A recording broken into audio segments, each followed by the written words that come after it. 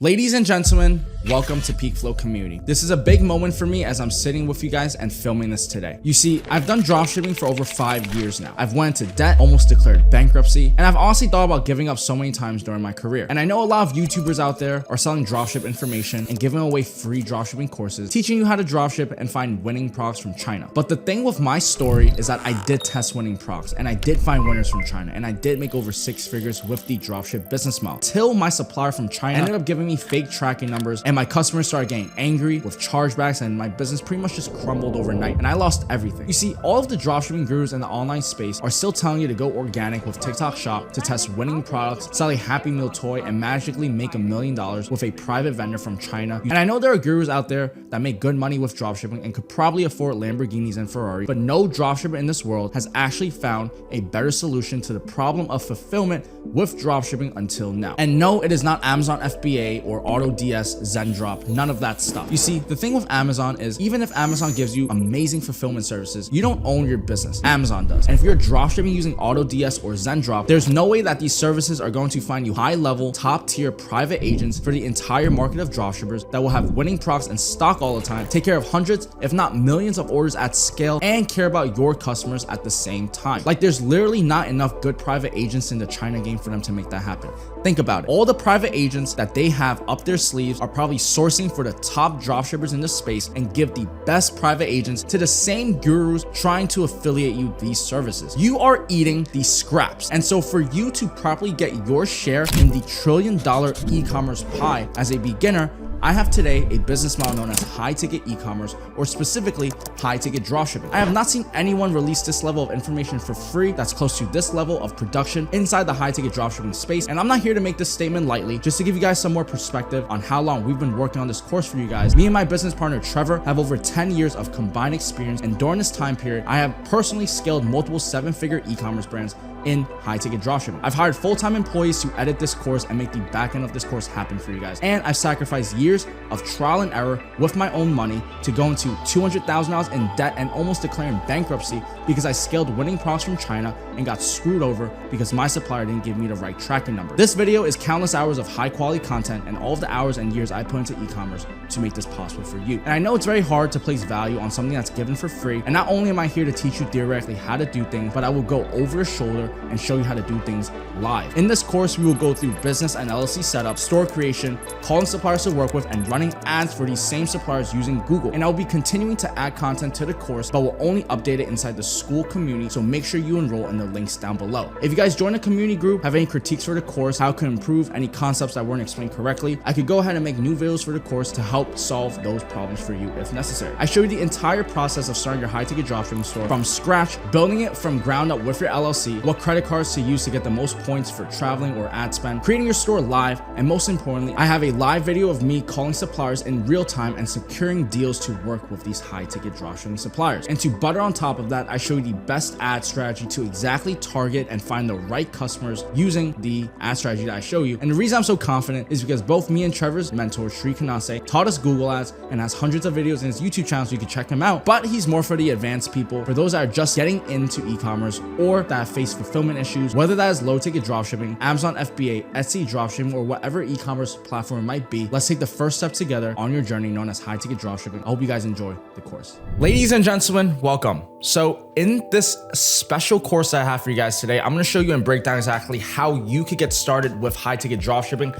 how I was able to do it, and most importantly, hopefully get you the information so that you could put money into your pocket. Now, I know a lot of you guys watching this video might think I'm exaggerating, but truthfully speaking, dropshipping is here and alive more than ever. Most people come in here thinking dropshipping is dead, thinking dropshipping is saturated. I'm here to tell you, dropshipping is only getting started. And for those that understand the intricacies, the nuances of how to build a successful dropshipping store will be the ones that prevail in 2024 and onwards. And I want to make sure you are as in pristine condition as possible to do so. So in today's video, we're gonna go and talk about high-ticket dropshipping. So high-ticket dropshipping is the buildings from the traditional model of dropshipping. For those that are completely new into the online space, into the world of e-commerce, if you don't know what dropshipping is is pretty much you being a middleman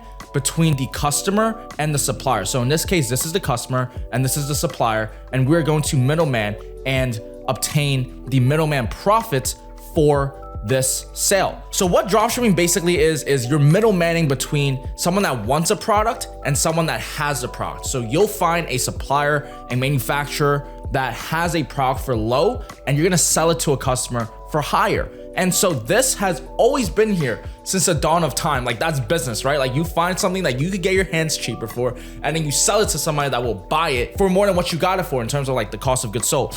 But this is how dropshipping is in essence works. Like, you don't have to own or stock any inventory.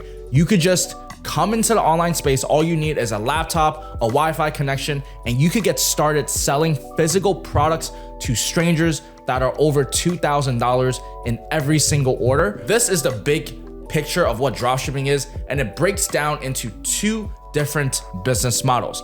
You have the low ticket dropshipping business model, and you have the high ticket dropshipping business model. So when it comes to high ticket dropshipping, high ticket stands for products that are more expensive, more luxury. Usually products are $1,000 and above, whereas low ticket products are $10 to $50 items. And so the biggest difference when it comes down to high ticket and low ticket is the price point. Think about it. If you're trying to sell a product at $10 and you want to make $10,000 revenue every single month, you're gonna have to sell 1,000 units. Now, instead of selling 1,000 units of a $10 item, I could just sell one item for $10,000. And so that is the difference between high ticket and low ticket dropshipping. It's precisely the order volume, the customer quality when you obtain those customers and you bring them through your website and your business. Are you gonna be happy? Are they gonna give you a hard time? Overall, it's just the volume of the business model. Is it sustainable? Because you have to think about it. When you do start hitting $10,000, $100,000 months, you have lots of orders and clients to worry about. You have more volume to worry about. You'll have cash flow issues. You'll have logistics, shipping, all of that stuff combined together is going to be, low ticket dropshipping. Whereas high ticket dropshipping, you can make the same amount of revenue, you can make the same amount of numbers and less orders, and you can compensate and actually grow and scale a sustainable business model. Now, keep in mind, although I shit on low ticket dropshipping, it certainly works, and it works for some YouTube dropshippers. However, most people coming into the online space, it is very hard to succeed in low ticket dropshipping, and I'll tell you why. It's hard because not only are you competing against the whole entire world, everybody and their moms is trying to do dropshipping right now. You're also going through hundreds, if not thousands, of winning products. You have to go through, source them. You have to know the eye, and particularly like what it would solve, like the problem it would solve, and you have to be able to identify and know what a good winning product is. And then after that, you're gonna have to create video ads or just know how to make creatives. Basically know how to make videos on TikTok, Facebook, Instagram, know how to make videos to actually blow up the product. And then from then on, you have to know how to build a website. You have to understand sales. You have to understand fulfillment. Dropshipping, in essence, is not really the most beginner-friendly model because of the lack of products and suppliers that there are in the market space that most dropshipping beginners are going into. Most of you guys are going into AliExpress or Alibaba, Zendrop, AutoDS. But the truth is, there are high-ticket USA branded dropship friendly suppliers that allow you to dropship from the United States. All you have to do is continue watching through this video and I'll show you exactly how to find them. So that is the difference between high ticket and low ticket. I'll give you an example of what low ticket dropshipping suppliers come from. You have AliExpress, Alibaba, Zendrop, AutoDS, which basically comes from China. And high ticket suppliers are Sunray Sauna, Dimplex Fireplace, Outdoor Plus. And these are just US dropship friendly suppliers that are high ticket. And so I'm gonna just give you guys some examples of low ticket and mid ticket as well as high ticket, just so you guys can have a better understanding and a good visual, because I'm a huge visual learner. So I like seeing things visually. So hopefully this helps you guys. When it comes to low ticket dropshipping, you'll see these are your traditional products that you're gonna try to sell. Some of these pants, although brand's Puma, it's not Puma. You'll have some of these makeup, deodorants, and then like a watch, which is pretty much what you mostly see on AliExpress. And that's what most gurus on the YouTube space are trying to teach you. And I'm trying to break you out of this damn matrix Do y'all see how crazy or lunatic you sound when you were trying to build a $1 million business drop shipping products from China? It's ridiculous. I don't know why people are still preaching that, but moving forward, there's a little barrier between low ticket and high ticket, which is known as mid ticket. That's why I named it, because nobody talks about the few $100 items, which actually brought me like $50,000 in a month before, and done even more during the times of the pandemic. I got fortunate enough to be advertising patio heaters on my store, and I was ripping it because everybody was looking for outdoor dining because nobody could go into restaurants. And so what do restaurants do? They're gonna go and buy patio heaters for the outdoor dining. So there was like a huge influx of people that want to buy patio heaters, and I just got lucky selling the right product at the right time. And then I was sourcing my product from eBay. I remember I was selling these patio heaters for $549.97. So I had about $200 markup price on the cost of goods, which was $220. And I was able to, just rack up a little money from pretty much like these patio heaters. And it helped me a lot because I actually got into debt scaling like a low ticket product. And that's why I'm so adamant on like, don't sell from China, because I scaled the product and I had my private vendor from China, and he ended up messing me over with terrible quality, terrible shipping times, and then I had bad customer service, and I got into huge debt, which I was just like, I don't even know if dropshipping's for me. And then I got lucky because during that time of I didn't know what to do, I was still getting sales from this patio heater, and then that gave me the realization that, oh, I can actually look into high ticket. So that's how I got introduced to high ticket.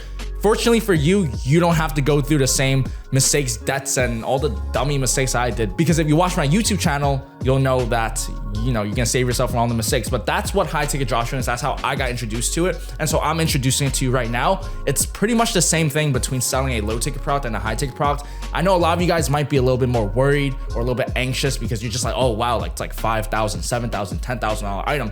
I don't know if I can sell it. Here's the thing. At the core of it, you're still selling based off of customer psychology. So what that means is like everybody, when they first know your product, is going to be aware of it, right? This is known as a funnel. If you guys continue going through the course, I'm gonna show you guys what a funnel is. A funnel is pretty much the customer buying experience, like the psychology of them. And so your idea is to get them to be aware of you, and then get them to consider you, and then get them to buy from you. That's how somebody comes in and buys from you. Like no stranger's gonna come buy from you out of nowhere. So you're applying the same fundamentals, the same core of customer psychology into high ticket. It's the same thing. Probably the only difference between low ticket and high ticket is you need a 1-800 number and a live chat, because the customers are actually wondering where they're buying it from and spending thousands of dollars. But if you have that part figured out, which you should, if you are part of the Peak Flow community, you should have all of this figured out in our free course.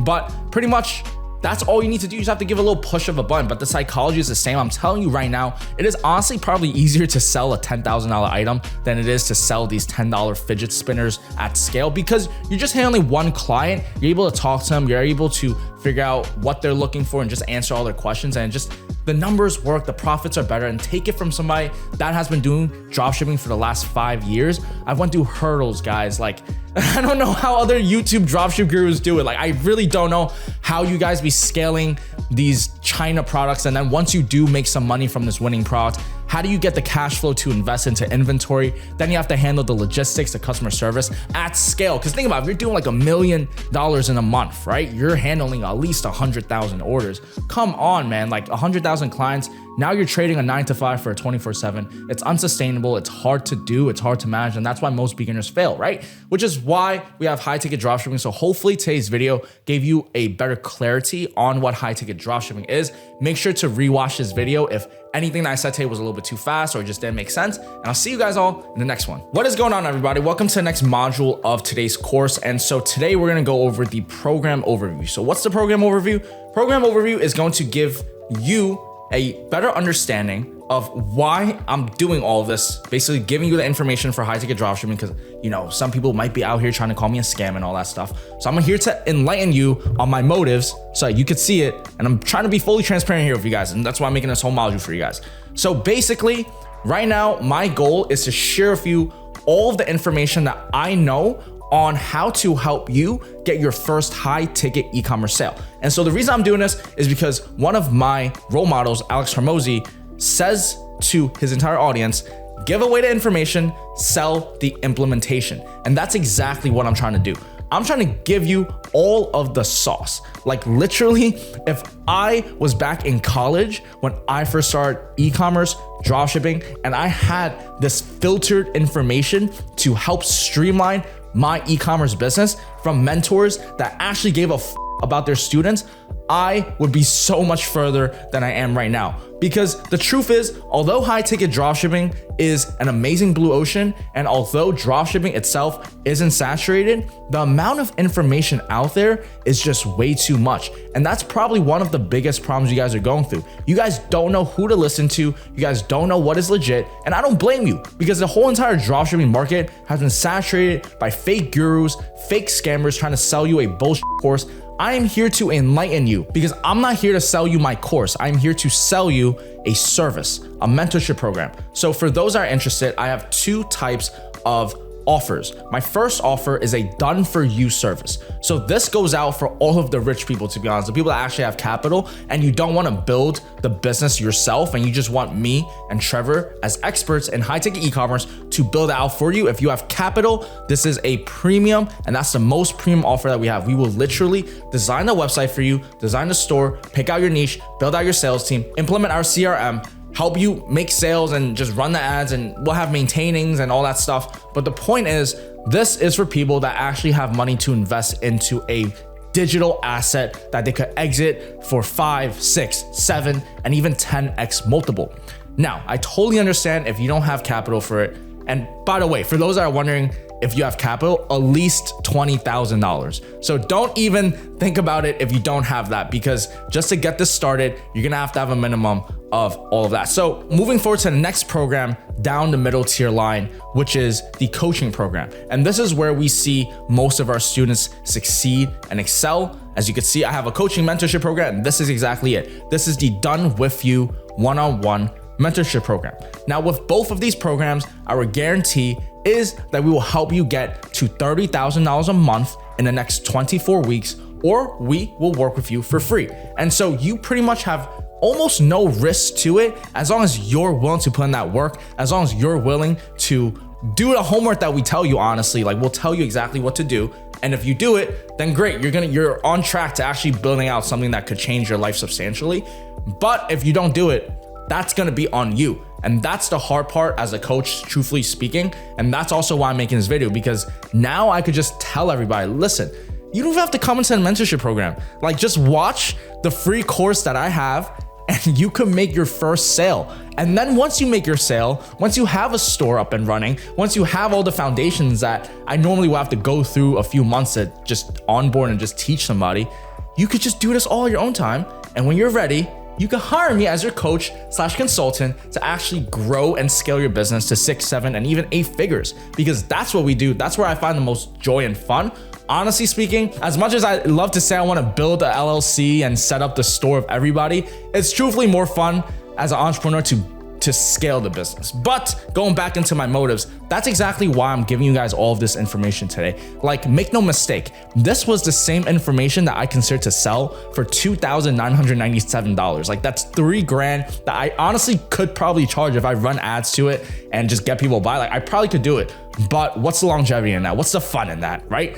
I'm gonna share with you guys all of the information, and I'm sure I'll have competitors and people trying to watch me and trying to take the sauce. Well, here's what it is. Take the sauce. And I'll tell you why, because as you guys are improving, as you guys get more information from the knowledge that I share with you, you will then only make me want to improve myself. And then we're gonna have a nice ongoing friendly battle of competition. And I love competition. So moving forward on why we're doing this in the first place, I'm here to give you guys all of the information, and then I'm here to sell my implementation. So if you guys do find value in the course, if you guys do find value in all of the free information that I provide you, the least you could do, please, is like, comment, subscribe on my videos, and use the Shopify affiliate link, because again, we're using all of this from production costs and the money that I made from my e-commerce to fund everything. And you know, it's a self thing with me and Trevor, and ideally, you know, it would be a little bit helpful. But anyways, going back into how you get started with the Done For You or the Done With You coaching one-on-one mentorship program, you just have to apply to our mentorship program. We're very strict with the students that come in. We don't want to just take everybody, because truthfully speaking, I can't change the whole world. I could save only those that want to be saved. So during that qualification process, we just really want to assess like where you're at. And don't be discouraged, by the way. Like, we're just trying to see if we're a good fit for each other. We're only gonna take on clients that we truly believe we could change their lives and bring them up to 30,000. Because, you know, like I said, if someone's out here trying to learn high ticket and we're trying to teach you and then you guys don't put in that work, or you guys just aren't following, you know, what to do, it's very hard. So we like to assess if you're a good fit, if you're motivated, if you actually have some form of entrepreneur in you. And then we move forward with the technicals, because honestly speaking, a baby could do this. Like, probably not a baby, but a kid could do this, because everything is step by step. Everything is so technical. But what I realize is it's not actually the technical that most students are craving. It's that guidance. It's that I'm trying to set up my store. I don't know how to go through and use this navigation bar. I don't know how to set up the menu. I don't know how to set up the homepage. What should I do? And that's when they come into our Discord channel. We have a one-on-one private channel with you. And then we will answer your question. We'll answer it through text, or we'll even make a screen recording for it. And then in addition, you also have one-on-one calls that you could schedule with me or Trevor so that you could, you know, get your one-on-one consultations. And then also we have weekly group coaching calls. So you'll be with community members that are also in the program with me and Trevor doing the group coaching. And so you'll have all of the community, you'll have the guidance, and then most importantly, you'll have also the premium information that we saved up exclusively for our course members on scaling, automating, building sales team process, taking customer service care, and all of that stuff bundled in. So it's a mix of it all that you're paying for. Now, if you don't want to go through that big mess of building a big business and actually scaling it, you could hire me and Trevor. However, this is for people that actually have capital to invest. So probably, if you're not that, look into the coaching program. And if you don't have the money or the capital to invest into one-on-one mentorship, which truthfully speaking, if you had money to invest into college or any form of that sort, you should have like money to invest into yourself. If you don't have the money, just watch the course, go through the entire program and see how you like it, and see if you can actually start by your own, because honestly speaking, you definitely could. And so last thing is, I just want to go over some of the student results that we've had. We've had Nama made $11,000 in just 1 week into our program with just 2 orders. In over 1 weekend, he made just 1 sale. We did a tweak on his ads, but he came in prepared. Like, he came in watching through our free content, and we just had to tweak some of his ads. So again, it just comes down to you as the individual, and it's hard for me to speak one-to-one because, you know, I'm talking to like you guys, everybody, you know, on the camera. So my point is, lots of students out here killing it. We have G that made $5,000 profit in just 1 sale. And this is crazy, guys, right? Like, we're all like young and in our college. And which brings me to these next 2 lads, Khalid and Muhammad. They're fucking crazier than me. So these 2 kids are from Saudi Arabia and they're killing it. They made $150,000 in just 3 months into our program.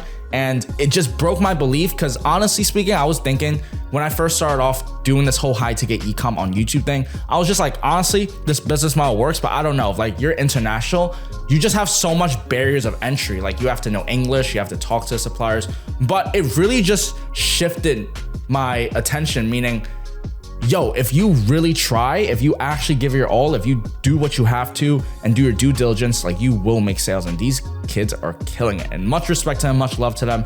Moving forward, we also have VD that's scaled up to $180,000 in just 1 month. He's now personally going into like the content side and just growing his brand through content marketing and scaling with SEO. And so it's really good to see that he's killing it too, because when I see other students successing in my community, not only does that motivate me because I want to be the top dog, there's just competitive nature in me. I want to be one of the best. So it just motivates me to learn more. And as I learn more and I get the information from all of my students with Trevor, we're just able to just take over this market. So basically, if you guys want to learn from the best, apply on the mentorship application. And with that being said, I'll see you guys all in the next one. Ladies and gentlemen, welcome to the next module of our course. And so in today's module, we're gonna go and talk about speed. We're gonna talk about Andrew Tate a little bit. And I don't wanna shy you guys away because today's video is going to be a truthful one, because honestly speaking, if you guys don't watch today's video, if you guys don't go through fully, you will not understand how to actually run a business. And so I'm referencing Andrew Tate. I don't know if you guys like him, dislike him. I don't care what you have to say. In this video, he does talk about one very good point, which is speed. And that is the biggest determination of whether you will succeed or not. And let me explain. So Tate goes into the video talking about how speed defies gravity. The airplane moves so fast that it defies gravity and is able to move at the momentum that it does. And so that is the same metaphor for life, for business. People come and tell me all the time, Marcus, you go too fast, or why are you always working so hard, or why are you trying to always get things done?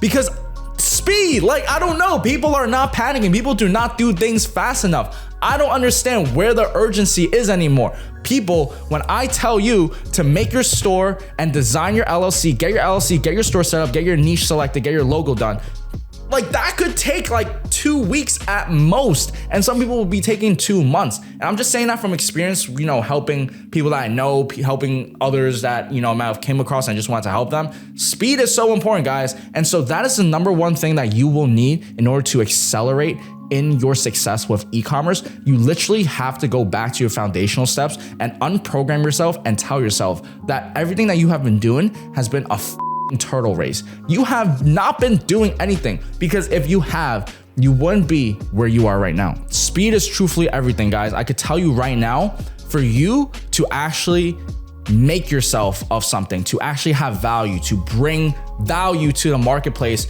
you're gonna have to use speed. Speed is gonna be your number one advantage. I'm telling you right now, to the soul, the difference between someone that's filthy rich and the difference between someone that's dirt poor is the perception of time. People that have money understand their time is valuable. People that have money understand how to get things done with the use of their time. And I've noticed that people that are broke, people that are not where they want to be, don't know how to manage their time. And so for you to manage your time, you must do things at a faster pace. And for you to do things at a faster pace, you need to know what you are doing. And so one of the biggest ways to move things faster is whenever you get those ideas. I know when you're driving sometimes, or you're just going on for a walk, you'll have a nice idea, write it down. Every time you have an idea, write it down, because that idea will become your next to-do list. And that to-do list is gonna be crucial. People will laugh at me. People will think I'm crazy. Who does to-do lists? Are you in kindergarten, Marcus, where you're planner? You're the fool, because every time I have ideas that come on, oh, I have to go respond to this email. Oh, I have to pick up this package. I have to do this. I have to do that. I'll write it down.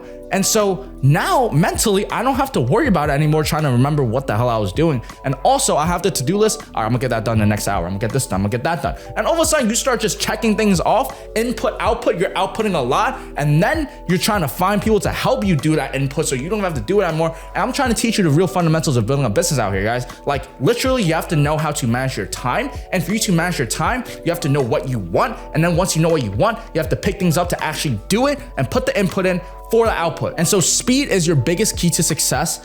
I don't care what people say, if they're thinking you're crazy, if you're separating from your friend group, if you just have to distance yourself from the old environment once in a while and just change up, speed things up. And for you to speed things up, by the way, guys, if you want to actually have the energy to have this type of capabilities, you have to go to the gym. I truthfully believe you have to have a good body. You have to be in good shape, because if you're not, you're gonna lose somebody that can process the information, that could wake up at 2 a.m. to just get onto a sales call and just close the client. You're gonna lose to sharks like that, because that's exactly what happens in the jungle. I'm telling you guys right now, as you continue growing in your business career, as you're advancing in your entrepreneurial journey, you will come across dogs, lions, fiends. Like you're just like, wow, like you guys are literally working 24/7. Like you have to be able to compete with that. And so number one is to have speed. Number two is to have objective / purpose. And then number three is to be in good fucking shape, because a good body, a good temple is a good mind. You'll have the right mindsets. You'll understand discipline. You'll understand hard work, pain, suffering, and bringing and turning all of that negative into positive and then manifesting it. And so that is what I want for you guys, truthfully, from the bottom of my heart. I am making this entire program, this entire course, whatever you want to call it, to enlighten you, to educate you, to share with you guys all my wisdoms, my experiences, my mistakes, my pitfalls. And so you guys have the blueprint to getting your first high ticket e-commerce sale. Then you could get me and Trevor to help you with scaling your business. But with that being said, guys, let me know what you guys think. I know it might have been a little bit raw and unfiltered, but it is what it is, because I have to say it. I truthfully want the best for you guys. And with that being said, much love. Next one. Ladies and gentlemen, welcome to the next module of the program. So in today's module, we're gonna go over incorporating your business. So for those that are in the United States, I highly recommend the first thing you do is to incorporate your business in the state that you are from. So for example, I'm from New York, so I incorporated my business inside New York. And so if you're not from the United States, you could choose places like Delaware or Wyoming. That would be the next best option if you are outside the United States. And for tax purposes, if you are in the United States, you could incorporate Wyoming or Delaware with no state taxes. And again, this is not legal advice. This is purely from my speculations and just want to share with you guys, this is how it works. This is where you guys incorporate your LLC. And then in terms of some of the basic legal terms that you should be aware of, because I didn't really understand this when I first came in, was the difference between an LLC and a corporation. Now, again, I am not an accountant. I'm not any legal expert, so I don't know what the hell I'm talking about, but I do know that an LLC is going to be your management structure of your business, and then a corporation is more of a formal management structure. So inside the LLC, you have your LLC, right? So you can have an LLC or you can have a corporation. If you go into the corporation, there's C Corp and S Corp. I recommend S Corp. That's what I did. However, I'll recommend you just build an LLC, because what you're needing for this, like what the point of all of this is for you to build your legal entity. So basically you'll have like your identification number, and that's known as EIN, which will go later down the module, but that is your identification number when you are working with suppliers, so that you could become a authorized dealer for them, aka like a dropshipper for the suppliers. So the point is, you just want to have a good legal entity. You want to have a legal business, and so you just want to set up your LLC. And I highly recommend setting it up using LegalZoom. You can use LegalZoom to set up your LLC, or you get a accountant for that as well. So LegalZoom, it will cost about $100 to $200, and it will take you about 2 weeks to actually incorporate it. Or you can speed it up. You have to pay a little bit more for that. Or you can just hire an accountant. You'll just pay them a little bit more, but you know that they're doing it right. Regardless, you need to get your LLC set up so you could get your EIN. Your EIN, again, is your identification number for suppliers. Ladies and gentlemen, welcome to the next module in the program. And so today's video is going to be about EIN, which stands for Employee Identification Number, which basically is your digit to represent your business. You see, every single business has their identification number. It's what the state, the country, the government uses to recognize your business. And so when you are applying to dropship programs, when you're applying to become an authorized dealer, to become a reseller for suppliers, they will ask you for your EIN. They will ask you for your EIN, which is your employee identification number, and your resale certificate, both of which will require your LLC. So that is why we set up the LLC in the first place, so that you could get your EIN. And once you have that, you are pretty much ready to get started. Because from that point forward, you just have to network and find suppliers to work with. You're gonna put their products onto your website. You're gonna run the ads the way we tell you to, and then you're gonna go and kill it. So point is, get your EIN. That's probably the most important thing. And make sure you do this with speed. Like I said in the past, and you just incorporate your business, get your EIN. This should take no longer than 2 weeks. If you get an accountant, if you want to speed rush it, you can probably get it in less than 1 week. And so once you have that, you are ready to go with finding suppliers. Ladies and gentlemen, welcome to the next module of the program. So today's module, we're gonna go and talk about the resale certificate. So just like I said in the previous module, what an EIN is, your resale certificate is required to submit to suppliers, or else they may or may not let you resell their products. Your resale certificate is literally like its name. It's a certificate for you to resell. But in order for you to resell, that's why you need the LLC and the EIN, so that you could put your information. And this is how it looks like from New York. I just gave you a quick screenshot of how it looks like on my end. You just put, your name, which is your LLC name, the address that it's located in, the full address over here, and then that's the name of purchaser. That is where you put the supplier name. I'm a ass. I meant to flip it. So name of seller is a manufacturer, and name of purchaser would be us. So put your information on the right side and put your supplier's information on the left side. Then you just fill in the necessary information on the bottom, pretty much just enter your EIN, do a signature with the date, and you should be good to go. And then you submit this in a PDF format to your suppliers if they ask you, or you just give it to them so that, they know you're legit. And then you have your EIN, you have your resale certificate, you're ready to find suppliers for your high ticket e-commerce store. Let's keep going with the modules. I know it's freaking not the most fun, but it is necessary because we're building real businesses. And with that being said, let me know if you guys have any questions. That's it. Ladies and gentlemen, welcome to the next module of the program. And today's module, we're gonna go and talk about the business banking as well as your business credit card. And so again, I am not an accountant. This is not legal advice. This is simply what me and Trevor has done in the past. This is what we recommend to our students. And this is what we're gonna share with you. When it comes to the business banking, for accounting purposes, we recommend Bank of America or Chase. I use Chase for my business banking. I have a business checking account. make sure you have a business checking account and not a business savings account. And in addition, just make sure that you're aware that when you do have a business banking account, you're gonna have to keep a certain amount of money inside or else you're gonna charge you fees. I believe you need to have at least $1,500 or else there will be some monthly fees coming out. So just be very careful of that. You could also use other banking recommendations that we have over here, which is Novo Bank and Wise. And so other than that, in terms of the credit cards that we recommend, we have a few. And so the first one is going to be the American Express Business Gold Card. I recommend it. I use it for pretty much all of my businesses for ad spend. You could use the Capital One Business Spark for any of the cost of goods sold or any of the non-ad spend expenses.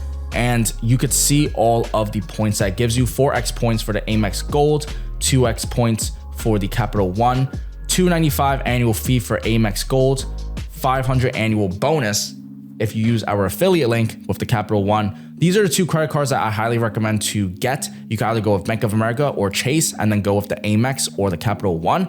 And then if you do get rejected or any of these don't work out, you could also go into the optional one, which is the Chase Business Inc. Preferred. I've also used that when I first started off. They have pretty good killer points when it comes to the ad spend. And so how these points work, guys, how these credit card works is when you spend $1 on advertisement, it will literally say if you spend $1, you'll get 4 extra points. And that's what Amex Gold is for. When you spend money, you'll actually get points back. And so I believe the numbers, which is very realistic, by the way, if you guys do $100,000 a month in expenses, and that's very realistic again, because if you do a 6-figure a month, you're gonna have some expenses come in as well, and you'll be able to get monthly cash back. And so I have gotten cash backs pretty much every single month for almost $2,000. And so that $2,000 honestly is amazing because they're all cash back, or I could convert it into travel points. And it's just, you know, additional cash flow, another stream of income. That's just money left on the table, right? Like you're gonna spend the money on cost of goods sold anyway. You're gonna spend the money on the ads. You might as well use these credit cards to give you better points, better results, and just helps with the business overall. So these are the credit cards that we recommend. Again, Capital One Business Spark, Chase Business Inc., and the American Express Gold or Plum. And so with that being said, guys, this is pretty much it when it comes to the LLC and the store formation. You just create an LLC, get your EIN, set up your resale certificates by filling in the information, find your business banking account and apply with your business credit cards. And now you have the full setup ready. And if you're watching this, if you haven't done any of that or you're not there yet, make sure you re-watch through this to get there. And if you are ready or you think you're ready for the next step, the next part of the program is going to be our Shopify store setup. And I'm super excited to finally go into some nitty gritties and show you some of the technicalities with Shopify, with e-commerce. I'm about to show you the sauce. So I'm super excited for you guys to be here. Thank you all so much for your time if you are watching this. And with that being said, to the next one. Ladies and gentlemen, welcome to the next module of the course. And so in today's course, we're gonna go over setting up our store. Now, how are we supposed to set up our store once we just have the LLC and the EIN number? So the first step that we have to go about when deciding on creating your store is to decide on a niche. You have to pick a niche. And in today's video, that's exactly what I'm gonna do. I'm gonna tell you what makes a good niche, how to find a niche, because I know a lot of people get stuck in this phase. And truthfully speaking, your niche, your industry will make or break your business depending on how you go about it. And so what makes a good niche is a few determining factors. The first determining factor is going to be low competition. So you want to go into niches where you aren't in a saturated market. And I know a lot of people bounce that term around. Oh, this market is saturated. I don't know if I should go into it. This niche is saturated. This is saturated. Blah, blah, blah, blah. Listen, every niche could be saturated, but if you're good, if you're the best of the best, which is exactly what Peak Flow embodies, being the best of the best high ticket e-commerce dropshippers, you will be fine. However, when you first start off, having low competition is going to be one of the first primary goals of supplier research. The best suppliers that I'm working with currently have about a range of 15 to 20 other dropshippers that are in their dealer program. So the first thing that you should go about when it comes to finding your niche is making sure that there's not a lot of dropshippers. However, that doesn't mean you won't be able to make sales in a saturated industry. For example, sauna niche is semi-saturated because everybody in high ticket e-commerce talks about the sauna niche, and that is okay. Because if you're good, you're going to be able to beat the competition. And also there are sub niches within a niche. Within the sauna niche, you could go into cold plunge therapy. You could go into fitness equipment via sauna. You could go into other realms of sub niches that will bring about more revenue to you. Again, like I said, it's about the information that you have. It's about the community that you surround yourself with. And it's about the morals that in which you as an entrepreneur, as the leader of your business stands for. And so the first thing that I look at is low competition. The next thing that I want to do is look for products that have high demand. So high demand is by using the Google Keyword Planner. For those that don't know what Google Keyword Planner is, the Google Keyword Planner is pretty much the way that Google gives you free keyword tools to use. Meaning, when you are using Google Ads, when you're running advertisements, Google wants you to run ads, and they're giving you a free keyword planner for you to use. And so this keyword planner goes and tells us that saunas have about 240,000 searches monthly just for the word sauna. It's very important for you guys to understand that Google Ads, Google itself is a search engine. We're gonna go more in depth about Google Ads in the future and later modules. However, I want you to know that Google and Bing are search engines. What this means is somebody searches a keyword, and the engine, which is Google, is where we appear on the search terms. Now, when it comes to Google, when you are searching for a particular keyword, let's say I'm searching for the keyword electric bike, you'll see over here that there is the sponsored section, which is the shopping side, and then you'll see this section, which is the free organic side, also known as SEO, search engine optimization. And then you'll see on the bottom that there will be some sponsored posts like this one over here. And these are known as search ads. So within the Google Ads realm, just going a little bit into how the future Google Ads course looks like, is going to be your shopping ads, search ads, and then SEO, which is free traffic. So we want to leverage this, very important, because from here, we're able to gauge whether a niche is good or not. So when it comes to finding your niche, you have to make sure that your niche and your product that you're choosing has a market. Meaning you're gonna have more people searching for the sauna niche versus maybe a microphone niche. So like people that are searching saunas probably have more people than searching for like high-end microphones. Although could be completely random. My point is you wanna look for an industry where it's like, like people, like there should be a market for it. Like people are actually buying saunas, cold plunge tubs, outdoor kitchens, barbecue grills, fireplaces. People are actually buying that stuff. You just want to think in mind, does this item or does this niche or does this product actually have mass market demand?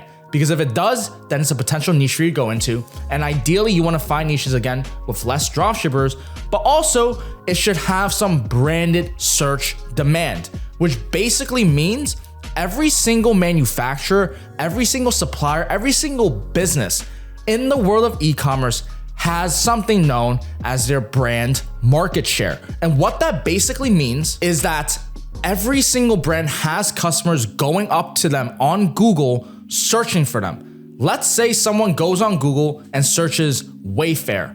Wayfair probably has like 250,000 monthly searches, which basically means this is a brand's market. This is the branded market on the search engine. So in this case, in high ticket e-commerce, we want to look at a brand's keyword market. So I know that sounds a little confusing. And again, this will be all explained in the Google Ads module. So just wait for that, but you make sure you keep on sticking with me, okay? Because when it comes to branded search demand, there's going to be less searches, but these searches are a lot more warmer audience. Now, if you follow me on my YouTube channel, by the way, if you haven't yet, you make sure you follow me.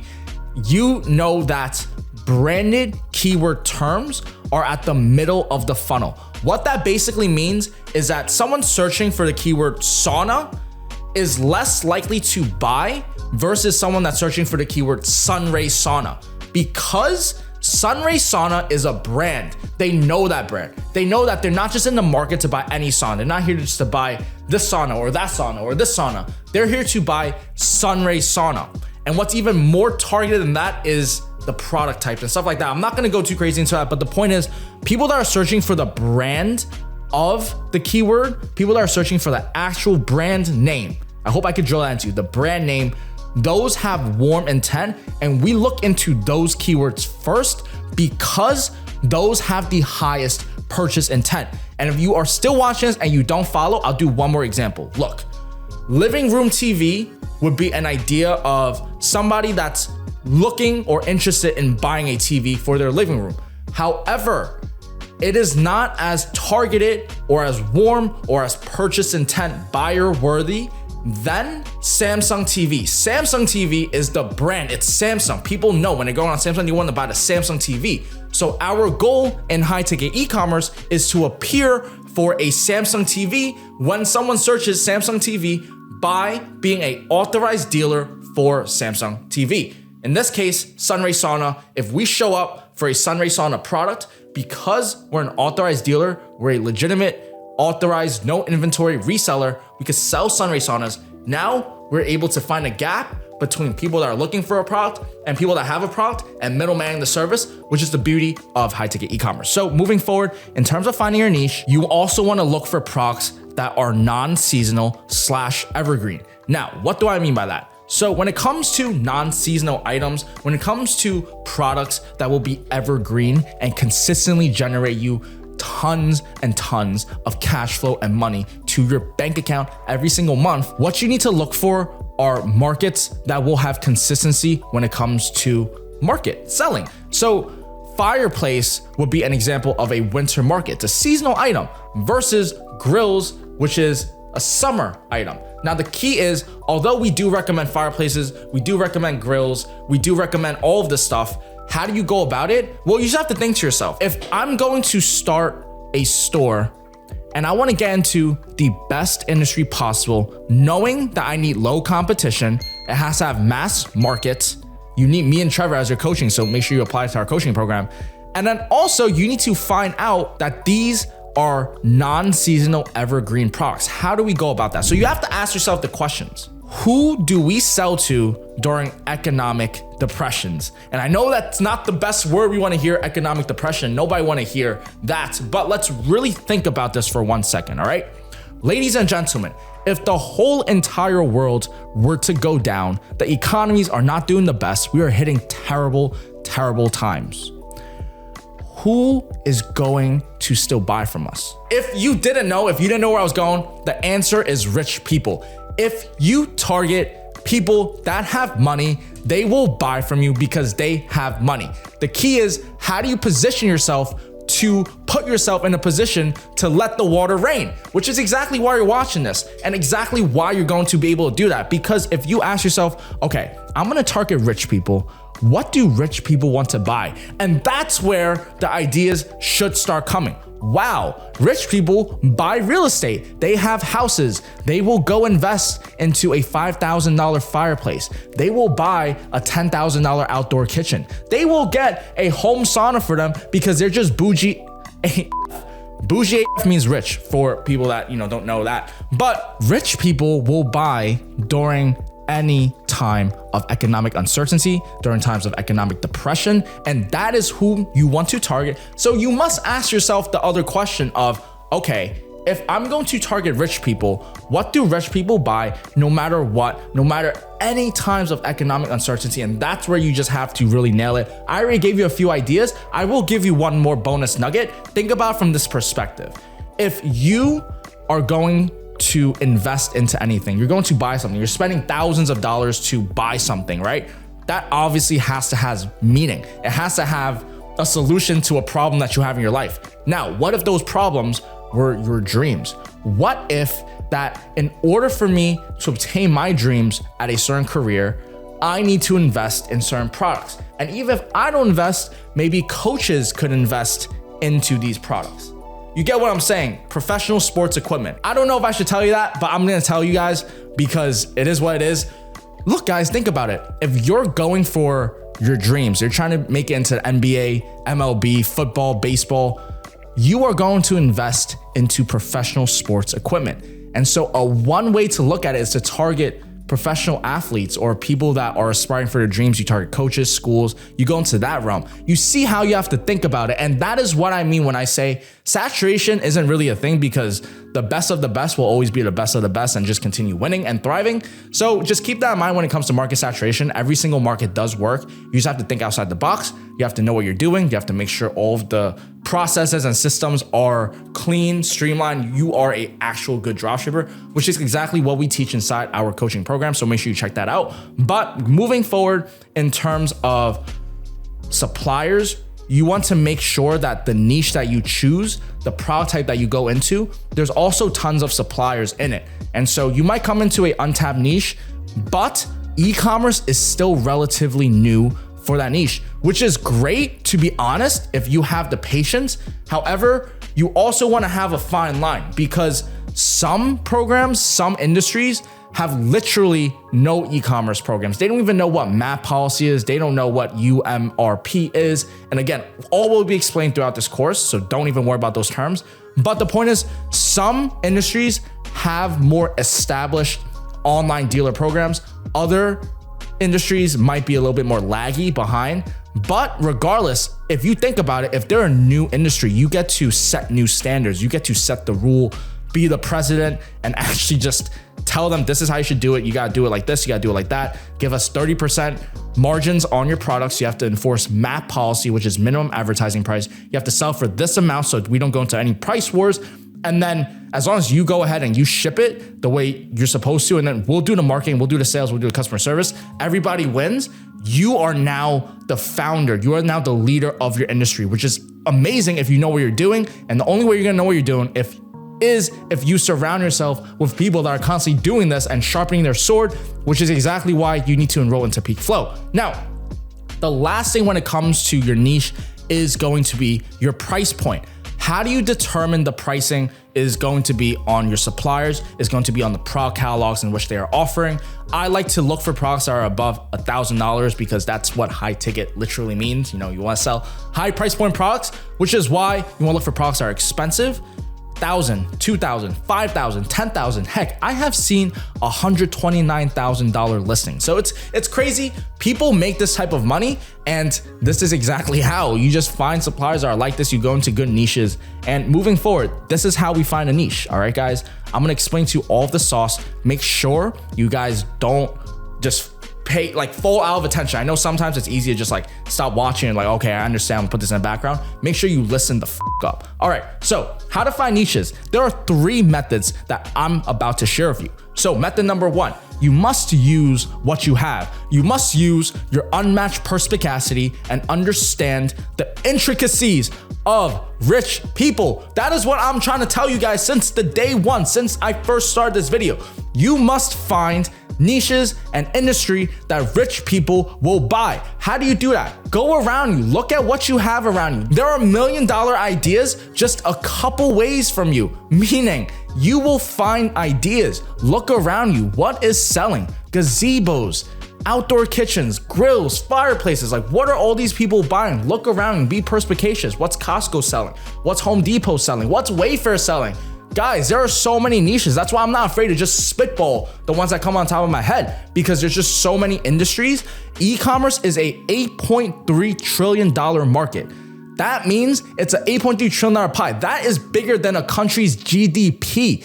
That is how much digital marketing real estate is for grabs. If you know what you're doing, it's only growing. This is the only industry right now during these economic times that is actually return on investment positive, and it's looking bright. The future is amazingly bright. It's for you to capitalize on this. You must be able to know how to find suppliers. The first thing you want to do is just be perspicacious. Look, think about it. What can I sell for very expensive that has market so people will want to buy?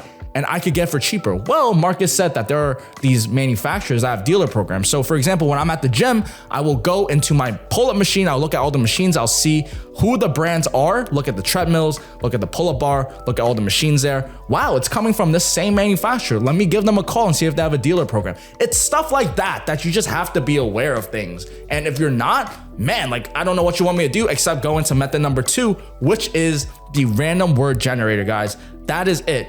I am gonna go into Google right now and I'm gonna random generate you a niche and we're just gonna go from there. So we're gonna generate 5 words and we're just gonna click generate.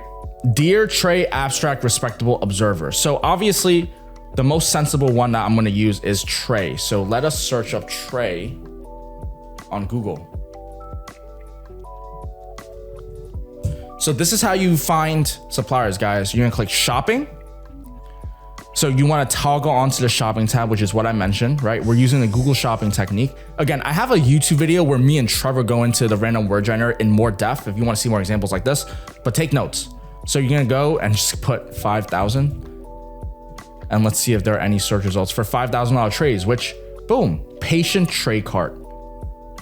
So just like that, we just found a potential niche, patient tray cart. And then you see how the rabbit hole kind of just continues, because now I just found a niche that is a potential. Look, if I was maybe like a nurse right now, if I'm watching this, I'm a nurse and I have patients and they have these known as patient tray carts.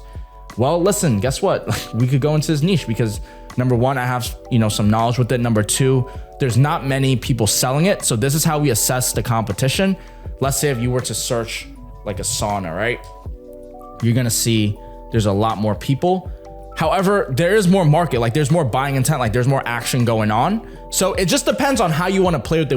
Which industry do you want to be more low key? Do you want to be more high key? How do you want to play with it? But just like that, with just one random word, toggle into the filter, click shopping, found a search, and then starting the rabbit hole, going into hotel, restaurant equipment, hotel niche, boom, restaurant niche, boom.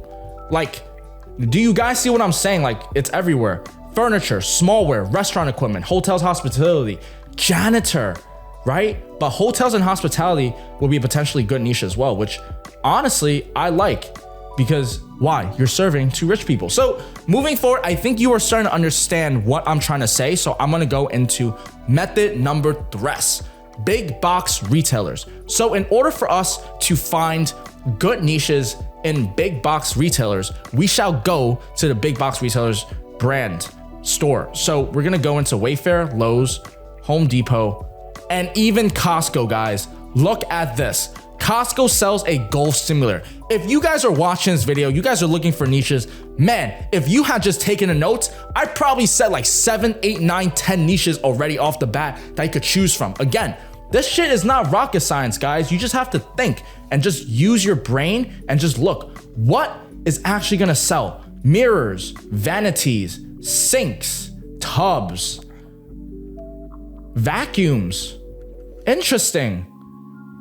Ceiling fans, outdoor living. So that's one way. You go to Lowe's, you have blinds, windows, home decor, kitchen, lighting and ceiling fans again. Patio, you'll see that there are so many options. There's so much market. Home improvement, kitchen again, lighting again, rugs. I've actually seen high ticket dropshipping rugs, believe it or not. Watch this. I'm gonna go and click rugs. You see how it all combines together into the mass amazing strategy that we have today at Peak Flow. You search rugs, 5,000 and above. You see that Wayfair is selling I am not joking when there are $200,000 items listed that are being drop shipped. I swear, I don't know who's buying this, but if there's someone selling it, there is someone buying it. Ashley Stark Home selling this for $800,000. You know this store is catered to the elites. Like, no joke, the elites of the elites are buying a 1 million. That's gotta be a glitch in the system. I don't believe $1 million. Poor Google ads.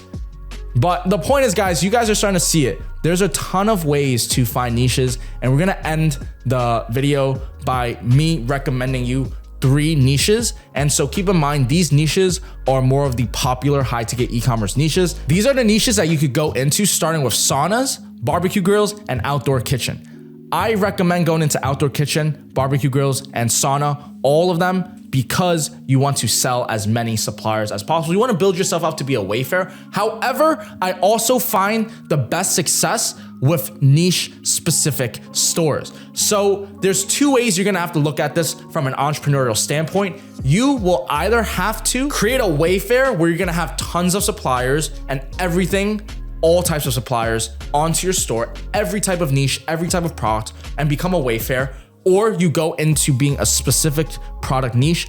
I recommend going into a niche specific.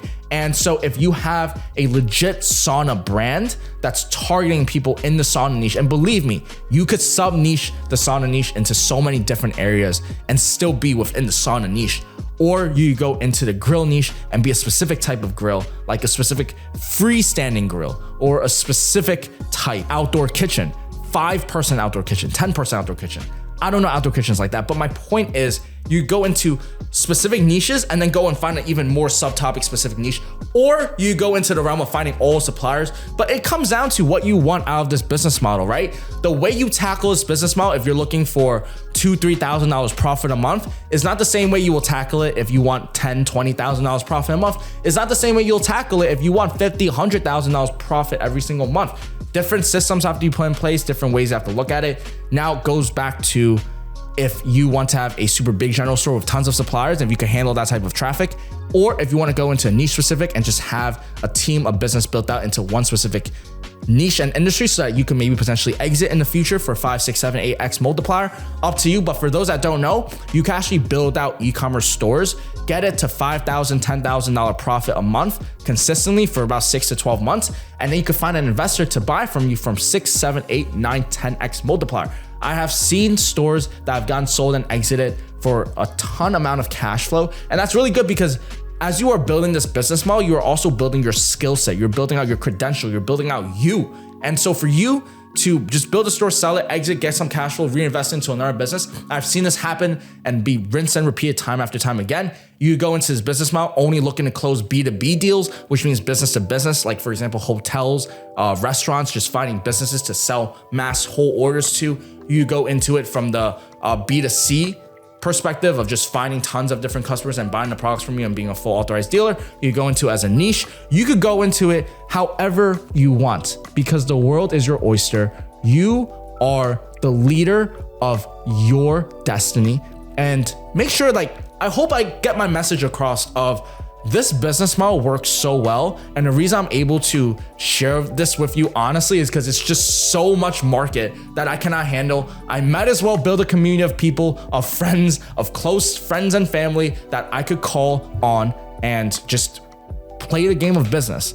And so hopefully this video gives you guys insights on how to find good niches. I hope I gave you guys all of the clarity you need to get started. Again, be perspicacious, be understanding of the surroundings around you, and be thinking or aware of what rich people buy. They will buy anything and everything. You just have to find what they want to buy, and then you have to become an authorized dealer for those products. You have to build relationships. You have to learn how to build sales team, customer service, and all of this stuff. Capitulate it into one business model, which me and Trevor could give you all of the sauce and share with you all of the keys. Check out the mentorship application down below. That's it for this video. Ladies and gentlemen, welcome to the next module of the program. So in today's video, I'm gonna dive in depth on how to find suppliers. Now, I know you guys watched the module right before this, because if you haven't, get your ass there and watch it, because you need to watch those to understand what I'm about to share with you in today's video of finding suppliers. First thing you need to do is pick a niche. So if you're watching this video, you don't have a niche, yeah, you could watch it for a little bit of background, but I highly recommend go back to watch the first one on how to find a niche. And now you will know, once you have a niche, on how to find your suppliers. And so the first thing that we do when we go and find suppliers is, if you're still lost, you still don't know what niche you're doing, or you're kind of still iffy, you're playing around with it, the easiest way you could do it is just verify by finding suppliers. And so how you'll find suppliers is, we're gonna go to wayfair.com. So I'm gonna go onto Wayfair over here. And then I'm gonna go and target into the outdoor niche. We're gonna go into gazebos. So gazebos is another backyard product you could look into. So the backyard niche, that's a potential niche. So what you're gonna do is you're gonna toggle these And you just notice what we're basically doing between Google, Wayfair, and all that stuff is just toggling into the pricing filters. And then you'll see that we have Gazebo Penguin, Soul 72 Outdoor, Yardistry. You'll see that Wayfair is not selling Wayfair brands. They are selling other branded products and labeling it on the Wayfair website. But at essence, Wayfair is a high ticket dropshipper. Of course, they probably have inventory now, now that they're more 9-10 figure established. But the key is the fundamentals are the same, which is these are suppliers that you could search up. So what I'll do is I'll go on this random one, which is Creekvine, and I'll search Creekvine Designs Gazebo.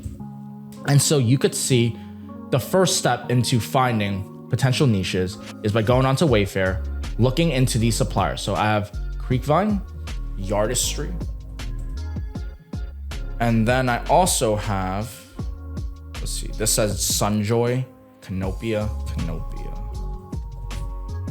So what do I see here? So I see a ton of dropshipping suppliers that I could reach out to. So Sunjoy, we have Yardistry Structures, we have Creekvine Designs, and we have 5 suppliers that we could reach out to. And look at this, dealer inquiry, authorized dealer login. So guys, what am I trying to say? I just found a supplier just like that for you guys right now. So we're just gonna go and look through all of these suppliers right now, but keep in mind guys, just for your information, like the reason why it's so straightforward for me is because I have been doing this for a very long time. And the way I got started is because I scaled a low ticket dropshipping store from China really hard. I got super up in the skies. Like I was just arrogant, dumb, stupid. Like some of the problems I thought would never happen to me just happened, like bad customer service, chargebacks, tons of emails and complaints. So I just didn't find that business model sustainable, which is how I found high ticket. And the reason why it's so simple is because I've just done this like 10,000 times.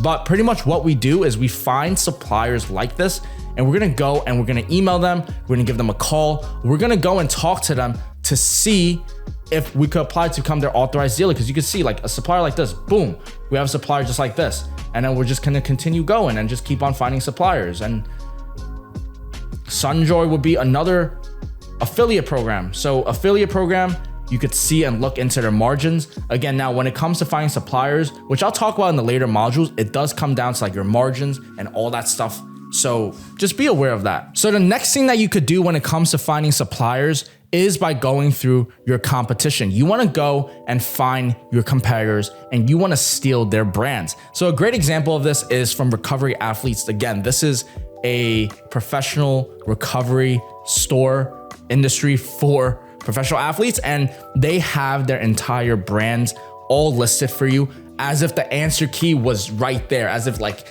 I don't know, like how do you not learn this business model? Because like you see other people doing numbers, you see the brands they're working with. All you have to do is understand the business model, understand the ads, understand which products and niche and industry you go into, and then just learn from the best. And then boom, you have yourself passive income coming in. You have a community of people like-minded. You have an asset that you could build, that you could sell 6-7x multiplier. And the best part of it all is you learn how to run a real legitimate business. You learn sales, you learn marketing, you learn customer service, you learn networking, you learn negotiations, how to talk with suppliers. You learn all of that stuff through this business model. You can exit it. It doesn't cost that much because the startup cost is just about $500 to $2,000. $500 will be for the LLC and store setup fees. The rest of it goes into your advertisement. You should be seeing results if you follow the Google ad strategy that we share with you. So this is almost infallible. So I don't know what you guys are waiting for. If I were you, I would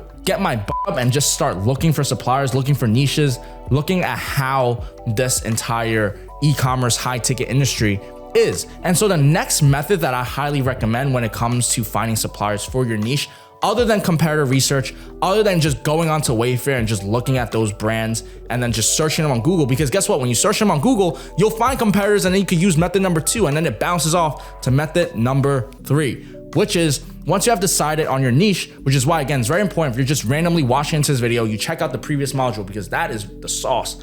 You got to search up your product type, your niche, and you add in the word dealer program. So sauna dealer program. that's gonna make your life a lot easier because you could literally just go on Google and search for manufacturers that have these dealer programs.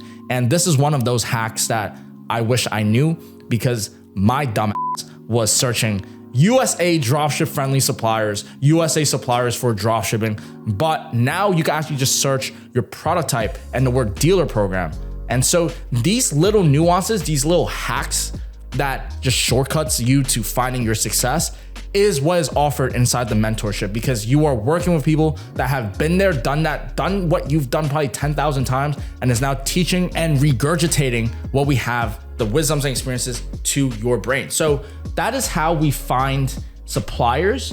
And what you want to do is you're going to research and you're going to find a ton of suppliers. You're going to have lists. So I've had lists of hundreds, 500, 1,000 suppliers that I'm just like, okay, I found their name, I found their number, I found their contact email. Now I gotta just go and outreach. And then again, you use the script that we tell you, use the email chains that we use to follow up with the suppliers. Then you're gonna be able to close and land a ton of suppliers that will give you profit margin. And now you have a whole catalog of products that you could sell. And then we use the Google Ads strategy that I share with you later in the module. And then we print. So that's how we do it, guys. And this is as straightforward as it gets. Some might come in and think it might be scam. I say, let's go on a live stream and talk about how it's a scam, because it's definitely not. You find suppliers that have dropship friendly programs that give you margins. They don't understand marketing. They don't understand sales, customer service when it comes to e-commerce. So we fill in that gap by finding suppliers. How do we find suppliers? We go on Wayfair and you just search up their suppliers.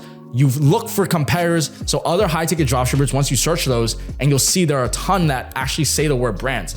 Again, like there are literally high ticket e-commerce dropshipping stores that will have on their menu catalog brands, just like Recovery for Athletes over here where I highlighted in yellow. They have a brand section and they will tell you, because when you're advertising for these brands, when you're an authorized dealer, you're gonna want your customers to know your brand. So you kind of have to play it, and that's where competitors could come in and kind of snipe it. So that's one way. And then afterwards, you just plug in your niche and add the words dealer program. And then you'll see all of these suppliers that have dropship programs that are ready for you to resell their products. So again, guys, how is this not lucrative? Like, how is this so untapped? I don't know, but I do know that I will help fast track your success if you do enroll and apply for our mentorship program. So that's it for today's video, guys. Thank you so much for your time. We'll talk soon. Ladies and gentlemen, in today's module, we're going to go over the e-commerce terms, the language, the lingo that you're going to be hearing, and you have to drill inside your brain so that you could actually talk the way we do with high ticket e-commerce. So I'm gonna go straight into FAQs, and then I'm gonna go into some terminology that you're just gonna have to know. And for those that don't know who I am, my name is Marcus Slam. I am the co-founder of Peak Flow. I have previous modules on high ticket e-commerce already, so make sure you check all of that, and let's just get straight into it. Now, for those that are wondering, this FAQ that I have, I've made a separate video where I go more in depth into answering these questions, but these are some of the most commonly asked questions. So I am going to briefly touch upon them. I'm gonna answer it. Then I'm also gonna talk about the terminology, hopefully cover these terminologies as I answer your questions. And I'm gonna try to spit this in as little time period as you can so I could just transfer this information. So let's just get started. Number one, how do you find products and vendors to dropship from the United States? Now, we find products and vendors by going through the previous modules, because I literally just spent the last 2 modules helping you find a niche, helping you find suppliers for that niche. You gotta go check those out. But pretty much there are dropship friendly USA suppliers, people that are in the United States, in your local market. They have dropship friendly programs. They'll give you a affiliate cut. They'll give you a wholesale margin for you to resell their products. So we work with them as authorized dealers, which is one of the first terms that I'm going to explain to you. What is an authorized dealer? So an authorized dealer is pretty much another fancy terminology for dropshipper. It's pretty much another way to just say we're an authorized dropshipper for this particular brand. We're an authorized reseller. We're a no inventory authorized dealer. That word authorized dealer, just think of the word dropshipper, but people don't want to say it. And so if you go around and be perspicacious and throughout your city, you'll see some brands that are selling like maybe some medical scooters or whatever, and they're going to have the word authorized dealer. You'll notice now the word authorized dealer, you'll see it in Apple products. People resell Apple products and become authorized dealers. So that's a terminology, number one, that you're gonna have to understand. Number two, there are dropship friendly suppliers that have authorized dealer programs for their online platforms. So that's how the terminology works, authorized dealer programs. Next question is, how much does it cost to start a dropshipping business? For you to start a dropshipping business, you need about $500 to $2,000 usually. So some might come in more money, that means more money for marketing. Some might come in a little bit less fortunate, less money. Still should work if you follow the right steps to a T, because you have less room to work around. But again, 500 minimum, 2,000 ideal. So 2,000 plus and more, you're gonna be great. But pretty much startup cost is going to be for your LLC, your store setup, which is your premium themes, and your Shopify expenses every single month. So it doesn't add up to that much. It's $350 one time. LLC is about $250, so that's $500 initial expense to start the business up. And then afterwards, you have Shopify expense $100 a month. And then after that, the rest is just straight onto advertisements. So if you follow everything to a T, you should be pretty good, to be honest. Pretty small startup costs as compared to traditional business models where you might have to invest $50,000 on inventory, you have to pay $3,000 a month for rent, you have to have staff on time. So you don't have to have the same bearings of starting a business now, because online business is super simple today. That's the bare minimum that you should have, 500 to 2,000 for your high ticket e-commerce business.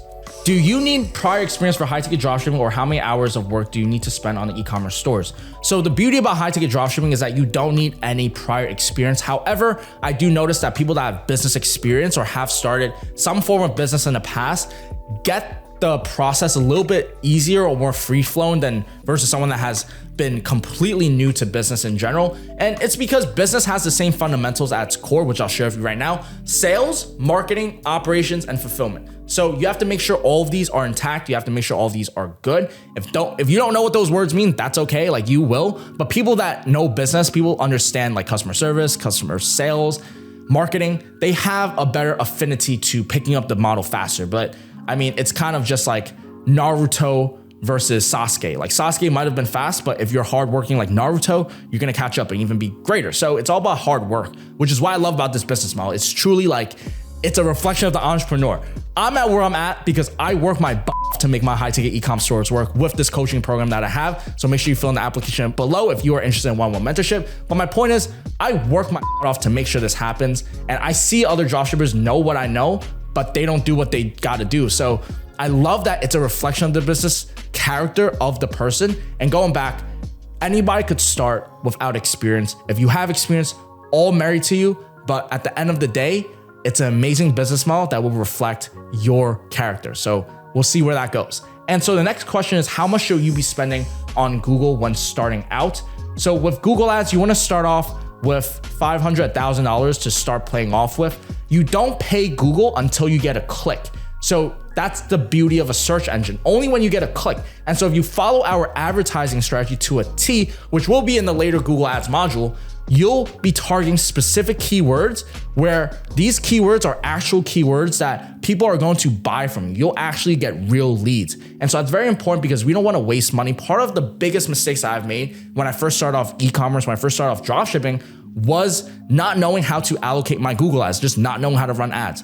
But again, we have went through tons of mistakes, money, time, effort, energy to share with you all of this information for free. So keep on watching, you're gonna not be disappointed. And so if you were to start a store from scratch, how would you go about finding a niche? How do you find the most profitable niche?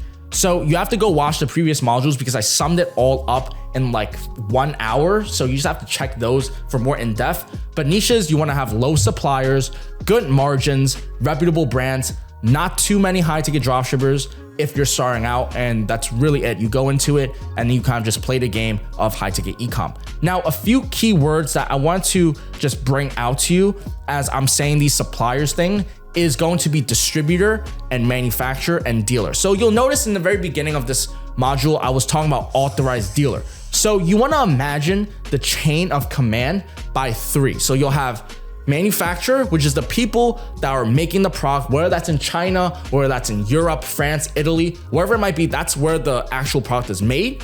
Then you have people that are willing to buy at wholesale, usually rich people, people that are in, tables, that are investing money in, they buy these products at wholesale. So they buy for the best price possible, and then they distribute it to dealers. So that middle part is known as a distributor, and they sell it to us dealers. We are the dealers. We are the authorized dealers. We are the dropshippers. We are the middlemaning between the distributor and the customers. That is how the program of e-commerce works. That's how the business model works. So you'll hear us refer to suppliers, which basically could mean a distributor or a manufacturer. Now, keep in mind, these distributors are big corporations where they buy loads of inventory. So sometimes you'll see some distributors have more than just one supplier on their catalog, their database. They might have like 50 different suppliers because they're buying so much inventory from all everywhere. And your goal is to find different suppliers via distributors or manufacturers. It really depends on the industry you're in. It depends on the suppliers you're working with,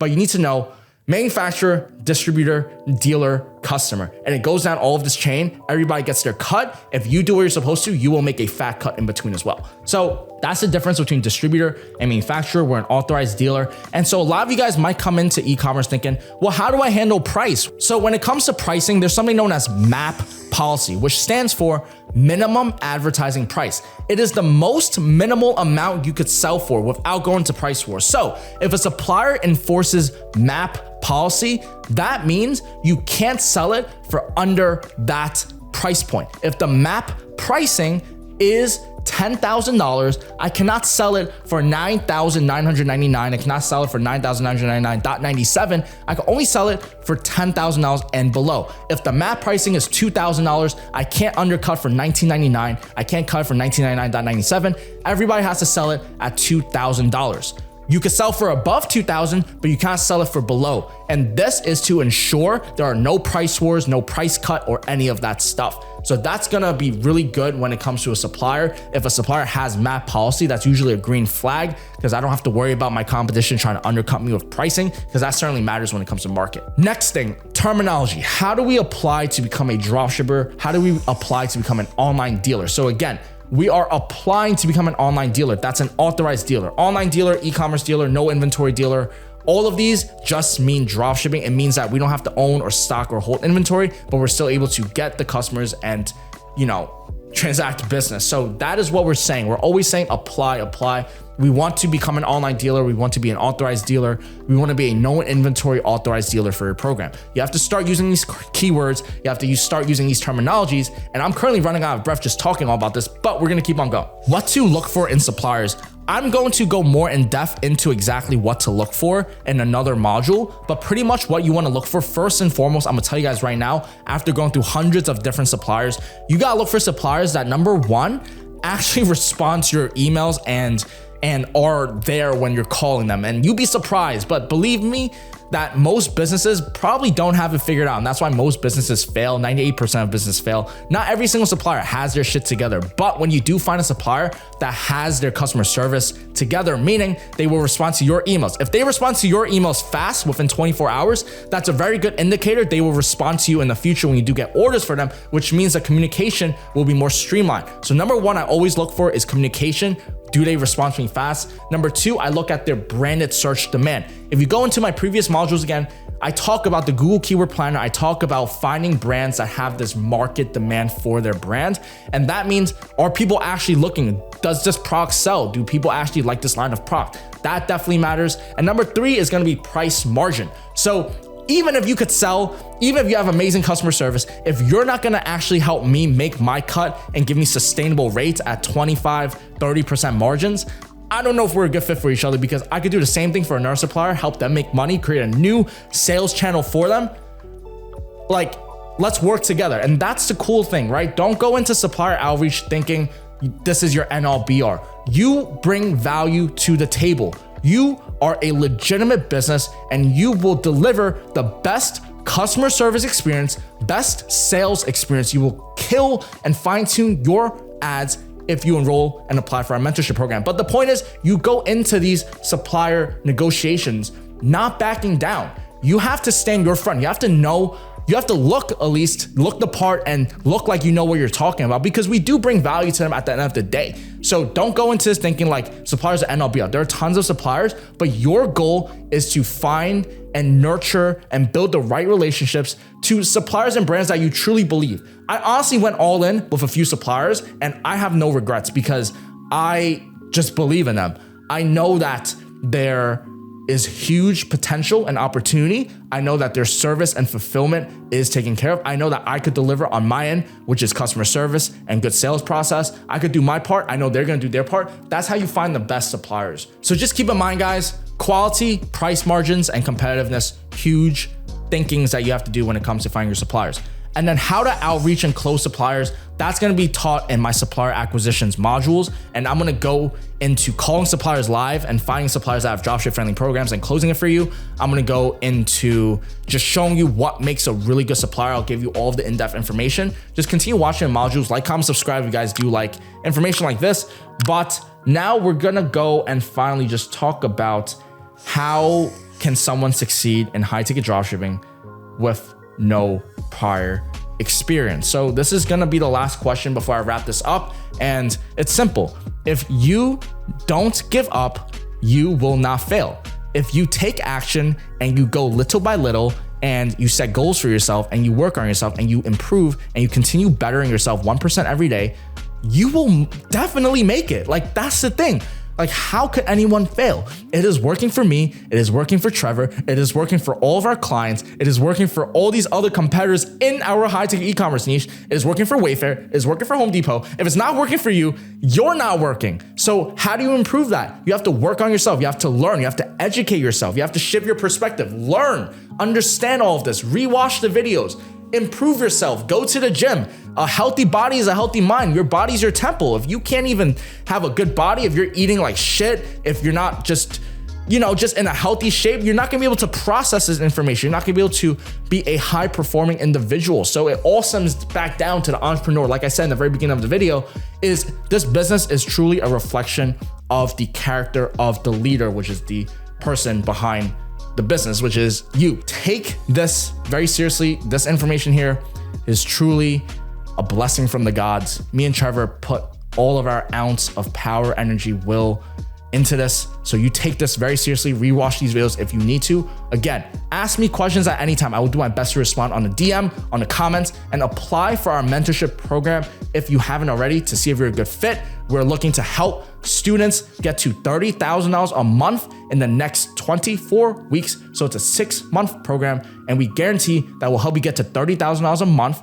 And if we don't, we will work with you for free. So just go ahead and apply for our coaching application to see if you're a good fit. And I'll see you guys all in the next module. Ladies and gentlemen, welcome to the next program of today's modules. Right now, we are gonna go over these scripts for our suppliers. So pretty much we're just gonna go through some of the email scripts and what I like to say when I'm going and reaching out to a supplier via the phone. So there's 2 ways for you to outreach on suppliers. You could either call them or you could email them. So there's 2 ways to do it, and that's exactly what we look for when we are sourcing these suppliers. When we're sourcing their information, we are looking for their phone number and their email for us to reach out to them.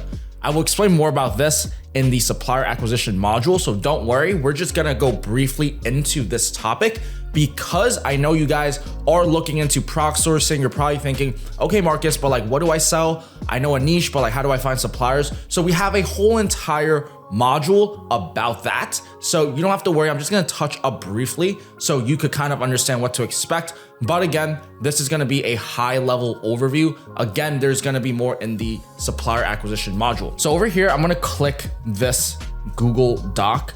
And by the way, guys, if you want access to this Notion doc, feel free to just let me know and we'll get you sorted with that. But in terms of your calling script, you want to call every 1 to 2 days. I mean, everything is quite straightforward here, right? You want to call all the people on your list. Again, I will show you how to make your list in the supplier acquisitions module. And you want to have goals when you're talking to them. You want to have a script. This one is Trevor's. I'm about to share with you mine. And by the way, for those that don't know, Trevor is my business partner in high ticket e-commerce. He's also part of Peak Flow, and together we run the coaching business to help any student get to $30,000 in a month in 24 weeks, or we'll work with you for free. And so he's my business partner, and he also has a free course that he shared with the entire world just like this. And so the reason why we're doing this is because there are more than one way to the top of the mountain. And so the way I explain something and the way he explains it will give you the best comprehension possible for you to get the best success with high ticket e-commerce. So, just share some love by like, comment, subscribing for the algorithm at any time, and just use our affiliate links. That'd be the best way to just really continue or help me and Trevor continue our, high ticket YouTube journey. So anyways, this is the script that he uses. I'm not gonna read it because you could go and read that, but there are some things that I want to go about, which is the email template. So this is a solid email template. I'll tell you why. You wanna first start off immediately by telling them that you want to build a relationship with them. Just go straight to the point when it comes to emailing suppliers.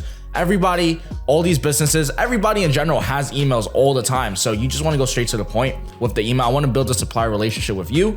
And you tell them, listen, I love your line of products. Maybe you like gazebos, you're in the gazebo niche. Hey, I really like your gazebo products. I think they're a fantastic addition to our store. And we're looking to send you 30 orders per month. And we have advertising campaigns. Let's see if we could build something together. So the idea of this is just straight going into telling them, we found an interest in your line of products and we want to go ahead and see if we could sell them. We want to go ahead and push them.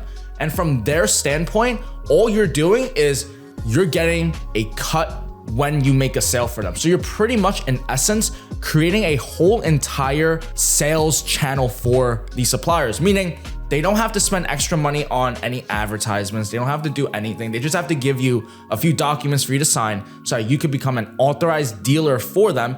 And once you obtain that, you could go ahead and resell their products, make your cut, and become a extra addition sales channel for them. So for them, it's like really nothing to lose, and that's our proposition. For those that don't know, high ticket dropshipping requires two parties.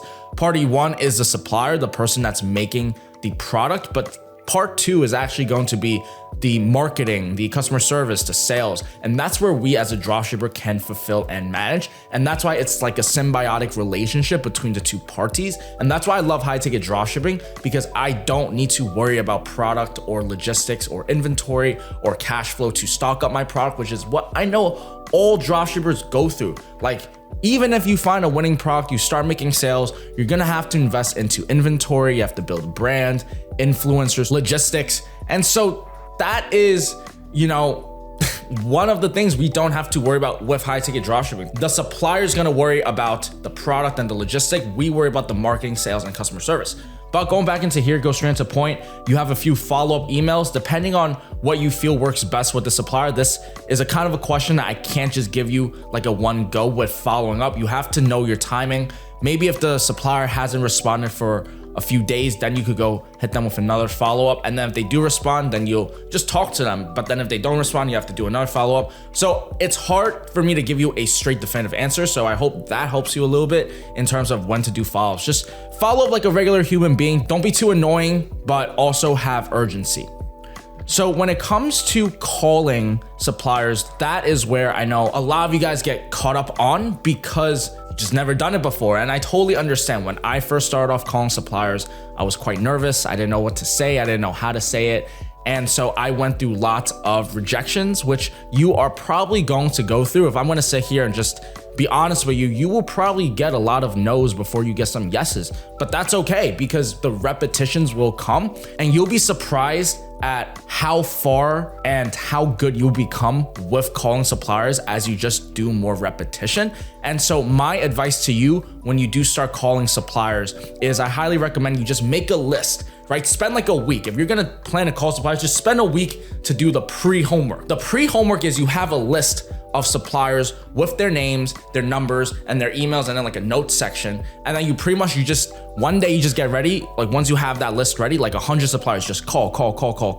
Because you don't want to get into a cycle of just finding suppliers and calling them and doing it batch by batch. I find it works best when you just have a huge ton and just work like that. But my point is, every 100 supplier, you could expect to find maybe 2 or 3 gems. And I'm not trying to discourage you here, but if I'm being honest, when it comes to high ticket dropshipping, there are, yes, a lot of suppliers that will have dropship friendly programs and they will allow you to resell and you can test. And you might be able to find your winning supplier on your first try. Totally possible. My winning supplier, I actually found on like my 5th try, but I also continue working around that niche and I continue finding more suppliers. And that's what I meant when I said I found like 2-3 gems. But you might get lucky and hit your first winning supplier on like your first call and the first one, because what makes a good supplier, and I'll go more about this later in the modules, is that number 1, they're communicative, and number 2, their products sell. And so if you're able to capitalize on these 2, in terms of what we do, in terms of the marketing, in terms of the sales, that shouldn't be too hard for you to beat other high ticket dropshippers. And what I'm trying to say is basically, you'll have lots of suppliers that you can work with. You'll just learn later down the line, if you do continue with the business model, it's like, oh wow, like this supplier is good, this supplier is good, but this supplier is like really good. And this supplier is like, I'd be milking. So you wanna find suppliers like that, right? You'll make sales with any high ticket dropshipping supplier, but the key is to make it at a profitable, like juicy money making way, so that, it's just worthwhile for business. You want to grow and work into the things that work the best. But going back into the calling, so I know the best way for me to explain how the call flows is just simply by giving you live demonstrations. So I went out of my way in the past to film me closing suppliers for this high ticket e-commerce store. And I know, right? Like, I'm giving you guys all the sauce. Just make sure you check out this Notion document, because that's where the video is at. And pretty much I go into here just calling suppliers, closing suppliers in the bike niche. I might have some in the scooter, but the point is, this is me going straight into it, fully edited, and it's just pretty much raw of me going in, but it edits so it's not like too boring for you to watch as well. So I think you'll take a lot from this video. So this is a live example of me going to call suppliers in real time. So you'll be able to pick up on whatever keys you might pick up on depending on when you watch this. So you'll be able to see my flow. You'll see how exactly I go into talking to a supplier. You'll see pretty much what I kind of ask for when it comes to leading the conversation. And that brings me to my next point. What are we trying to get out of when we are making these calls? I'll tell you guys right now. When it comes to making these calls, you want to ask them in regards to the dealer program, and you want to speak with someone that is a representative or a e-commerce manager. So someone that actually has authority and power into bring you onto the dealer program. Even if you talk to someone that doesn't have that power in the business, you could still ask for their contact information, which is exactly what I do. This is what is known as a gatekeeper. A gatekeeper is somebody that's going to gatekeep and not let anybody just come on and talk with the head of e-commerce. And that's totally fine, right? Because if they're a big business, the e-commerce manager probably has a ton on their plate already. They definitely don't have the time to be doing that at the forefront. So it's totally understandable, which is why when we do go into these calls, when we talk with the gatekeeper, when we are literally just trying to find out who we're going to talk to and what their email is. That is usually the case when you are going into talking to suppliers, but you will occasionally also call and talk to someone that might just straight up and just ask you questions because they know what they're talking about. They're not just another sales rep. They're in the e-commerce manager position. But my point is, you gotta know who you're speaking with first. Are you speaking with the gatekeeper or are you speaking with a decision maker? So first things first, always try to get emails. You never know when the phone call might get lost or someone just hangs up. It's always best to just straight go for the email, because that email is where you could use follow-up scripts, all of the email scripts that we have, and that's where it just continues the process of you working with that supplier. So the goal is to call them, get their email, get their information, email them, and once you email them, you go ahead and just ask them for certain applications. They're gonna tell you which application you need to fill out. And once you do all of that, all you need to do is just send it back to them, and then they'll send you their price catalog, which is a price sheet, usually a sheet where it shows all of their products and the price points. And that's gonna help you put it onto your Shopify store. So that's very important for you to do. That's the transaction that you're gonna have to go through with the supplier. But fairly simple, fairly straightforward. I promise once you get through 1-2 suppliers, you're gonna understand how it works very, very fast, because you're just exchanging documents. But for you to exchange the documents, you must go ahead and get an email first.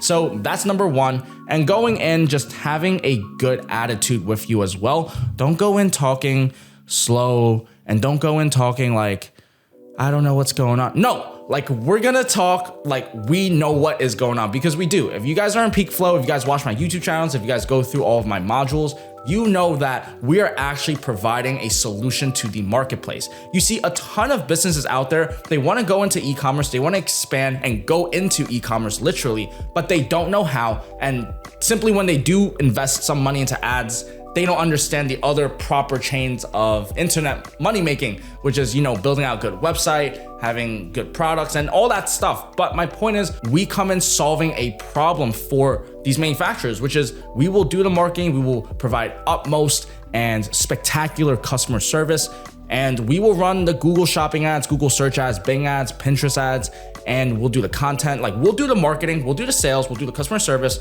we'll get you products. You just make sure that you fulfill it and you do the logistics and fulfillment on time and, good business. But that is the attitude that you want to go into with these calls. And I know it's easier said than done. I have done over hundreds, if not thousands, of calls before when it comes to suppliers. So I naturally just have more confidence in the depth of my voice, which again will come with you over time. But when you first start off, if you don't know what to say, just straight up go and ask them about their dealer program. Hey, do you have a dealer program by any chance? So from then on, you'll know whether they do or not. You'll know whether you could talk more about it or not. And then you just kind of have to go from there. And the best way for me to do it is by showing you live examples, which is what I'm doing over here. And in terms of any last things I want to point out for calling suppliers would just be, make sure you don't say stuff that you don't mean. Meaning, if you haven't ever made $1 million in e-commerce, don't say that you do. Like, don't make yourself try to look better and fake your credentials, because that's just poor business practice. So you must say things that are under your belt. Like for me, I have done over millions of dollars in e-commerce, and I do use marketing channels, Google, Bing, TikTok, Facebook, Instagram. Like, I do know what I'm talking about. So there's a certain confidence in my voice. And for you to have that, you should probably go through and learn and understand the business model a little bit more, learn how exactly the marketing works, because I promise you, these suppliers, they will try to quiz you. They will try to see if you could talk the talk and walk the walk, meaning they're gonna ask you, oh, so like, what do you mean by dealer program? And then if you're just like, oh, dealer program, a lot of you don't really know, like they could hear it. They could hear it from the words that you are saying. They could hear it from the depth of your voice. You must make sure that you know what you're saying. Once you kind of start doing the reps, you'll know what kind of questions they ask. They always ask you like, how did you find us? Or what do you think you could bring to our business? And then that's where you kind of go into the pitch of telling them like, we could help generate you tons and tons of orders every single month. We were doing X, Y, and Z inside X, Y, and Z niche already. And we wanted to expand our e-commerce channels into your specific industry and just kind of help build a connection with the customers in this industry. Something like that I just made on top of my head. But my point is, when it comes to supplier calling, not only have we given you some live call examples, not only have we given you some more scripts, I just need you at this point to just rewatch this content and just do some reps. If you do have any problems, questions, you can ask us in our school community. So we have an entire school group. You might be in this right now, I don't know. But you can post your questions there, and I promise me and my team will get back to and answer any of the hurdles when it comes to supplier acquisition. Truthfully speaking, I enjoy acquiring suppliers. I actually think this is probably one of the funnest parts for me, because it's like networking, it's relationship building, it's seeing if you're a good business fit for each other. And so you want to look at it as just kind of like a race with other high-ticket dropshippers, I guess. And it gets fun because you get to meet people that you never thought you'd meet. You'll get to experience things you never thought imaginable. And the best part is you make money while doing it. So guys, I hope you enjoyed today's video. Make sure to like, comment, subscribe if there is a button. And if you want to learn more about supplier acquisition, the next module that I have for you is going to go more into that. So that's it, guys. Let me know if any questions. Talk soon. Ladies and gentlemen, welcome to the next part of the module. So in today's video, we're gonna go over setting up our demo store. So this is gonna be a very long video. I estimate, guys, I'm gonna go straight into just building up the store from scratch. And I'm gonna show you guys the ins and outs on how to successfully build out your high ticket dropshipping store. So let's just get started right away. If you guys need access to this Notion doc, just let me know in my DMs or wherever the links might be at, and I'll send it directly to you so that you could get a hold of this. So this is just gonna guide us through on exactly what we have to do for the Shopify demo store. So this is gonna be building out your demo store. And so you're probably going to see a affiliate link over here. If you guys could, please just check out this affiliate link when you do sign up for your Shopify store. That will help me and the PeakFlow community a lot. And moving forward, then we're gonna go into pick up a niche, buying your domain, registering our Gmail account, so like the support emails and all of that. Then we're gonna actually create the store in real time. Then we'll go into Shopify settings, store policies, and all of that in between. A few things that I want to bring out before I go straight into the demo is we're also going to set up the 1-800 number as well as our live chat. So this is gonna be a straight off the dome, starting it from scratch type of video. Make sure, guys, to just support the channel if you can. Anyways, we're gonna start off with picking the niche. So I have a whole entire niche selection in the other modules, but in this case, I'm just gonna go and build out a gazebo niche. For those that are going to steal or go into the gazebo niche, feel free. I think it's a great niche for you to check out. However, this isn't gonna be a store that I'm running, but I'm gonna build a sample store for you guys to see in real time. And so we're just gonna go and choose the gazebo right over here. And the first thing that we have to do is buy our domain. Your domain is the website. So for us, we're gonna choose either GoDaddy, Namecheap, or Shopify.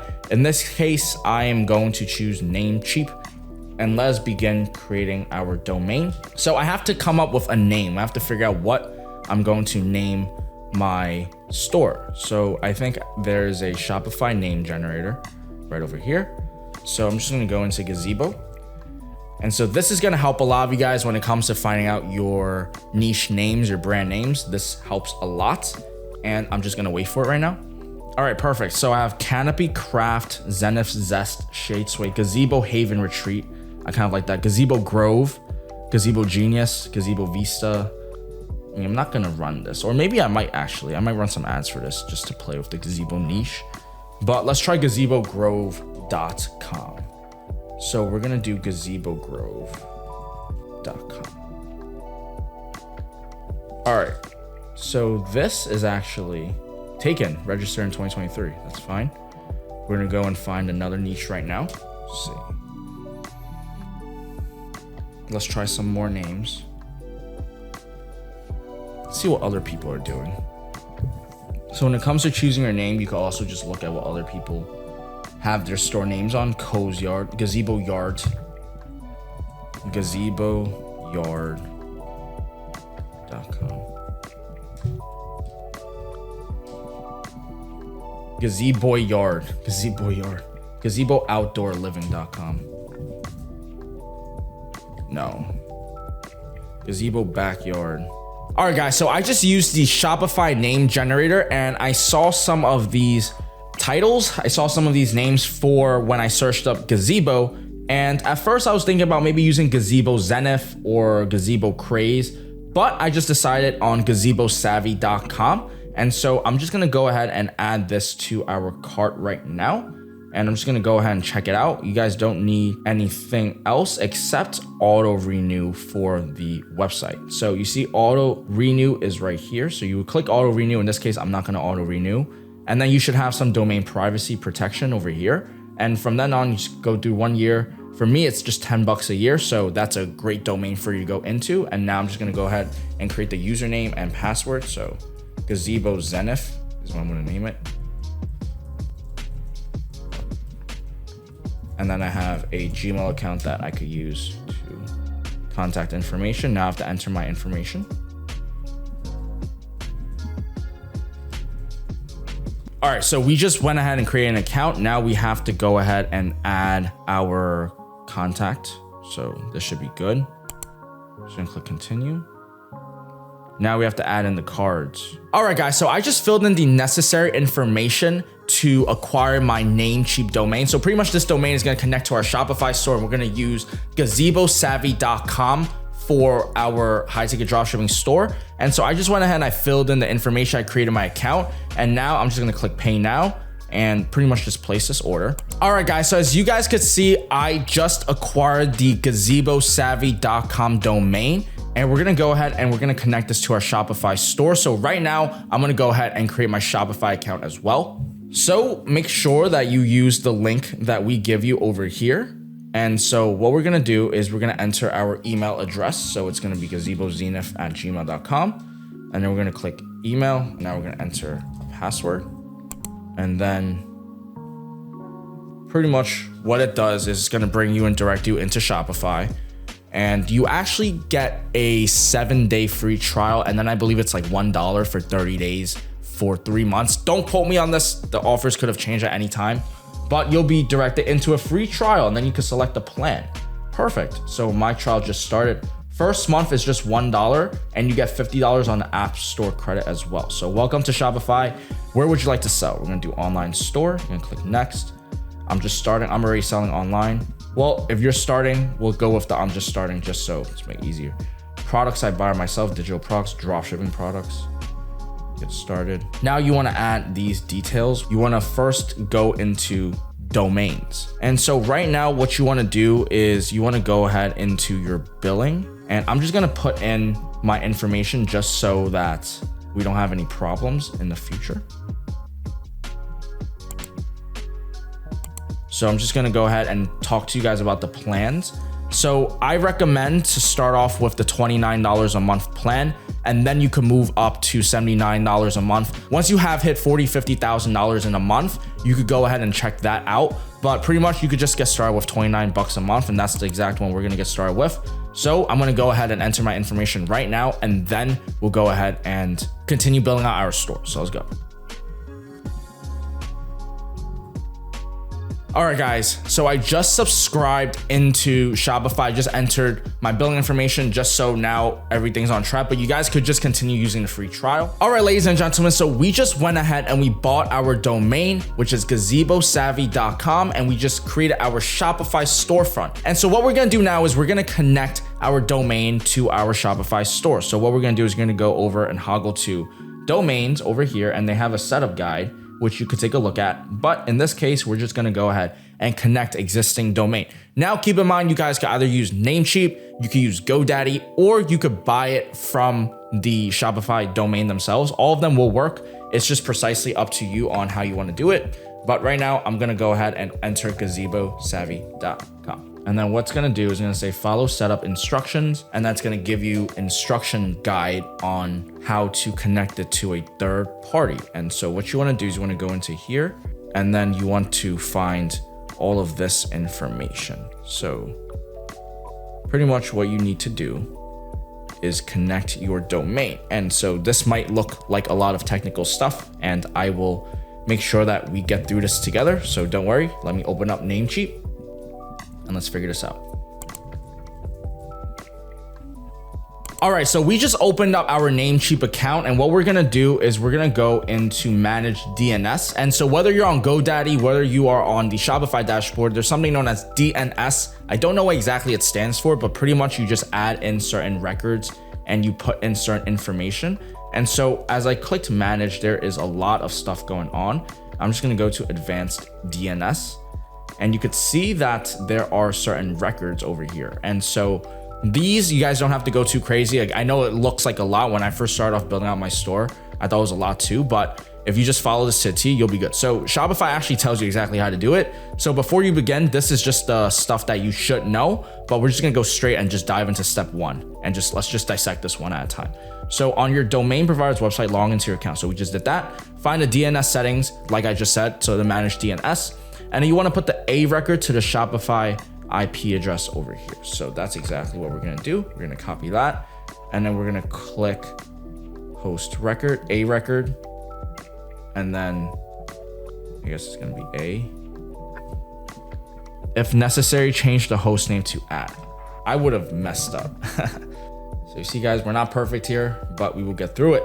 And so that's the first thing. And then the next thing is delete any other A record. So we didn't have any. Point the AAA record to this. And that was 3 A's at this. Click save. And then you want to change delete any other. So point the C name. So pretty much it's just some copy and pasting. It's not too crazy. And we're going to go ahead and do this right now. And then we're going to click add new record, C name. And this is www. Boom. Simple. And then from then on, save your changes and then connect your domain to Shopify. So I'm just going to verify that this is all good. I'm going to refresh this just to make sure everything's good. All right, so it looks like this was added in correct order as they told me. So now I'm just gonna go into Shopify, go to settings, domains, follow sub instructions, and I'm gonna verify the connection. Boom, simple. Now it's probably gonna take maybe like 5 minutes and then this domain should be good. So we'll move on into the next part of our Shopify settings. So just to recap guys, if you guys just randomly just went into this middle of the video, we just created our Shopify store. We used the Shopify name generator to come up with a name, which is gazebosavvy.com. I went ahead and bought a domain on Namecheap. And by the way, guys, if you need this Notion document, just let me know. We're in the Gazebo niche, and now we're gonna go into the next part, which is the settings. So we're gonna go ahead. I rated this 29 a month. So I told you guys that. We have to go into pretty much just the whole entire Shopify store now, right? So pretty much you don't really need any of this stuff for now. Let's just go do this one by one. And so first thing first is you want to enter your store details. You want to enter your store name, put the phone number, which we will replace later, and enter the necessary information. If you're in LA, put Pacific time. If you're in New York, Eastern, do your time zone. And then we're gonna go into plan. Again, we already kind of touched upon all of these, so I'm not gonna go too crazy into it, but we're gonna continue and just go through, run down to you one by one how these things work. And so users and permissions is how you give access other people to your store. So let's say you are looking to build out your website and you don't know how to code or build a website. You don't have any graphic designing experience. This is where you could actually give access to virtual assistants. And I highly recommend using virtual assistants from Upwork, Fiverr. I personally use Upwork. You can also hire people from the Philippines with onlinejobs.ph. And what you basically do is you just add people to your account, but they're not gonna let me do it yet.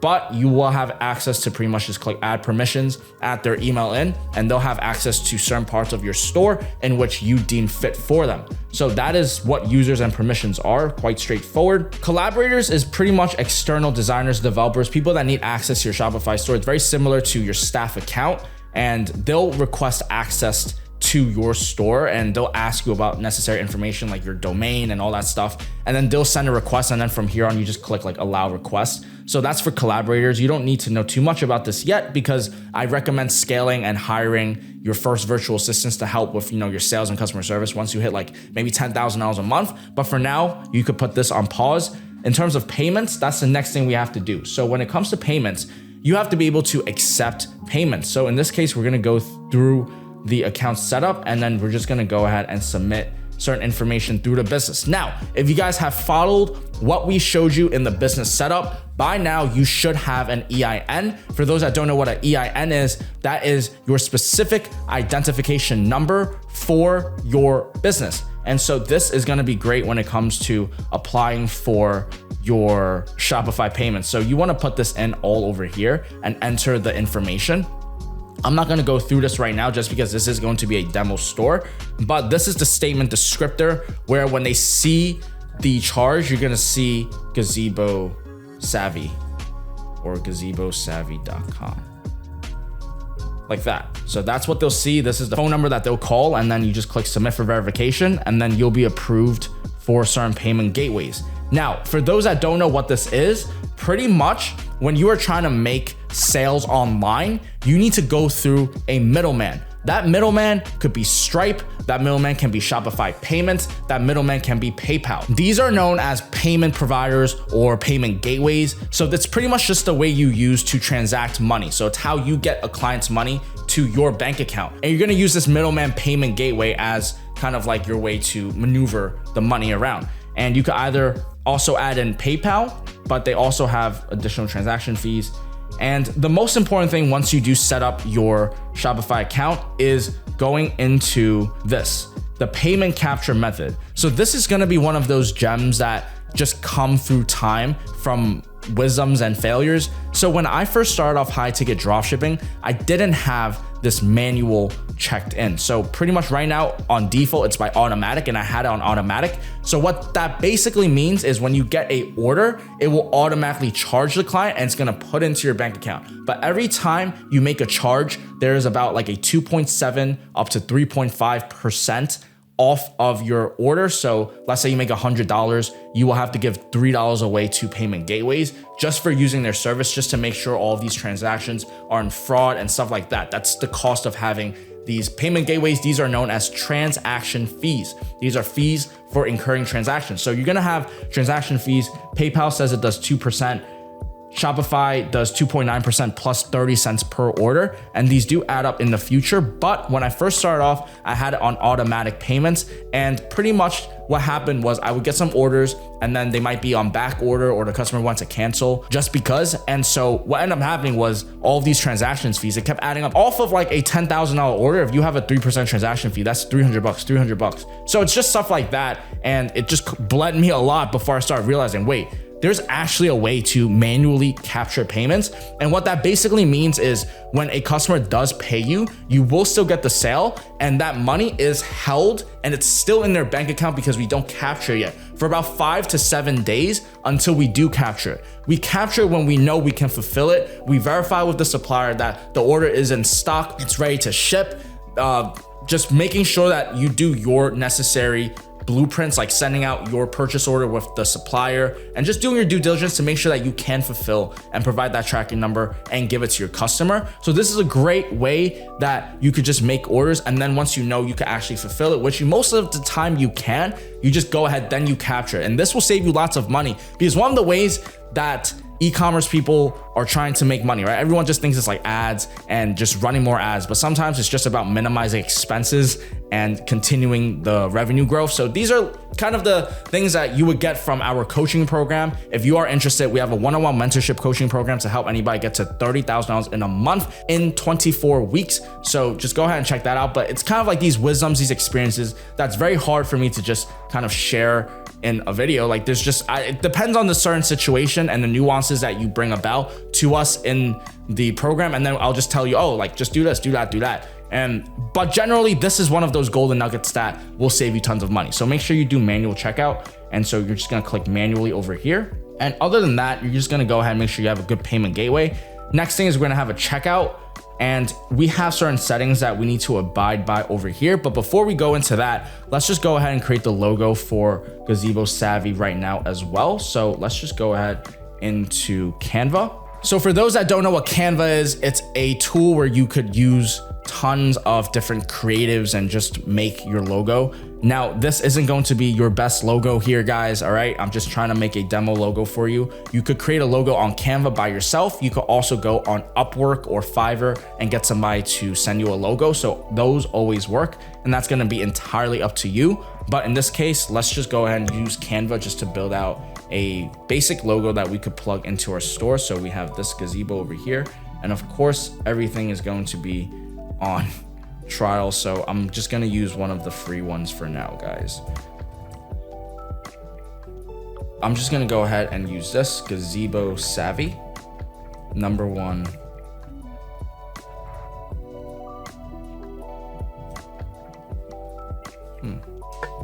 All right, so in this case, I'm looking for like a phrase that I want to go ahead and put. So, all right, so I'm going to open up ChatGPT because I just need some inspiration. So this is how you could leverage AI to help you guys, right? So this business model not only is a legitimate and sustainable business model, we're also using AI at the forefront of technology. And so I need a slogan for my gazebo brand. Please give me some slogans with maximum 4 words, 5 words in it. Keep it short and brief. Give me 25 examples. Shade, style, serenity, elevate your outdoor space. I like that. Embrace outdoor comfort, savor moments. You see, guys, this is really cool. This is how you use ChatGPT. Play around with it. It will save you tons of time, honestly speaking. So we're gonna go ahead and choose one of these. Breathe freely undercover. Your gazebo, your paradise. I actually like that. Simple. Just go here. No, too long. I don't like it now. So let's continue.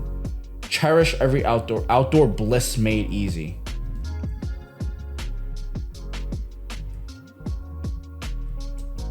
Like that. All right, so we'll have this, and then I'll have a white background, and then I have to change these to black, and then change this to black as well. gazebosavvy.com. So this shall do for the logo, and we're gonna go ahead and make it, oh, I can't change the sizing. Okay, so we're gonna go ahead and have this logo over here. Again, guys, your logo is gonna be completely up to your style and design, but in this case, I'm gonna plug in this logo into my checkout over here, and it's gonna say customize checkout, and that is the first thing I'm gonna do, which is customize the logo. So we're gonna go click logo over here. All right, so we just import the logo product, and we're gonna click done, and so this is how the logo looks like. And of course, there's nothing here yet because we haven't installed a theme. So that brings me to the next part. Since we're at checkout, we are ready to create our store. And then once we create the store, I'll just finalize and finish up on the rest of these and go through it. We have some basis that we started off with. Now we have to click customize, and then we're gonna actually get a theme. So I'm gonna open up this theme store for you guys to look at, and I'll tell you guys which themes that I recommend. So we're gonna go into the theme store right over here. And so this theme store is pretty much your Shopify marketplace to find all of these website designs. So for those that are like, well, Marcus, I don't know how to code or all that stuff, you could just buy a premium theme where somebody already coded most of it. You just have to plug and play. You can see there are tons of good ones. And honestly speaking, this is pretty nice. Like, I actually like Tokyo. Never seen it. This is one of the newer ones, but this is actually pretty good. I would honestly consider this. This is really good. I like it. Personally speaking, if I was new, I would consider this. But I'm gonna recommend you the ones that I had back in the beginning. So I was using Warehouse, which is a $320 theme. And there's also Empire, which is this theme.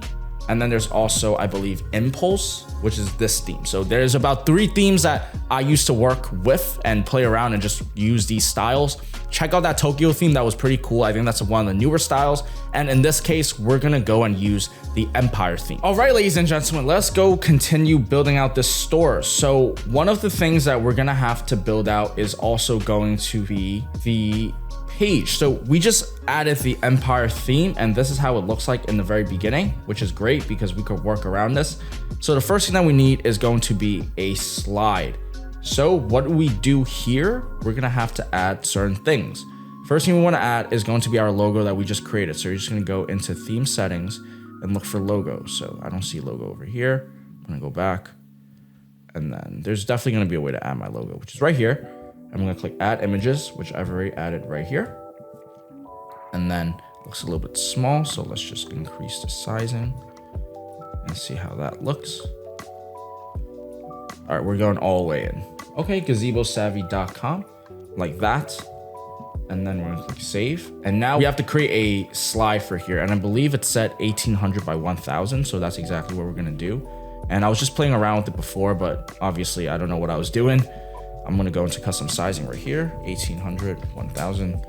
Yeah, I was thinking about camping for some reason to build this out. I don't know what I was thinking, but I'm pretty much gonna go into here, and we're gonna go and take this photo because I really liked it. So I'm just putting together like what other dropshippers are doing and just making it my own. So that's how it is, right? So we're gonna go click upload, and we're gonna upload it. So we're gonna go ahead and put this over here, and we're just gonna change the sizing to make it fit like this. And now we're gonna put this right over here, and we're gonna see how that looks. We're gonna click download, and boom, photo 1. Now we're gonna go back to here, and we're gonna select the image, photo 1, and let's see how that looks. Oops, it canceled.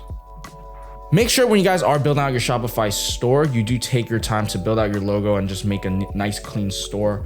But in this case, we could just use this for now. You could also go and create your custom banner by going on Upwork and finding a graphic designer.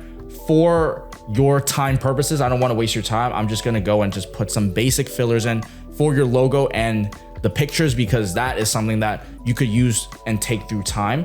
But right now, I'm just going to add in the information over here. So gazebo savvy. And now this is where we go ahead and we use some ChatGPT, and let's see some styles that we could use. Crafted for your outdoor delight. I want to use the paradise one, which is right here. Your gazebo, your paradise. So I will put that. So why did it go back over here? Nope, stay. There's definitely more than one slide. That's definitely why. So what we're gonna do is unsee these. So just do one right here. And then we're gonna go your gazebo, your paradise. We are the #1 authorized retailer for gazebos. Like that. Button, you want to choose your store's color. So in this case, it's red right now. And I don't know why this doesn't give us that option, but let's see this. Okay, I like the overlay. So we're gonna continue with the overlay. And to change the color, you're probably gonna have to go into settings, into colors, primary color. I'm just gonna make it black and white. How do we like that? Black and white is not bad. So we're just gonna change all the reds to black. Black. Any more blacks? I don't think so. Okay, save. Now what I'm going to do is go back to here. And now let's just continue. The button should say shop now. And for reference, guys, you guys could reference this website that we also have created in the past before, Bellcopia. I'll show you and break down what you guys should use. And this is one of the stores that we created. This is by my boy Nelson. And this is an example of how your store should look like in the very end. Of course, this is a different theme. Again, I was using different themes before in the past, but this is an example of just looking nice. And so we're gonna try to build this out as fast as possible. Obviously, I don't want to waste your time. So we're just gonna put these free shipping when you spend over $100, free shipping on all orders. Give us a call. We're just gonna put a random number here for now. Chat with us. We offer 24-hour chat support. Locations, #1 authorized dealer. We are the #1 authorized dealer for gazebos. So now we're gonna have to add more images. So I'm just gonna click save. But you guys see it's already starting to come together, looking pretty good. And now we just have to add these photos over here. So I'll just go ahead, I'll click this, promotional item. So I'm just gonna go ahead and see what type of photos that we could get up. And so I don't recommend just copying and pasting and finding any photo you possibly can. When you guys are going into designing it, actually take your due diligence and go through and make sure that your images are high quality, make sure they look good, make sure they're just fitting. So I'm just going through here to kind of get through this as straightforward as possible so you guys understand the fundamentals and the basics. But again, you guys should take a little bit more time than I am right now to make the pictures look good. And trust me, this is a perfect example of what you don't want. Like, what is going on here? I'm trying to take his photo and it's not working. So I'm gonna go to another one, cozyard.com. So this is an example of a high ticket dropshipping store that we actually just found. So this could be a competitor, and you could see that this is exactly what we were trying to build. My store arguably looks a little bit better already, but no, he has a lot better banners. So for understanding's sake, just for this video, I'm just gonna go take his banner. I do not recommend stealing any competitors. If you do any of that stuff, the least you could do is go ahead and change it up. But for demo purposes, this is how it would look like if you had a really good and created banner photo. So just to show you guys how it looks like, I'm not even gonna use this for demonstration purposes. I'm just gonna show you how it looks like.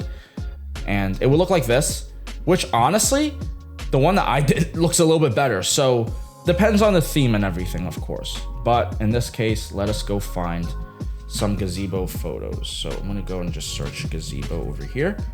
And I'm just gonna go find photos for me to use. If you guys are struggling with finding photos, you guys can actually use unsplash.com, and that will actually help a lot with finding photos that aren't copyrighted and everything for you to use. So I'm just gonna take this, download free, photo 2, photo 3, photo 4, photo 5. So again, I'm just taking some random photos and putting it on just to show you guys how to do it. And so we're just gonna click add images. And wow, these photos I couldn't even download actually. I had to click download over here. Photo 6, photo 7. Oh, this one you got pay money. They're probably like, oh Marcus, you taking way too much, bro. Like you chiefing too much. So I shall stop, okay? Unsplash, like, you got me. I'm just gonna go back to Google for now, okay? So now I'm gonna go over here. I'm just gonna take this and just go like this. Photo 8. Photo 9. By the way, guys, these are all potential competitors for you. Backyard discovery for an off backyard. Well, for this store right now, right? Because when you go on Google to search it, you'll also find tons of competitors that you could use. But right now, in this case, I am just adding in all of these lovely images so that I could use it for demonstration purposes. So I'm gonna click this, and then we'll have a photo like this.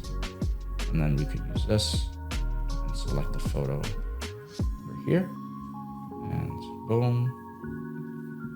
Boom and boom. Personally, I actually want to change this to look like this. So I'm going to do that.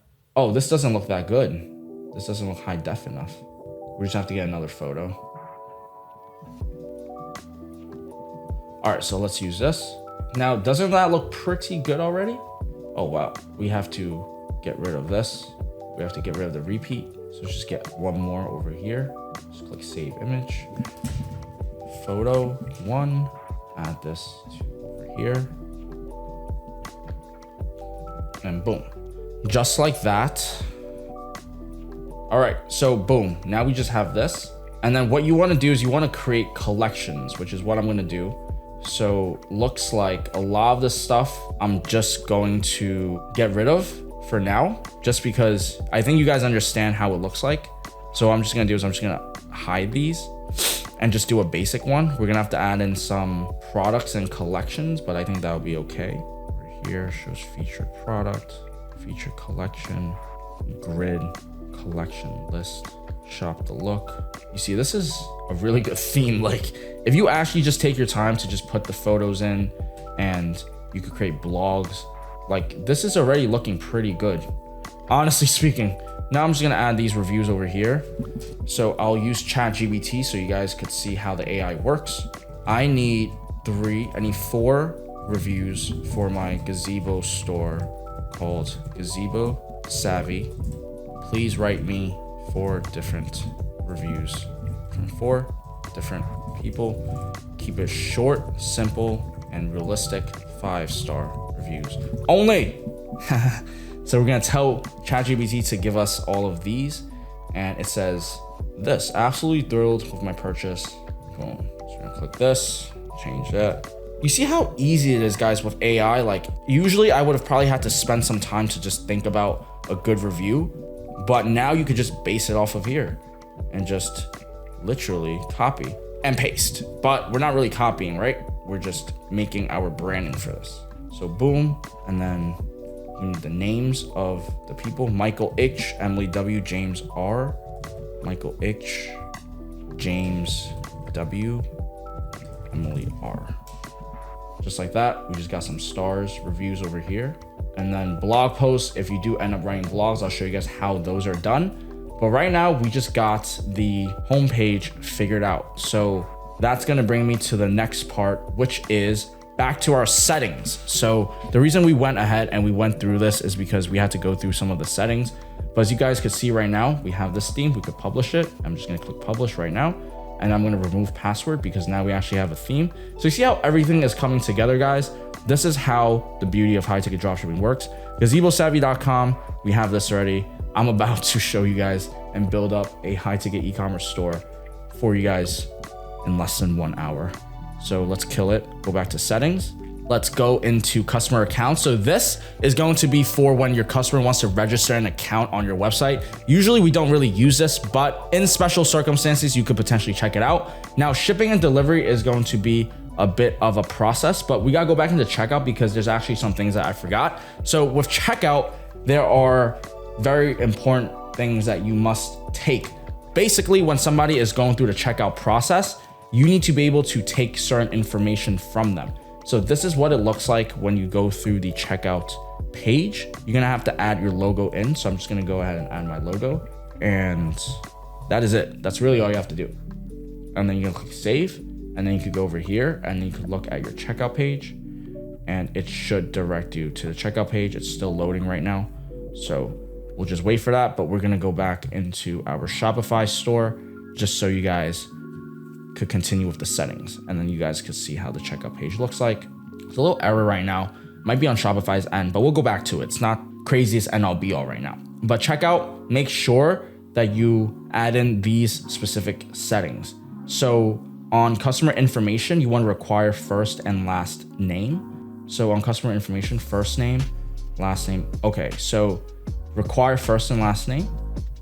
Company name optional.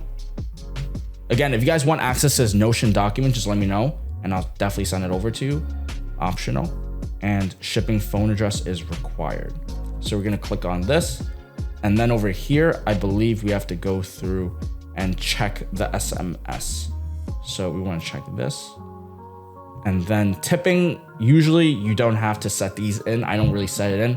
But let's say somebody that you're talking to is a rich paying client and they're paying you and they want to tip you. So, you could take, 10% don't hurt off $1,000, So continue going over here and you want to make sure these are pretty much checked out. And I think we're good in terms of these settings over here. So just everything could leave be. You could click save right here. And we're done with the checkout settings. And then we're going to go into shipping and delivery. So we're gonna have to set up our shipping settings right now. So when it comes to your shipping settings, what this basically means is your profile. It means when somebody is about to make a purchase on your store and they get charged shipping, where are they going to see? So we have to set this in.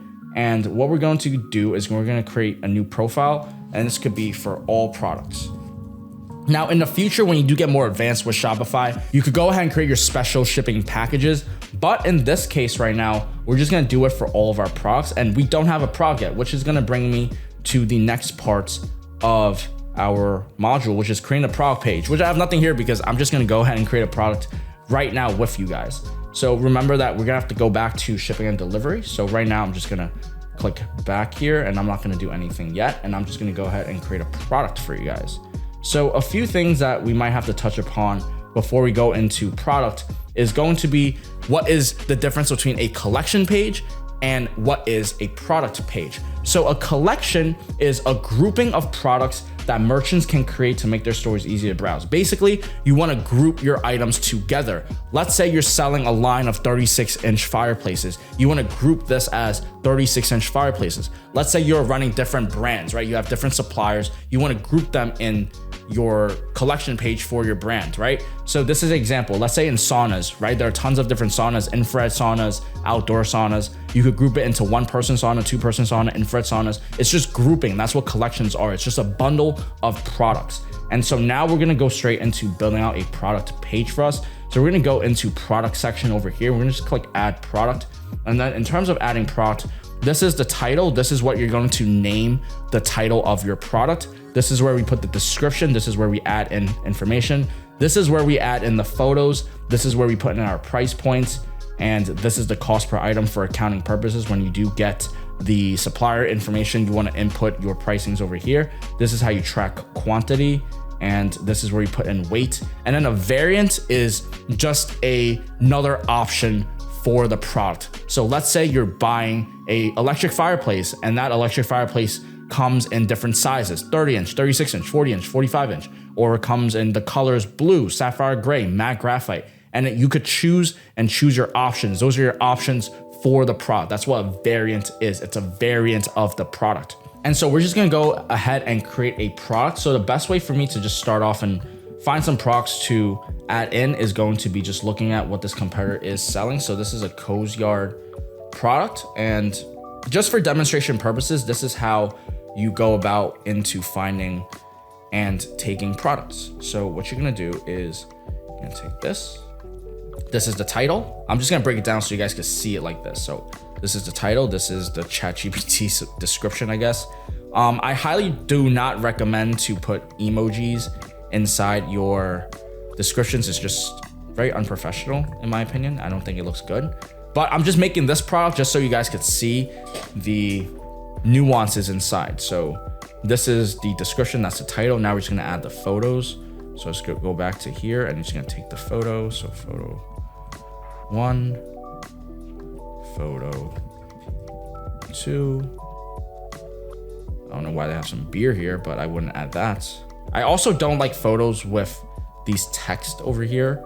I think that it's a major red flag for Google. This, you could potentially do, but just keep it simple. Just have photos like this, because when you do apply to the Google Merchant Center, which is like basically when you want to run Google ads, you're gonna have to go through like a verification process, and part of the screening is you're gonna screen through your Shopify website and they're gonna see through these photos. They're just gonna scan through it, and you want to make sure that that is taken care of. So when you guys are applying to Google Merchant Center, when we're trying to advertise for Google, there's gonna be an algorithm that scans through your website page. And so if you have images that are maybe less premium or it just doesn't look the best, it might, just cause your chance of getting banned by Google a little bit higher. So I highly recommend just go with professional photos and avoid words and text and all that stuff in it for now. And you can set up the pricing. So we're just gonna straight up take their pricings and everything just for demonstration purposes, so you guys could see how this was entered. If there was a cost per item, you could put the cost like right over here, and then we're gonna click save. And as you could see, publishing, we're gonna manage the sales channel, so you could take these two off and just publish it on your online store. It's only in the United States market right now, and this product organization is actually very key. It's actually very, very important. You guys wanna make sure that you enter the respective information. So I'm just gonna put gazebo over here. Canopies and gazebo. So this is just a BBQ canopy, and then the vendor is going to be Cozyard. And then we don't have a collection page yet. This is just a homepage collection, and you can add any tags. So your tag is going to be what you're telling the algorithms for them to reference when they crawl through your photos and your titles. It's just gonna be like tags. It's like just tagging someone so you know what they're about. And so in this case, you could put like gazebo, BBQ gazebo. This is just a way to tag things. It's just for you to keep things organized. But let's just say I'm gonna just type in gazebo right over here. And then that's pretty much it. Now I'm gonna click save. And then I'll show you guys how it looks like on our product page over here. So this is now Cozyard. You see the title over here. And honestly speaking, my store is looking a little bit better than theirs already. Like boom, boom, boom, boom. I like mine, no bias. I don't love the emojis over here. I don't recommend it, but you could play around with it. And then that's it for now. And then what you could do is you're gonna click add to cart, and you're gonna click checkout, and then my logo should be there right over here. And then boom, we're just gonna have to enter our shipping information so that people could check out. And then we have to set up our payment gateway, which we were talking about in the previous like 20 minutes ago, but it's coming together, guys. It's coming together. All right, ladies and gentlemen. So we just set up our 1-800 number. We have our emails in place. And the final thing that we need to do is go through the apps breakdown as well as the emails for your e-commerce store. So I hope you guys find value in all of the videos that we have provided. Make sure you like, comment, subscribe if there are buttons down below, and apply for our one-on-one coaching mentorship program. But we're gonna go into our apps breakdown now and just dive a little bit more in depth into the email marketing side. What we have today, first and foremost, we're just gonna continue off with the email. So basically, in terms of email, we use Klaviyo to set things up. And I actually created a live demonstration of me going into the SMS and email flows back when I first started off another store, which is in the electric bike niche. This is known as Belcopia. And so we're actually gonna use this website as our reference. In terms of building out your store and just making your website look as good as possible, the only thing that I could do is show you the fundamentals of making the website. But in terms of like the images and the products, you're gonna have to go and, you know, do some fine tuning yourself. But I also know it could be quite challenging at first for you to reference anything because you just don't know what you're looking for. So I recorded down this entire module to demonstrate how to create the store, but I also want to give you a reference point so you could look at this electric bike store that we also have branded by Peak Flow. This is known as Belcopia, and you could see some of the main differences is going to be number one, the theme that we're using. This in particular theme, I believe the Prestige theme, and we put in our necessary customizations and we made things look good. This is my boy Nelson. He actually documented his journey with electric bike on his YouTube channel, so you definitely go check that out. And I'm just gonna go in depth into giving you the eye to spot what to look for in a high ticket e-commerce store. So a few things that you want to look for when it comes to high ticket e-commerce brands, you'll see that they put the brands on their website. You'll see like a lot of high ticket e-commerce stores do that. So let's just say we'll go into Gazebo Nation. We're just gonna go find some high ticket dropshippers that are dropshipping right now. And we're getting hit with Cozyard, like these ads a lot. Some stores have it, some don't, but I'm not gonna go right now straight into finding an exact Gazebo store to show that. But I could tell you Recovery for Athletes, that's a store that is an example of high ticket, and this is exactly what they're doing. I believe this might be the Empire theme. Does it look like our store? No, it doesn't. Kind of, not really, but it have a little similarities. But you see brands over here, you'll see they list all of their brands. Same with Belcopia, so you could look into that for competitive research, but you can also put that in for yourself. That's just something for you to be aware of. These are collection pages, and I show you guys how to make the collection pages. This is where you put blogs and resources. So the resources should be over here, actually. These are the resources, and this is just blog, but I think the word blog and resources just look a little bit better. And then you put all of the information here: shipping info, terms of service, return policy, privacy policy, warranty policy, FAQs, contact us, our story. You could just use this as a reference point for all of your stores. And I'm just gonna go deep into how the store looks like. All right, so we have a front example of how it looks like. As you guys could see, we just have to put our phone number here, but we should be able to do that from our Grasshopper number. We have Tidio over here, so when somebody live chats us, they're gonna be able to talk. Make sure you fill in like your logo, your icon over here, and you could test around with it, but this is pretty much gonna be working. And so now if we were to compare our store, this is what you should spot, okay? So both themes work, they're both good. I'm just gonna go and show you some things that you have to be aware of when it comes to your products. So first and foremost, always make sure you have a SKU over here. Again, for those that don't know what SKU is, stock keeping unit. Make sure you go and check the previous modules if you skipped out on that. And then if we see over here, you'll see that we have the SKU for all of the products. And even if there might not be a particular SKU over here, you will see it through this, right? So in this particular case, I believe Nelson might have gotten rid of the SKU option, which is okay, but ideally you should want the SKU option. If we go to Recovery Athletes, you'll see that they most likely have the SKU. So let's just go and check over here.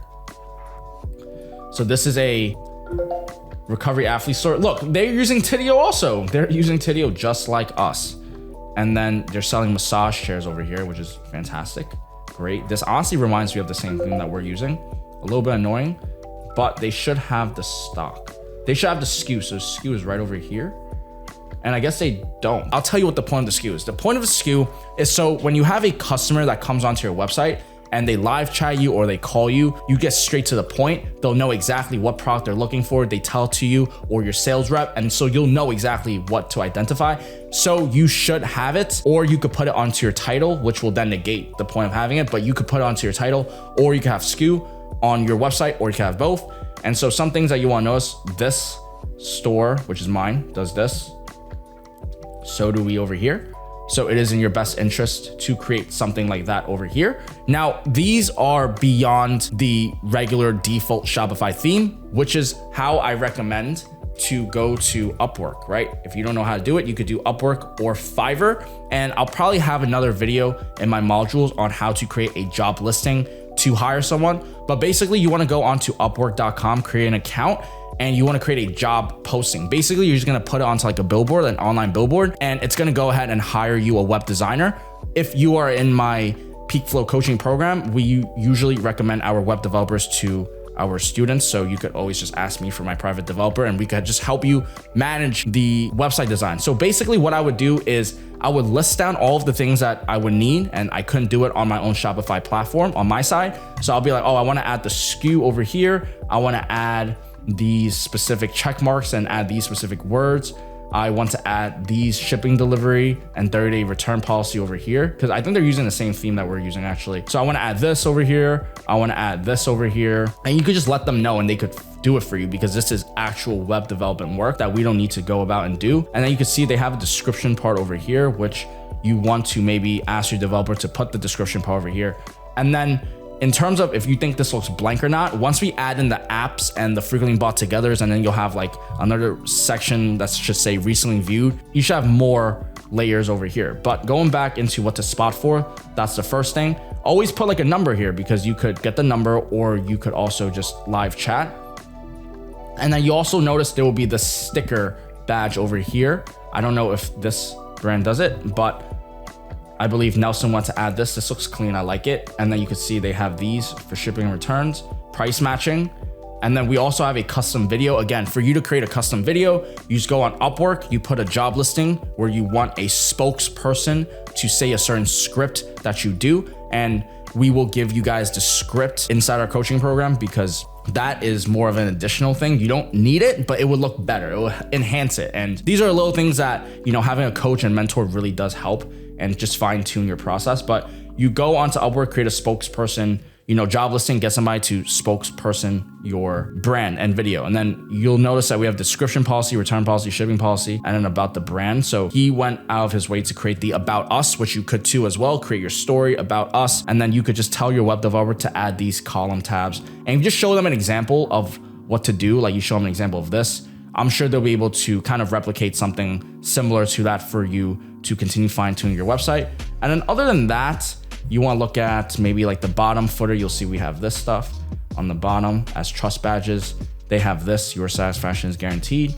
And then straight into the bottom footer where you have this stuff over here. And then if we go into the bottom over here, you'll see we have this stuff, which is the navigation bars that I showed you guys before. And then we have it over here, and then you just customize it. But the point is I showed you guys the fundamentals on how you create it. So now it's just for you to plug and play and understand the nuances and just go through and just tuning out and making your store look as professional as possible. And so now that was the finalization of this part of the module, showing you guys how to build out the store, showing you the fundamentals, product page, collection page, store policy, setting up your domain, setting up the emails, setting up the theme, putting in place pictures for the theme, and just showing you guys exactly how to do each of these step by step. Now your job is to go and actually build your website, create a good logo, choose a good and solidified niche, and just tap into the industries and find the suppliers, work with them, add the products on, create collections, build your business. This is the fundamentals to getting your high ticket e-commerce sale, guys. So I hope you guys find value. And so now we're gonna go into the final part, which is the apps. So for Belcopia, these are the apps that we're using. The ones highlighted in yellow are the mandatory ones. Like these are the ones that you absolutely have to use. The rest you could kind of just look at and decide whether or not you want to use it. But you definitely need Klaviyo. Klaviyo is for email marketing and SMS marketing. Judge Me is for your reviews. Simprosis is known as your Google shopping feed. So what that basically is, remember how I was telling you about Google ads, right? And so you're trying to connect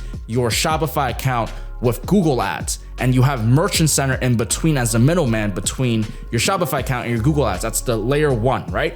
Now, in order for you to connect with your Merchant Center, you use a middle ground, which is known as Google Simprosis. So your Simprosis, your Google shopping feed, which is what I have over here, that is what's going to connect your Shopify store with your Merchant Center. So I know it gets confusing, but basically you're not just like, how do you submit your stuff on Shopify into the Merchant Center? Like, what are you supposed to input?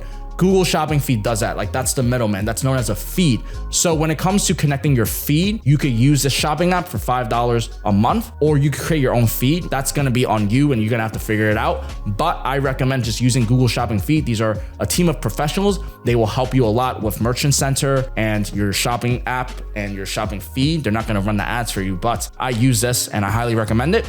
Boost AI search and discovery is just a way to organize your tabs. So when you guys are going through and shopping through brands, right? Let's say you go through percussion massagers and you'll see on this on the left side, they have brand, they have product type, they have ratings. You see that you're able to sort through. That is bold product filters. So you just have to go through the tutorials and build out the filters. I'm not gonna do that for you because I don't have enough products for me to kind of just filter in. But once you start adding in more products, have more collection pages, you need to organize things.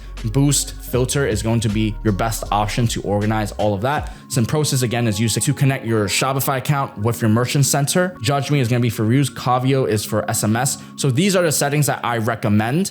And for Trevor's, I believe he recommends to have Judge Me. So definitely have Judge Me. Simprocess, he says don't install it until approved with Merchant Center. I believe you could install it even if you aren't approved, because from my experience, the team on Simprocess actually helped bring me to like another Google rep when my Merchant Center account got banned. But again, this is up to you. Again, there's more than one way to the top of the mountain. This is what I did, and I applied to Merchant Center with the shopping feed, so you could do it. However, Trevor doesn't recommend it, so you could go with however you like, depending on where you're at in your journey. So keeper, recovery, abandoned carts, that's gonna be important. So an abandoned cart is basically when somebody goes onto your website. So let's say somebody is going onto gazebosavvy.com and they're interested in buying this gazebo from me. So you're gonna go ahead and you're gonna add it to cart. So you're gonna click add to cart, and then you're gonna see it. It's in the cart now, right? So it's an abandoned cart. So let's say the customer enters the information, boom, at Gmail, and then you could just put an address. And then let's just say somebody does that, right? And because your shipping cannot be shipped to an address, review your address to assurance.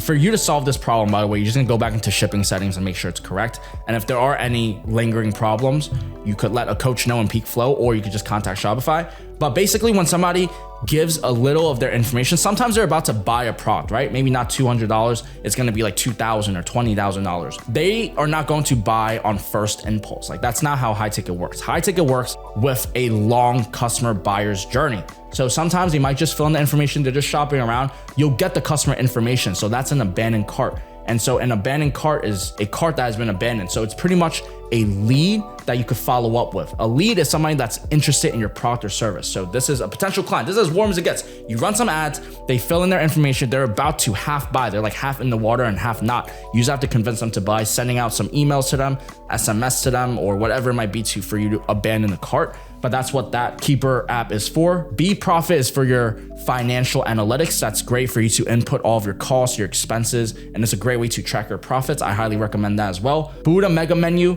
is for your mega menu customization, which is going to be on your homepage. So this is your mega menu. This is the basic one that we have on Shopify. But again, you could go a little bit more in depth into it. You could build out your own mega menu. So you could check out the Buddha mega menu navigation. And then for live chat, Trevor recommends Chatra. I used Tidio. There are more ways to the top of the mountain than one. Feel free to use any of these sauces, guys. Me and him are on the same team, and we're gonna help you absolutely kill it in high ticket e-commerce. We're at the forefront of this, and we are gonna continue doing our best to serve you guys. So let's continue. Now, in terms of store reviews, the one thing with Judge Me reviews is you could actually import your reviews. And I recorded a video in the past demonstrating how I set up reviews onto the Belcopia store. So it's a quick 1-2 minute video. By the way, guys, if you need access to this Notion, you just have to let me know and comment down below, or just hit me up and we'll give it to you so that you have all of this information. But that is pretty much it when it comes to your apps. You need your Judge Me app, you need the reviews app, you need shopping feed app, you need the bold search and filter app, you need your email marketing apps. We already set everything up over here. And then in terms of finalization, you could refer to Belcopia as a store example. You could look at other stores as well. And then if you want access to Trevor's course, We have another link to come into our school community. Maybe you're watching already, so you already have access to it. But pretty much, this is where we're just gonna consolidate all of our information, and then you'll just have access to both of our course information to just get started. Like, you have literally no reason to not be able to get your first high ticket e-commerce sale. However, when you do, when you start managing your ads, scaling it, building systems, automations, I highly recommend you to check me and Trevor out, and we'll help guide you and just share with you the wisdoms to help scaling your business to 7, 8, 9 figures, because we just do this all the time. So it's fun for us. It's probably the best part of building a business. It's being able to scale with good foundations. And so if you guys watch through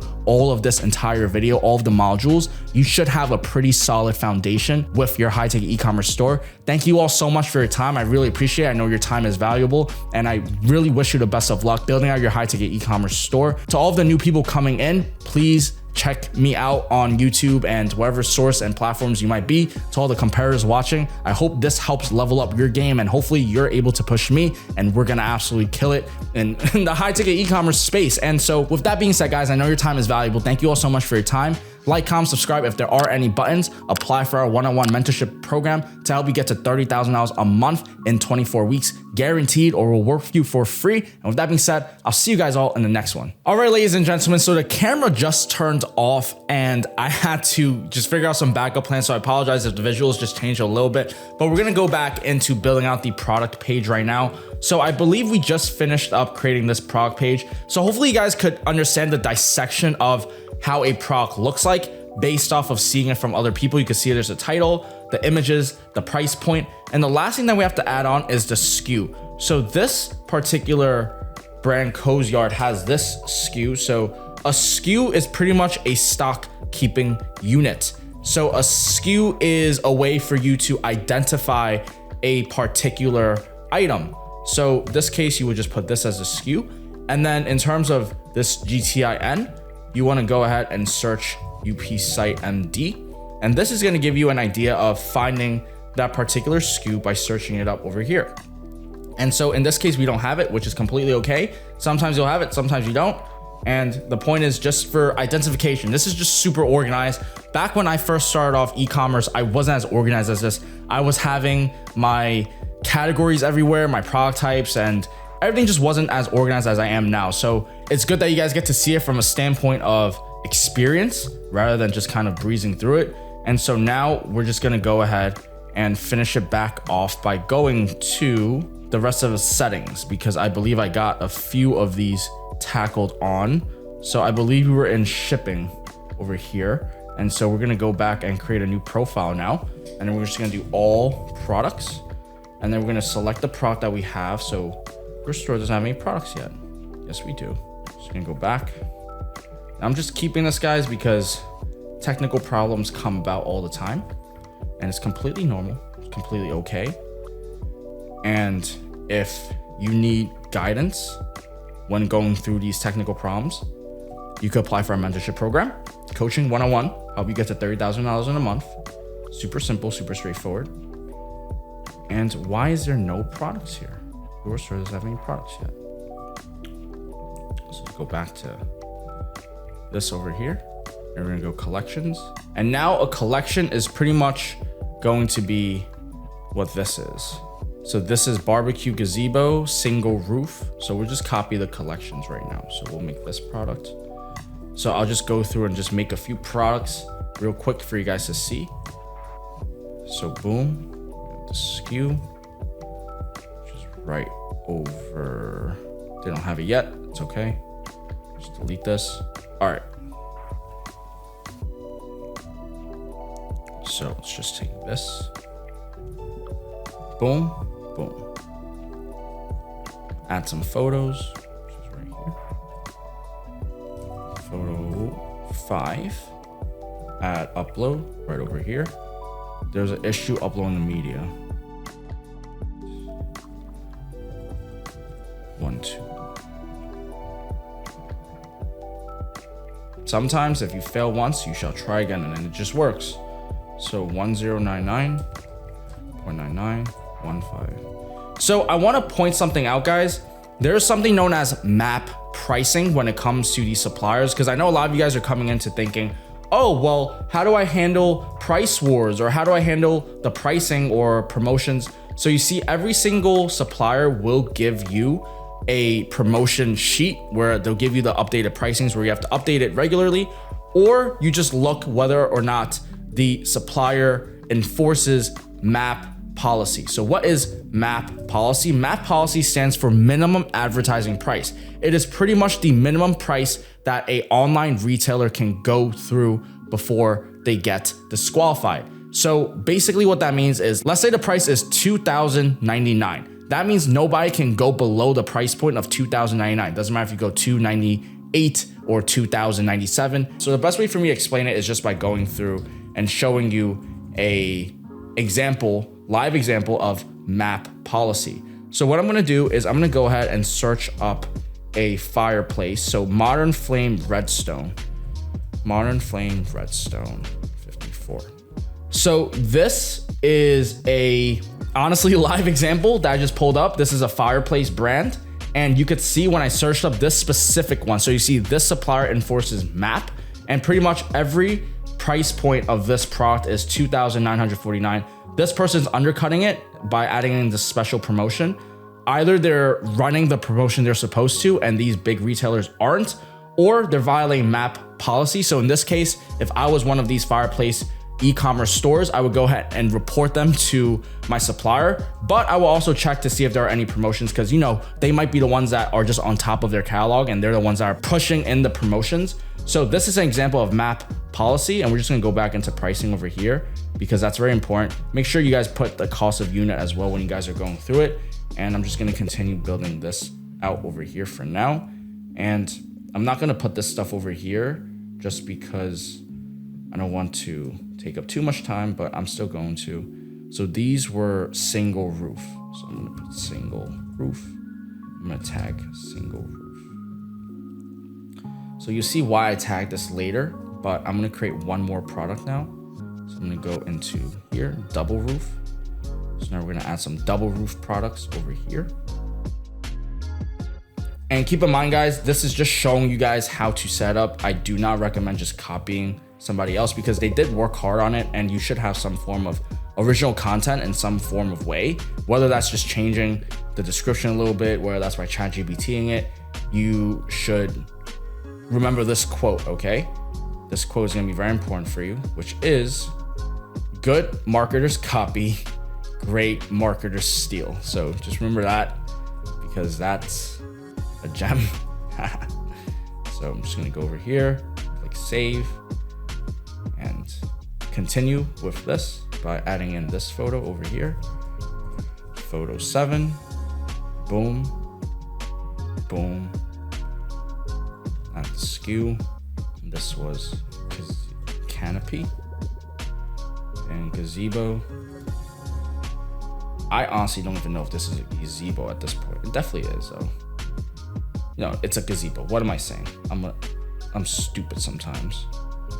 That's okay, because I'm still going to teach you how to build a successful high-ticket dropshipping store. So it doesn't matter.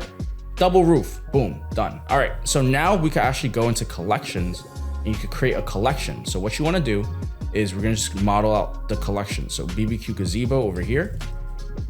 So this you could honestly just put through all of them. So you could do the product tag, so that's why the tag was important, or you could do the title. So in this case, I'll just put the title. These are all of the products that are named gazebo. So we'll probably change this as well to just gazebo. So you can see these are all the 3 products that we just created for gazebo.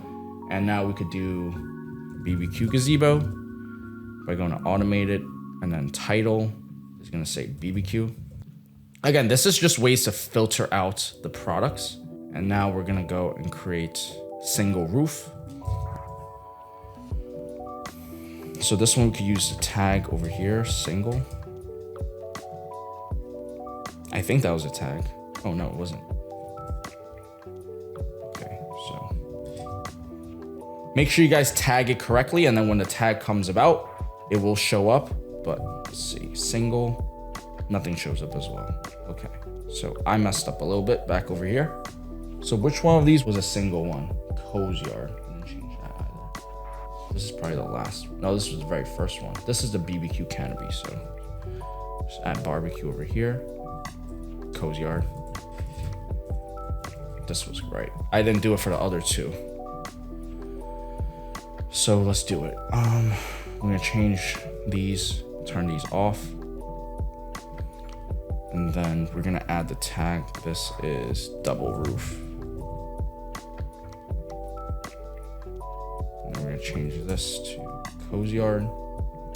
So sometimes you do have to go back and just fix through it, but we're just gonna keep this show going on. And we're gonna keep on putting in that work, baby. Let's go. Single. Okay. Now we're gonna go back to collection pages. So before we were doing a single roof, so we're gonna do double, tag, double, and I bet you something's gonna show up here now. Okay, nothing show up. Why is nothing showing up? Product tag is equal to double. Right over here. So that's the single one that just came up, and now the double should have shown up, but maybe we didn't put in the word double, I guess. So we're gonna have to just go back and double check one more time. Yeah, I guess it just didn't go through. How careless of me. Won't happen again. Double, click that, click save, and watch it appear before our very eyes. Didn't work. What is going on, Marcus? What are you doing? Boom. All right, finally. So we just created the collection pages. We created the product pages. These are just sample products. And now we could finally go back into the shipping profiles. So let's go into shipping profiles over here. Right here. All products, no products. Yeah, you see now we have products, huh? Yeah, perfect. All right, so you're gonna click save. And then you're gonna have to create a shipping zone. So for you to create a shipping zone, you're just gonna create United States. So I recommend just doing it in the United States. And then what you could do is create a separate one, but let's just do this one for now. And you're gonna click add rate. Could be quite straightforward. You're gonna create custom, free shipping, and then it'll be free shipping. So if you wanna add in price points, you could based off of conditionals. So you could sort your product by weight, which I showed you before in the product page. You could put the weight, and you could, based off of weight, you could do it by order pricing. But generally speaking, I think free shipping is what most e-commerce stores are doing, including I. So that's gonna be that. And we're just gonna click save and save this profile. So we just create the shipping profile for all products. Now, if you want to sell outside the United States, which I don't know why you might, but just in case you do, we're gonna create an international profile. And then we're gonna add all these products that we have. And then we're gonna click zone again, and we're gonna do international. And then you're gonna select all of these, and then you're gonna search United States again. And then you're just gonna uncheck it. So this is not checked, so perfect. So boom, and then you're gonna click save. And then last thing is you wanna go back into the so this is gonna be for your international one. And again, you just have to go through here, click add rate, and then custom, free shipping, save. So these are just your shipping rates again, guys. And then we're gonna go back, and then you're gonna go into all products over here. And then you just wanna make sure that when you are doing the United States, right? When you are going into US, you are choosing these specific states. I don't even recommend Alaska or Hawaii, if I'm being honest. I don't advertise there because although it is in the United States, it's hard to ship there. So I would just turn those off, and then boom, we have figured out the shipping over here. Now taxes. Taxes is gonna be something you're gonna have to seek with your financial professionals. However, when it comes to taxes, this is what I know. So when you make a charge on Shopify, when you charge a customer for tax, the only time you should be doing that is when they are from your state. So for my case, I'm in New York, so I charge people with New York state tax. That's the only time we collect taxes. Other than that, I don't believe you need to know too much about, but you do have to collect sales tax from your clients from the state you reside in. Everything that I just said is not legal advice. Go seek a financial professional for those. But in this case, what I usually do is I'll go into United States over here, and then I'll go into my specific region. See, they already charge you taxes over here, so you don't even have to worry too much about that. I would just activate it, and then here on, you want to collect tax in regions you're liable in. You have no immediate. You don't have to do too much about this. Don't worry too much about taxes, guys, only because you will get emails and everything once you do go ahead and, you know, make sales. And trust me, that stuff will come. But if you're just not starting high ticket dropshipping or high ticket e-commerce just because of this, that is something you shouldn't lose sleep over, because as long as you just do your due diligence, like once you make money, like you then worry about taxes. So let's just worry about making the money first. So you can enter your sales tax ID over here and then just fill in some necessary information, and we're just gonna move forward. But pretty much you don't have to worry too much. I've never used Vertex before. And include sales tax. I wouldn't include that. Charge sales tax on shipping. I will only set it up for your state that you reside in. But moving forward into locations over here, this is just where you would manage your inventory and stuff like that. And so when it comes to your address, I recommend using iPostal1. This is a digital mailbox where you could just reference it. And this is the same virtual mailing address that I recommend my students. So you could just sign up and create a address fully onto here to just start having a legitimate address. Gift cards, you don't have to use markets. I've never really seen this before, so I'm not going to touch too much about that. And then apps and settings, we're going to go later into that, and I'll tell you exactly which apps to install and how it works and benefits you. And we'll probably install some of them as well, but we're just going to continue moving forward into domain. So we already connected our domain, gazebosavvy.com, gazebosavvy.com. So boom, we already got this page, which you can pull off as a high ticket store already. And believe it or not, this looks pretty good. Like I like it. I like it so far. So we're gonna continue. Customer events, this is where you add in your pixel, I believe. So for those that don't know what a pixel is a piece of tracking code that you put onto your website to track your visitors, your traffic to your website. Meaning when somebody comes onto your website, you know when they add to cart, you know when they clicked on this page. All of that is being tracked using something known as a pixel. And in this case, we're not gonna add any pixels here because we're gonna do it directly onto our Google Ads side. So we're just gonna skip this for now. Brand, I believe you just put in all of your logos and all of your colors. So you could just take your time and add in your information over here, which is quite straightforward. Notifications, I wouldn't touch too much for now, and they are preset. We don't have to do anything over here except for the policies that we have to check upon. Policy pages, which we'll go over in the next module. Languages, you can just choose the language that you use, but English by default is good. Store activity log, nothing too crazy here. So that is pretty much it when it comes to settings of Shopify. And let's go back into the Notion board and see if we need to touch upon anything else. So now that we have created our product page, let's just go over and go through this Notion board just to make sure that I didn't lose anything or lose you guys in any form of the way. So I'm just going through. And by the way, guys, if you want access to this Notion, just let me know and I'll send it over to you. And so we just have to create some pages onto our store, which is the policy sides. And then we're just gonna add another demo product. We're gonna install our 1-800 number and we're almost good to go. So let's just continue finishing and cranking this out. So what I'm gonna do now is we're gonna go into creating our store policies.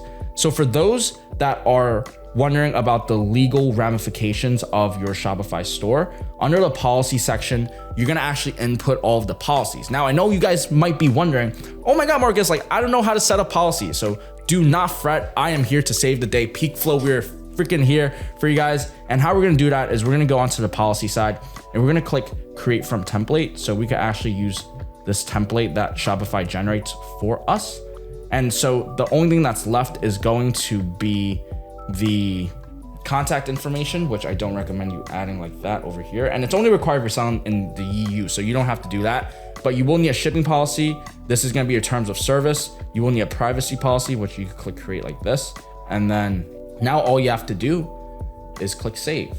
So there was one thing that I did forget, which is why I was going back into the Notion board, which is creating our Shopify email accounts. So I didn't go into this before because I was wondering on the store name and everything, but now is the time for us to go ahead and create this Gmail account so that we could input it and put it all into here. So what we're gonna do is we're gonna open this over here, going back into gazebo.com, and then we're gonna go into Google and we're gonna search G Suite.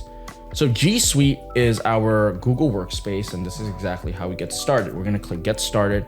We're gonna enter our business name, so it's Gazebo Savvy. There's 2 to 9.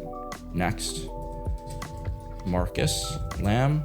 Current address, gazebozenith@gmail.com. Next, does your business have a domain? Yes, I have one. I want to use it, gazebosavvy.com. I'm gonna click Next. This domain hasn't been purchased yet. www.gazebosavvy.com. Okay, so this probably is just because it's still new. So I'm gonna have to wait right now. Gazebo Savvy, did I spell it correctly? Just confirm and just double check.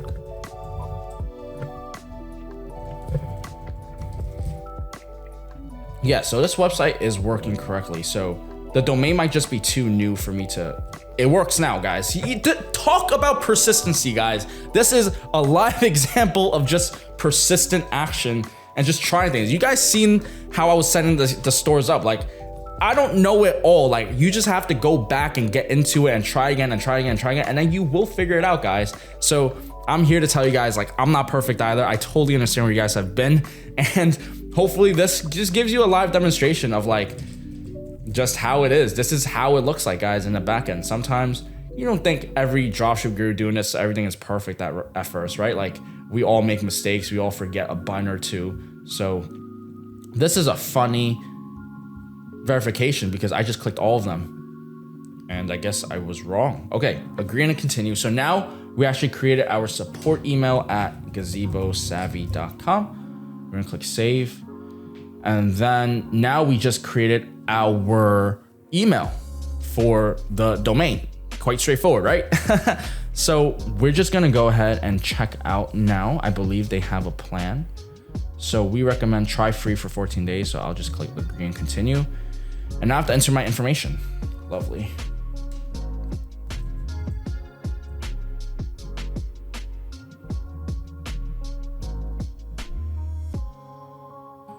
All right, guys, so I just entered in my information, and so now we're able to check out into our Google email account. So we're just gonna click I understand over here, and now we will be redirected into the admin console page for our G Suite account. Just gonna X all of this stuff out. Now we have to protect our name, create new users. So what you guys could do is you're just gonna click home over here, and then you're just gonna click users. And to connect with your verifier domain, so we're just gonna verify our domain, and let's verify right now. Next, protect your domain. I'm ready to protect my domain. Sign into your account on Namecheap. We're gonna click manage button.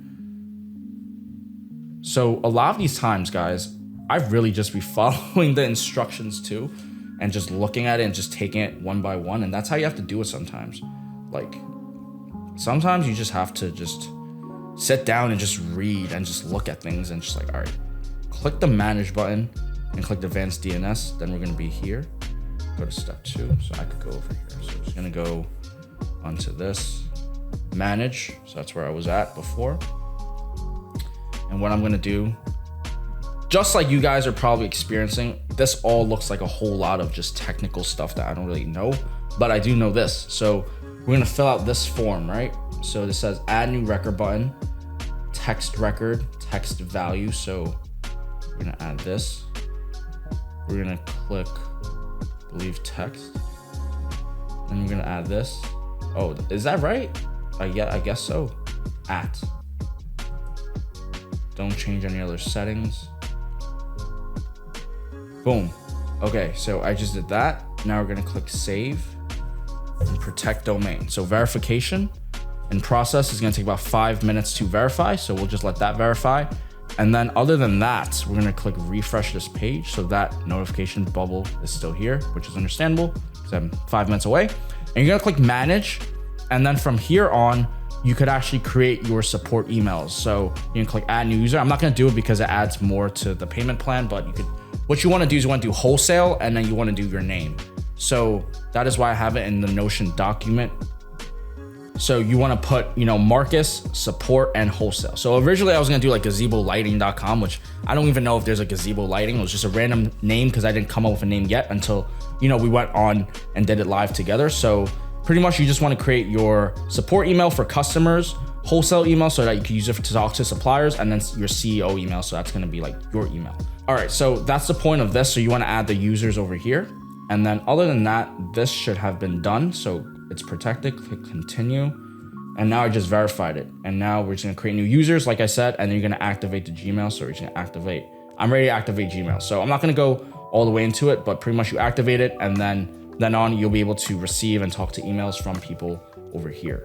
So that's gonna be how it works. So I'm just gonna use this email now for my policy pages and all that stuff, which is what we were doing in the very first place. So let's go back into settings over here, into the policy pages, and we're gonna go ahead and replace this. So gazebo zenith 5 times. 1, 2,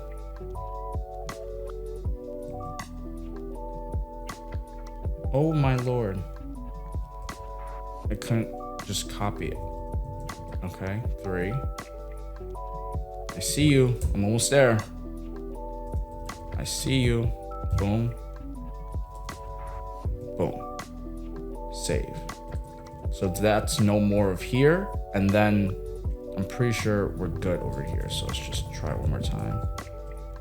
Yeah, so there's no more of these, so that's good. And then we're just gonna go back into the policy pages.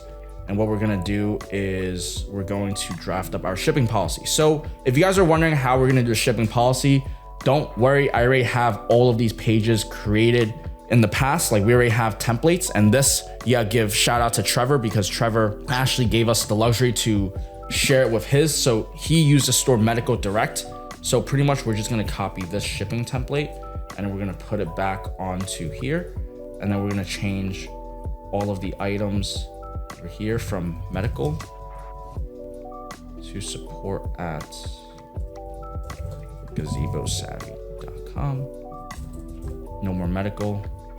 Contact info you can create from template, and then Gazebo Savvy.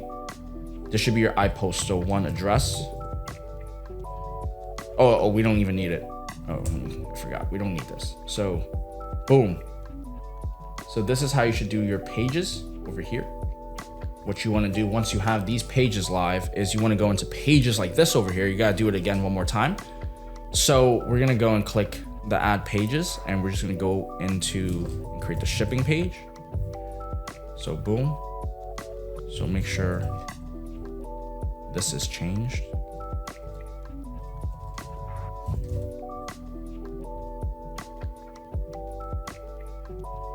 So we have the shipping page. Now we have to go into the rest of the pages, which is the price match guarantee. We have the shipping policy already. Returns and refunds, that's huge. So go to here, add page. So these pages are going to be the pages where you put in your necessary information. So we're just gonna have to change through this. Support at gazebosavvy.com. So we're gonna have to go through this a few times, which is okay.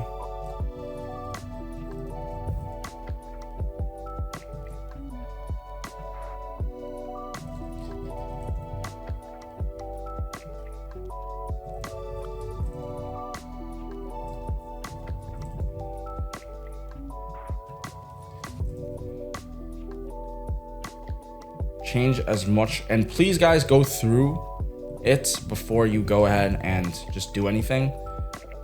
Just like read through it and just make sure all of the information is correct. Okay,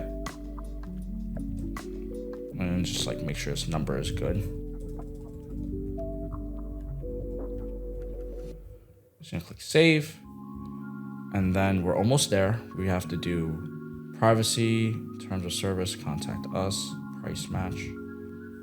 So just for time's sake, I'm not going to change the names over here, just so you guys could just kind of get the whole gist of it. But the privacy policy you could use, or you could just use from the template that you just created. So I'm going to go back into settings over here, because I believe Shopify's do be rewriting and just updating the privacy policies and the terms and conditions. So that's always a good thing that you could just reference off of. So this is the privacy policy. So you just have to go through all of this setup over here. We're almost there. So do not fret. This is the grind. All right, so terms of service, pages over here, add page, terms of service. So this is gonna be very nice because once we have this, we could go ahead and get started with everything else. So you'll see that there are blog posts that you could do. You could write blog posts and just write your articles. So same concept, just title, content, add any photos you want, and you'll have a blog. So I'm not gonna go too crazy into that, but it's very important for us to look at our store right now because we have to make some changes. So gazebosavvy.com, we're gonna have to change this, home, catalog, contact. So how we do that, this is known as a menu bar, it's a navigation bar. So what we're gonna do is we're gonna search over here and then we're gonna add shipping. We're gonna add our shipping page, which is right over here. We're gonna add our return and refund. We're gonna add our returns page, right over here. And then we'll add our price match guarantee. So search for price, page, price match, just like that. And then what we can actually do over here is we could redirect this to a collection. So this could come into, oops, what am I writing?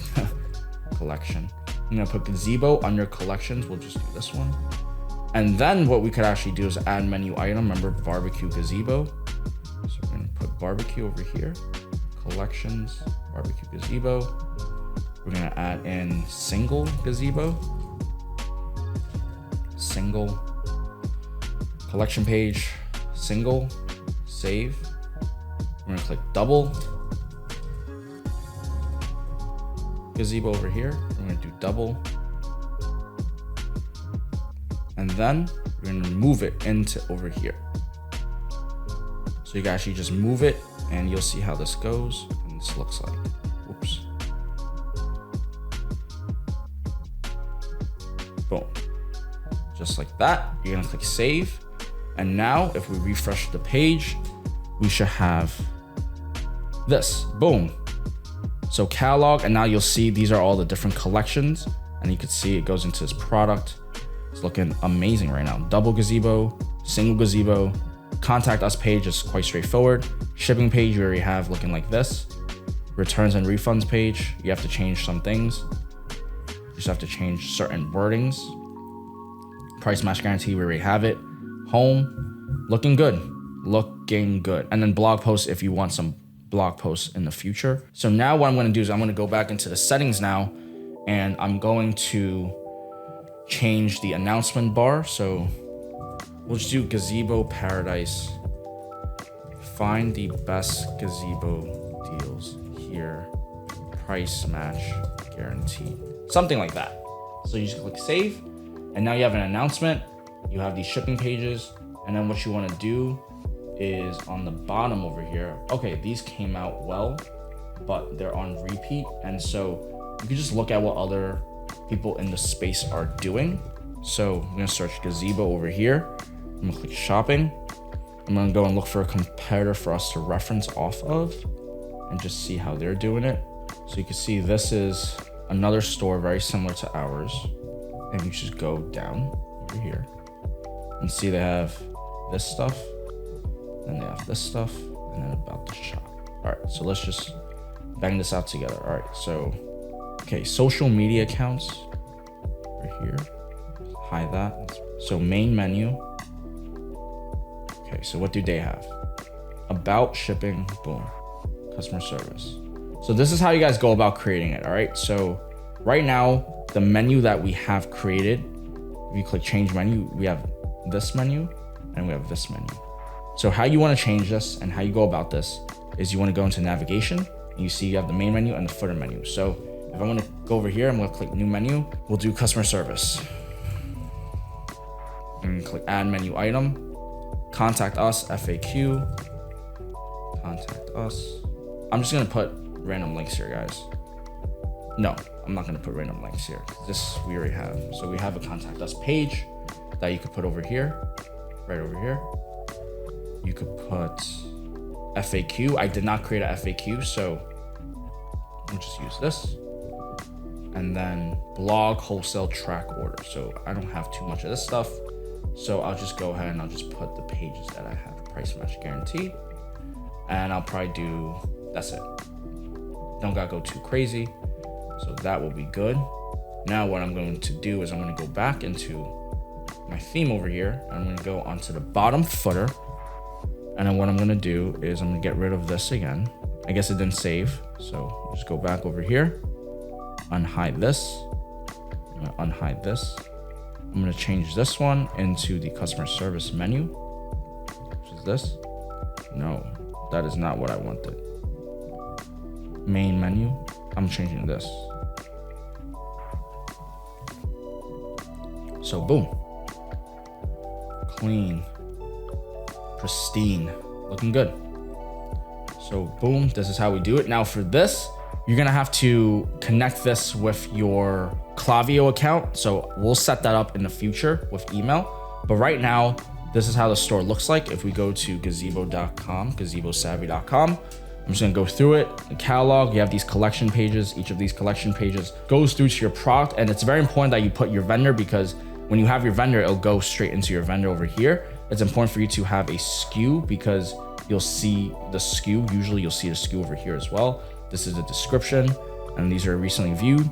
This looks good over here. All right, so we're just gonna go back into a Notion doc to see if there's anything else that we missed. So we created the product page, the collection page. We just added these pages all over here. And the last thing to do is to add demo products. So I kind of just added some products just to show you guys how to add products. I'm gonna go over quickly what kind of products to add. So when you first set up Google, you want to make sure that the products that you choose are very selected. So you could either go on AliExpress to find some high ticket products that have really good images. You could add 3 products from your cell phone, and this is used to be approved on Merchant Center. I find that the 3 products that you take works best. So this is an example of how it looks like. Literally, you just find some products that you could put and just try to just put it up there, because that's just gonna help with getting approved. And once you get approved, you could then change your product and images and everything. But you want to stay away from TVs, books, electronics, digital products, health supplements, and beauty essentials. Do not go for those, and try not to sell just generic no branded products. Try to not put the brand names in the title as well. These are some of the tips that we have when it comes to adding demo products to your store. But this demo product phase is just so that we could get approved for the Google Merchant Center, which I will explain a little bit more about, but I will give you a general synopsis of how it works. So basically, for you to run ads on Google, you need to connect your Shopify store to the Google Merchant Center. It is the merchant middleman between your Google ads and your Shopify account. And so this Merchant Center is what's stopping you from advertising on Google, and Merchant Center is what's going to go through your web page, crawl through, see if it's scammy or not. And the reason I do that is because there were lots of scams on Google Shopping in the past. And so this is just one layer of protection, not only just for Google, but for the customers that are on Google. It's just to verify that everybody that's on Google Shopping is legitimate, which is fine, because if you did what you're supposed to and you followed the modules step by step, you should have an LLC already. You should have your store formation. You should have all of the necessary legal entities ready so that you could just properly go into the situation. So you use Google Merchant Center to connect your Google ads with your Shopify store, and then you use Google Analytics to track everything. Remember I told you about the pixel and everything? So you use Google Analytics to track all of that data that's coming into the traffic of your website. If you guys haven't watched the previous modules in the past, I go in depth on the terms and the terminology used. So I just use some terminology, so hopefully you guys understood that. Moving forward, some examples of AliExpress, Alibaba high ticket products. You guys might be wondering, it's like, what are you talking about, Marcus? How do you find, like, you're the one that always is not nice to, you know, Alibaba users and people on AliExpress, but you could actually go like this and you could find examples. I don't recommend this, but this is a great way for you to find high ticket products. You go onto Alibaba, and then price, you could just do like 5,000. And then what you'll end up seeing is you'll see a lot of these products that you could probably put up. You see, these are good examples of potential products that you could put up. Again, with the Google Merchant Center, it's very hit or miss. Like, it's very hard for me to tell you exactly what photos to put up. However, this is a good start. You can also take photos on your cell phone of different products. But before you go and apply to suppliers, you need a demo site. You need a demo website to pretty much close suppliers. You need websites. You need products to show that you're a legitimate website. And so if you don't have any products, you could start by just applying and using these photos. Of course, you're gonna have to remove like the white things on the background and just, you can import these in. I'll show you guys exactly how to import like this photo in and what I would do. So like I would go like this. I would create the product. So I'll go back into products over here. I'll click add product. I would say it's Orient Gazebo Aluminum Pergola. I spelled aluminum wrong. Hope I spelled that right. Aluminum. And then you could go and write the sizing if they have. I'm not gonna go too crazy with it, but basically you can add the photo, add the title, slap a name on here, put the price point, and then go about it. Now again, when I say don't put the brand name, it's for the merchant center. So it's very, I know, contradicting because you need suppliers to apply for the dealer programs, but you also need to have the right products to apply to the merchant center. So it is what it is. I recommend first getting approved for the merchant center. However, you could also just start off by having some demo products, by getting some sample suppliers, whether that's over here, whether that is whatever you might have to onboard some demo product suppliers. But questions like these, we'll tackle more in our one-on-one mentorship program, but these are pretty much what you have to do. Just either take photos to get approved, or you could upload some really good looking products from here. You wanna stay away from this, and you just wanna get your merchant center approved. That's basically it. And now we're gonna finish it off by setting up our 1-800 number and our live chat. And so this is how we do it. Basically, our 1-800 number could be used either Grasshopper or Open Phone. Now in Trevor's course, he recommends Open Phone, but like I said in the very beginning of the video, there are more ways to the top of the mountain than just one. So I started off using Grasshopper. Now we both use the PeakFlow CRM, which is exclusive to our students inside the one-on-one mentorship community only. It's pretty much our high ticket dropshipping software where we connect our phone and the live chats all together, all organized to just centralize your business. And it's something you need once you do have a high ticket e-commerce store. So I highly recommend you to enroll in our program so that you can get exclusive access to this CRM. But pretty much, we're just gonna go ahead and sign up for the Grasshopper number right now and just get a 1-800 number for our store. Now, keep in mind, this works for any business. You could literally just come on here and just get your 1-800 number. So 1-800 flowers. So I'll just do 555-0192. Just see if there's a number like that. Get a randomly generated number. Click this. You can choose a plan, build monthly. You can just start off with the basic one and then just go like that. And then now you have to put your emails, support@gazebosavvy.com. We're gonna enter our password. We're gonna put our name. How do we hear about us? Customer. All right.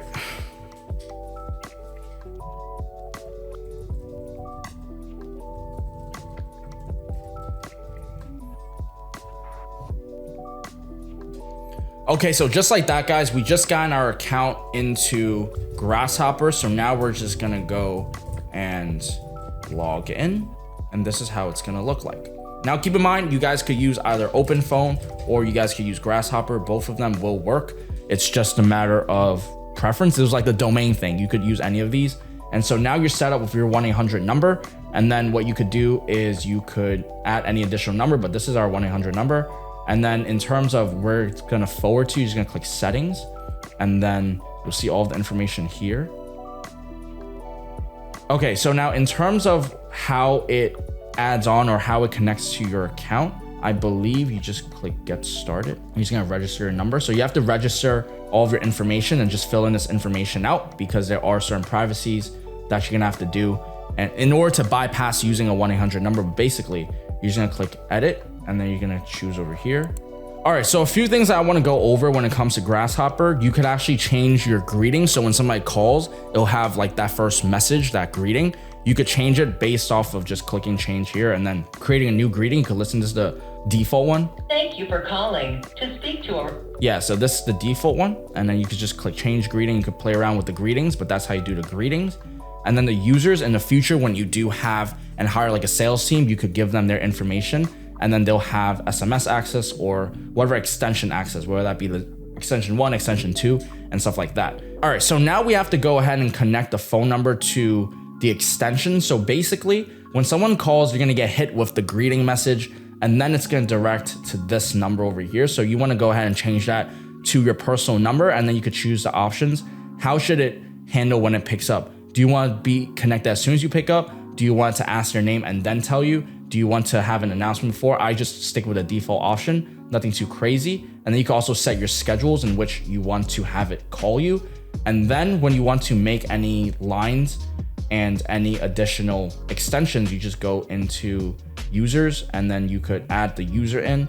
But most importantly, you could add in other lines. I believe it's on extensions. Actually, it's probably on extensions. You're gonna have to play around with the software, but it's quite straightforward. If you want to make more extensions, just add an extension. You can add an extension, and if you want to add people, you go to users, and then if you want to change the greeting or the voicemail in the very beginning, you use this. And that is pretty much it. You just base it off of this Grasshopper plan, and that is it for Grasshopper. And then you can either use Open Phone, which Trevor goes into detail with that, and pretty much once you do get into the groove of how to get e-commerce, you could transition to our CRM and use that software. But right now, again, we're now going to install the live chat. And so live chat, I recommend using either Tidio or Chatra. Again, there's more than one way to the top of the mountain. So Trevor used Chatra originally and I used Tidio. And now we're just going to create an account for Tidio. So if you guys want access to the Open Phone one, just go ahead and check out his course and he's gonna have that for you to look at. So it's good that we just cover up all areas so that there's no way that you can't do it. So I just signed up for an account and I'm just gonna put in my account like this and just fill in the necessary information. Just click next. And you don't really have to answer this. So we're just gonna go through it. Shopify though. Next.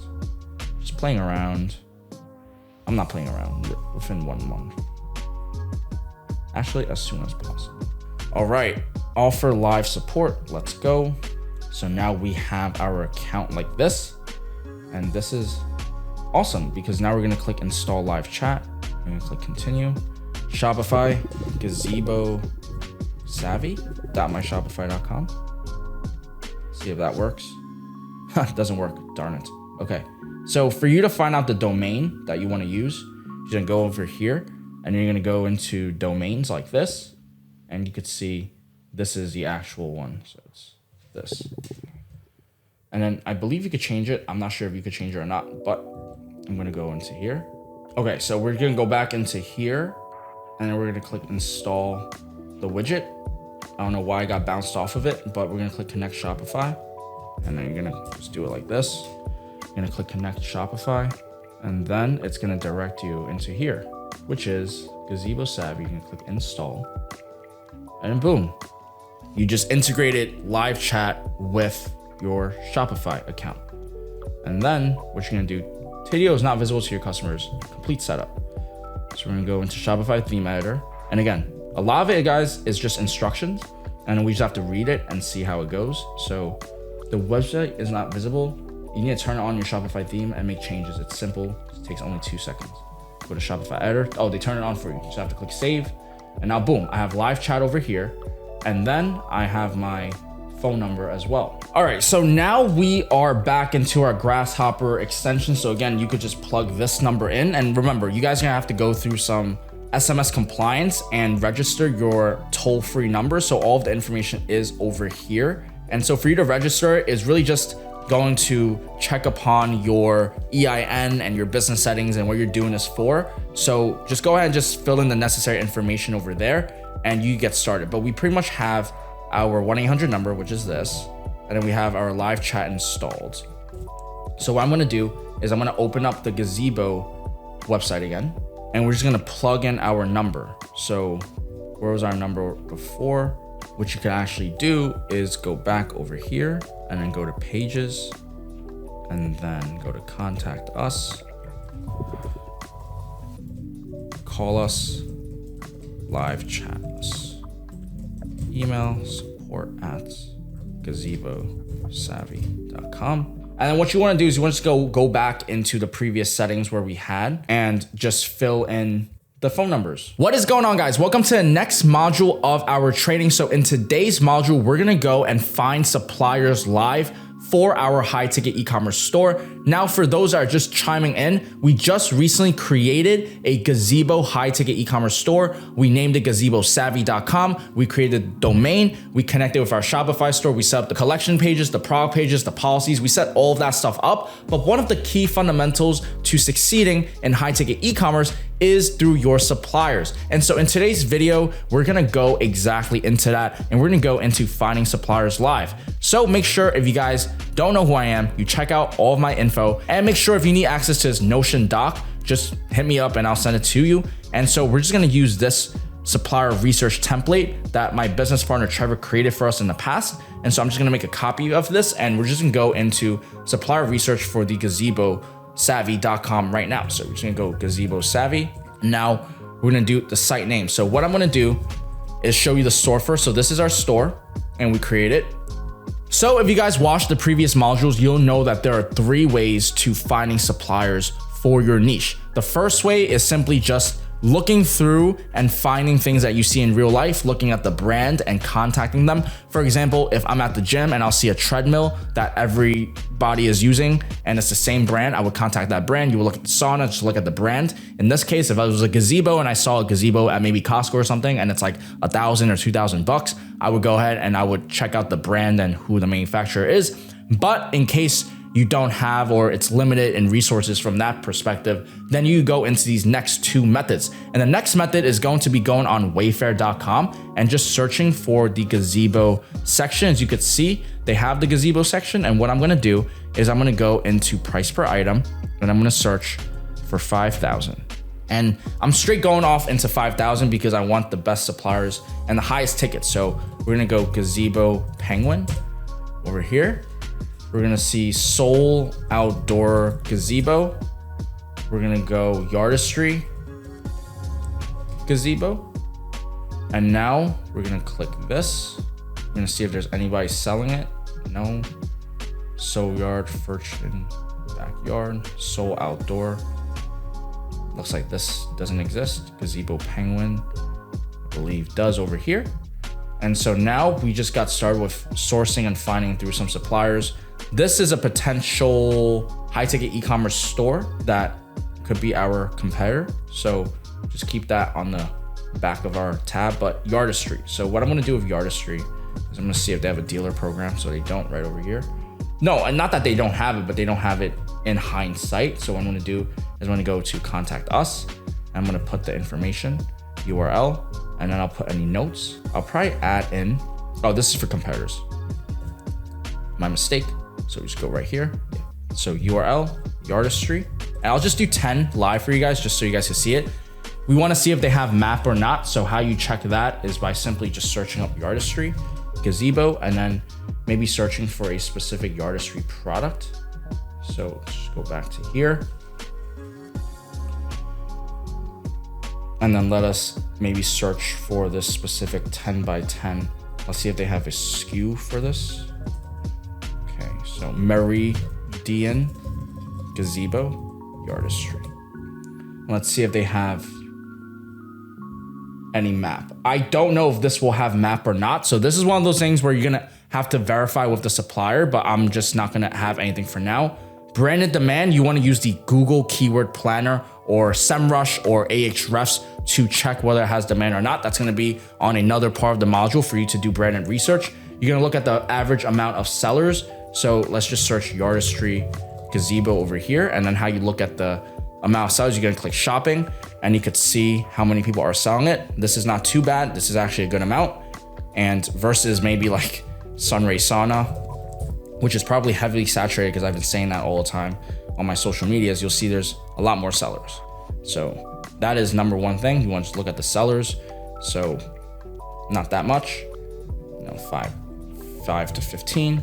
Now you want to put their phone number, which is right over, where is it? Let's go back to yardistry.com and I'm gonna click contact us. and you'll see that they have this number that you could put over here. You put the phone number. You could put their email. And now remember in the beginnings of the module, if you guys watched through it in the very beginning, I told you guys you want to make a sheet of like 100. I would just spend like a week and just add as many suppliers as I can because there are so many. There are so many out there. And I'm just only going to do 10 just to show you guys. And pretty much we're just going to rinse and repeat. So phone number,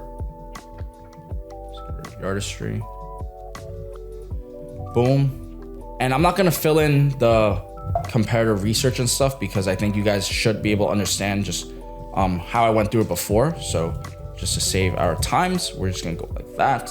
And we're gonna continue now finding more suppliers. So another way you could do it is by going on Google and searching for the word gazebo dealer program. And you'll see that there are other gazebo dealers right over here. CreativeGazebo.com, gazebo.com, ParagonOutdoor.com. Nice. Paragon Outdoor. Boom. Let's look for their phone number, which is right here. 877-782-4482. Put it like that. Support at Paragon Outdoor. And we're just gonna continue. Country Lane Gazebo. So they have a website over here to apply to become a dealer. So that's perfect. This is gazebo.com. No, this is Country Lane. Country Lane Gazebos.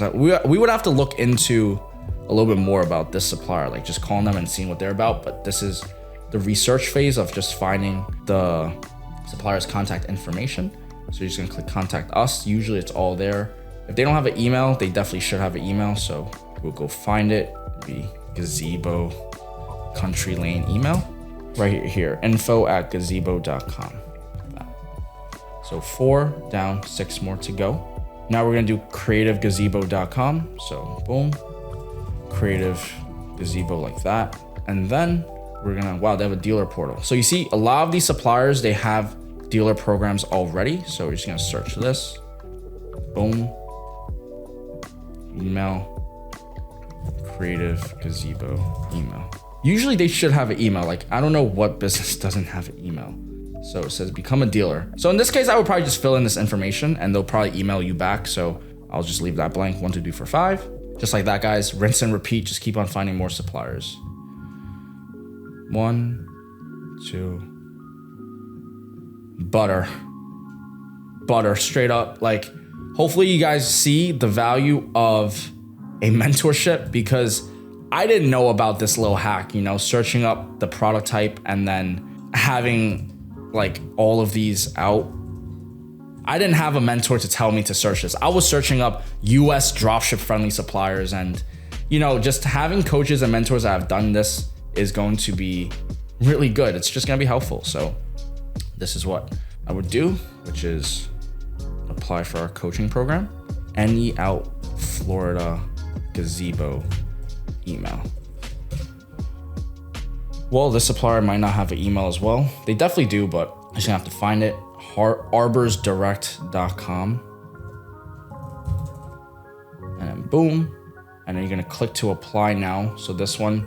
So a lot of the times, if they already have a dealer program on their website, what you wanna do is you want to submit it and then give them a call. Cause it's like, they're just gonna redirect you here. So you might as well like fill it in first. But in this case, this website doesn't have a phone number. So I wouldn't even use that. So I'm Xing that out to the next one. Complete dealer program. How am I supposed to be your dealer if you don't have a contact us? This is exactly what I mean by communication. How am I supposed to do orders with you if you don't have the proper communications on your end? Meadow View Gazebos. Meadow Views Gazebo. The next one, Shade and Shelters.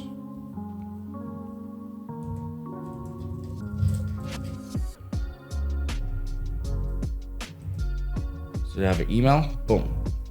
And then you can just follow the script that we have, and we're almost there, guys. So we are starting to potentially run out of gazebo? No, there's so many. There is so many.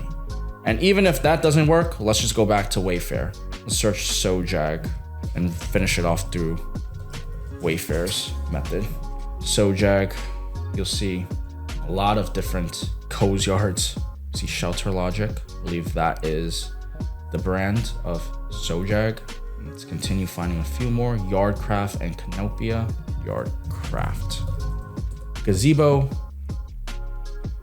And then boom, right over here, you see they also have backyard structure kits, patio furniture, fire pits. We're gonna go into contact us. We're gonna have this page over here, Yardcraft, and then we're gonna add in the phone number and info@yardcraft.com. How many is that? 1, 2, 3, 4, 5, 6, 7, 8, 9. We'll do one more for you guys just to bang it out at 10. And we'll do canopia.com. And then what you're gonna do is just rinse and repeat what I've been showing you. So we're gonna copy this. Let's see if they have any dealer program pages, but I think it's just a contact us page. Contact us, boom. So put this, Canopia. And then what we're gonna do is we're gonna find their information. So boom. So this store doesn't give them a phone number to contact or anything. Whack. Don't want it. Let's continue finding more. Exaco, $18,000, guys. Is that a greenhouse or a gazebo? Gazebo. Exaco gazebo. Boom. Wow. High ticket dropshipping at its finest. Brands. Exaco, Jansen's, Mott, Solix, Rion. Guys, use these. Like, you're welcome. You're welcome. Make sure you use my affiliate link on Shopify. You're welcome. I just found a killer high ticket e-commerce store. I'm so sorry for exploiting the gazebo niche, guys, but it is what it is. It's for the Peak Flow community. Another high ticket dropshipping e-commerce store. You could tell because of the formatting. Do they have the SKU? You see? Boom, SKU. Let's see if the other one has it. Nope. I don't believe they do. But these guys are definitely killing it, man. Selling $20,000. If you do the right math at 20% margin, that's a low one. 20% margins off a $20,000 product, that's $4,000 profit off one sale. And that's how they're definitely, tanking it. So let's just take Exaco Gazebo, because that's probably what you guys are all trying to wonder, right? ExacoGazebo.com right over here. Now, retailers, boom, dropship programs, boom, look at all of these. Competitors, retailers. And so what I'm gonna do is I'm gonna copy over here, customer service, Exaco. What a nice way to end the supplier research by finding like a killer supplier. This is crazy. Like, I would sell this. Like, I'm gonna look into this one. And then 512-507 407-8500. So boom, just like that, guys. Canopia, I believe this was gone, right? So we're gonna delete that, like just like that, boom. So now your goal is to rinse and repeat this 10 more times of 10. So your goal is to get to 100 suppliers. Just do your due diligence. I promise you, if you just do your homework, you write down all of the suppliers, write down their phone number, you do your research beforehand, you have their emails. Now you go into it and you give them calls. Boom, let's say you call like just 5 a day. You just call 5 a day, add any notes. Let's say you called, spoke with Jeff, follow up in 2 weeks. And then you put the date, which is like 5/12 or some shit that you have to follow up. And then boom, you could just, now follow up 1. And then you could also get like the email of the representative and, just notes, emails, name, follow-ups. And this is how you start acquiring suppliers. This is how you do your product sourcing, finding all of your suppliers. I hope you guys find value in today's video. Make sure if you guys have any questions, let us know in the school community. Let me know in the comment sections and all that fun stuff. That's it for now. To the next one. Ladies and gentlemen, welcome to the next module of the program. So in today's huge module, we're gonna go through suppliers, specifically onboarding suppliers, just helping you figure out how you're going to source out your products, how you're going to find suppliers, how you're going to add their product catalog onto your Shopify store. We're gonna go over all of that in this module that we have today under onboarding suppliers. And so the first thing that we're gonna touch upon is knowing the difference between traditional AliExpress suppliers as well as high ticket dropshipping suppliers. So I have a lovely product catalog here from AliExpress, and you could see these are the typical products that you're sourcing through every single day if you're a struggling dropshipper that's still trying to dropship from China, which I don't know why you're doing that if you're watching this. The point is, you could see that a lot of the products that they're looking for, look at this specific one. This is a rose bear. And so there are multiple ways to source out the products. You can either use AliExpress, eBay, or you could find a high ticket supplier. And so I'm just trying to give you examples of how the space works inside the online world. Meaning, when I was going about dropshipping in the very beginning, I was relying on AliExpress, but I didn't know that there was actually a shortcut to it. Meaning, I found the same products on eBay. And you'll notice that they try to upmark the price a little bit. I mean, from $10 to $40 over here. But pretty much you could use eBay as a source of fulfillment center. I've done that and I don't recommend it because you're gonna end up having tons of volume and you're gonna be relying on your vendors from eBay and just gets a little bit messy. You can't build a long-term business from that.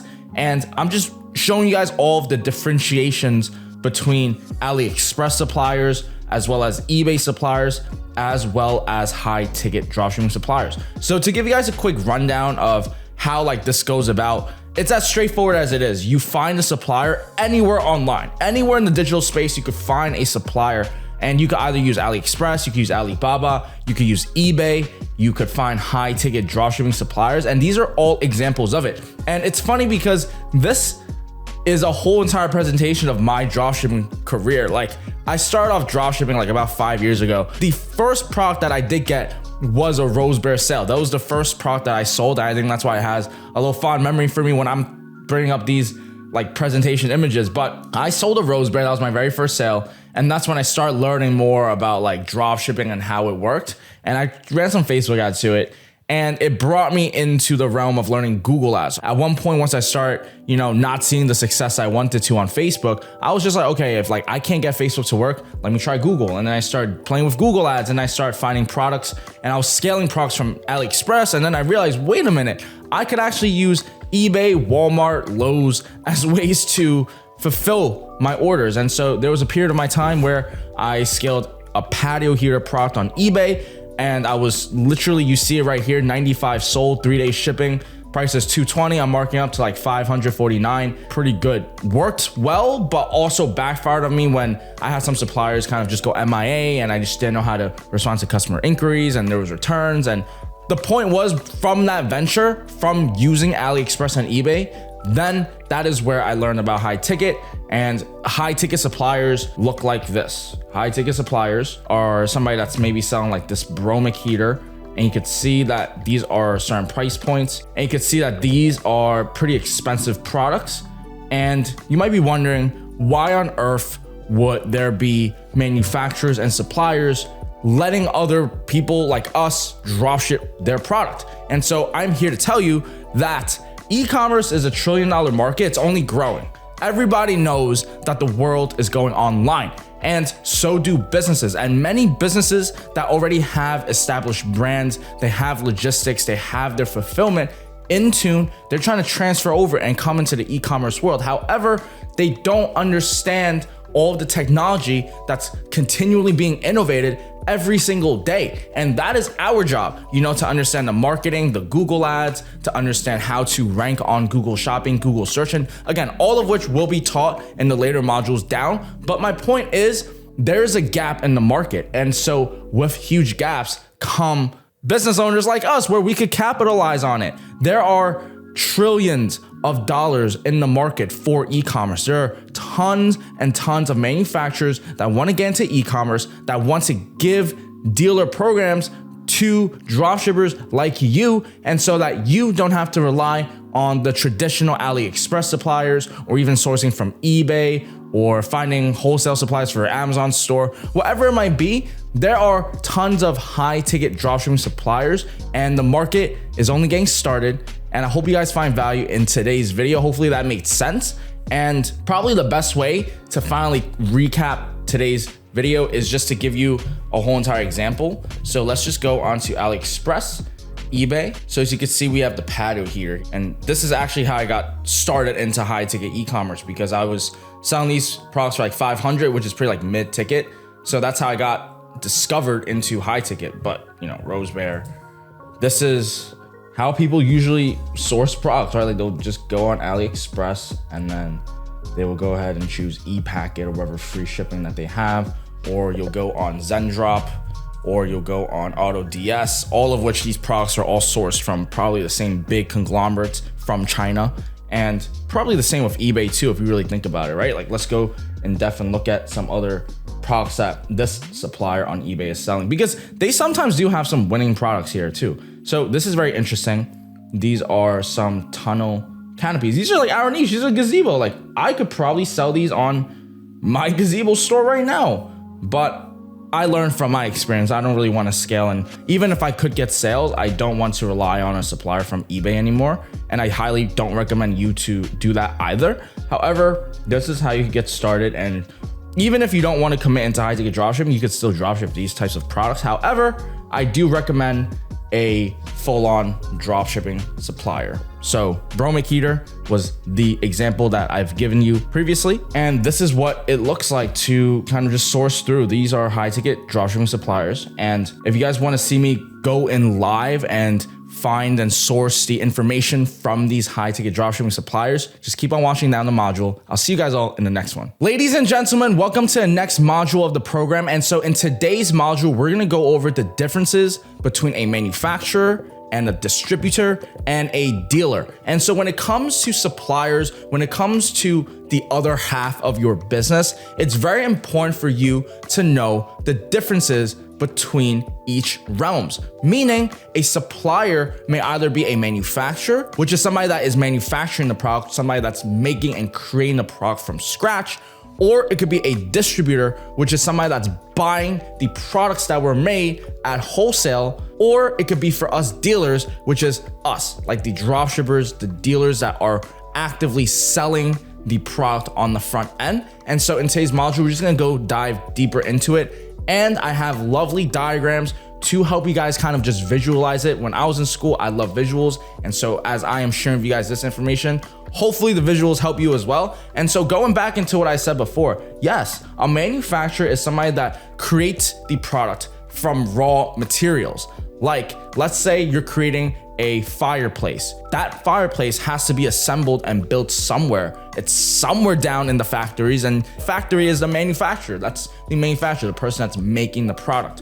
Versus the distributor, who's pretty much organizing things. People that have lots of money, investors, are buying things in bulk so that they could be transacting and figuring out the logistics and pushing it to certain big markets. And that's where us as an authorized dealer come into play. And by the way, guys, I didn't invent this business model. This business model has been here through the test of time, from manufacturers to distributors to authorized dealers. It's everywhere, and you'll slowly just realize that this applies on e-commerce as well, which is what we are, online authorized dealers. And going back, I made a quick diagram just to show you guys how it works. It's all the same fundamentals, which is product development is coming from the manufacturer. So in this case, let's just say it's a sauna manufacturer, and then there's a wholesale or distributor. Keep in mind, guys, sometimes the manufacturer could be also the distributor. It depends on the supplier, it depends on the brand, but it's also possible. I've seen that happen many, many times. Moving forward, once it goes through the distributor in wholesale or bulk purchases, then it comes down to the dealer, which then comes down to the final customer. So as you can see, from the moment a product is made, it goes through a ton of chains of command.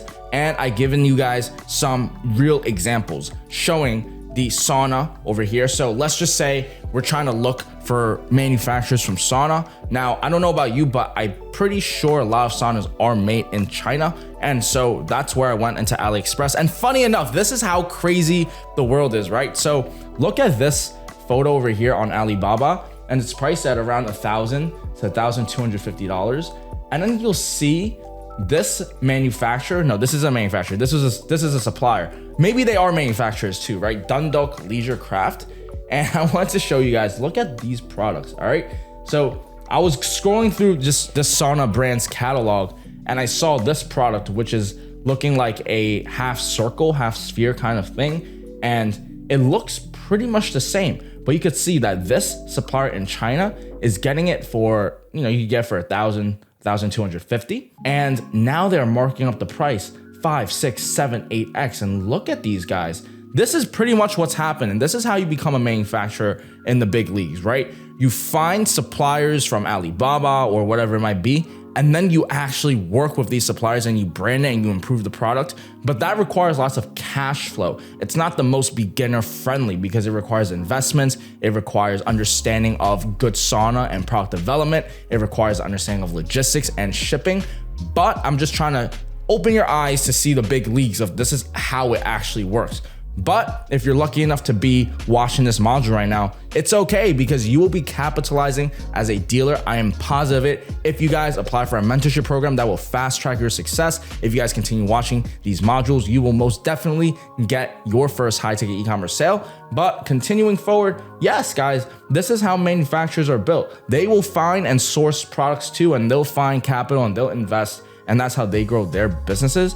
And then you could see that these panoramic view barrel saunas were once priced at about $1,300, and they were given a logo and probably a little improvement inside the sauna, and they marked it up to $13,000, in which it comes from the manufacturer's hand to the distributor to the dealer. And so because these products are such high ticket, because these products are such high price point, there is more margins, and everybody in the chain of command eat. The manufacturers will make their cut, the distributors will buy enough products at wholesale to make their big cuts, and then us as dealers, we're able to resell a product that isn't ours to begin with. And this is just so powerful, guys, because if you're watching this video, you know that it is extremely hard to actually build product, to build a reputable brand. That is what most dropshippers end up trying to evolve to. That is not really dropshipping anymore, because once you do verify your winning product, you will then go ahead and you have to slap your logo on it. Then you have to invest into cash flow,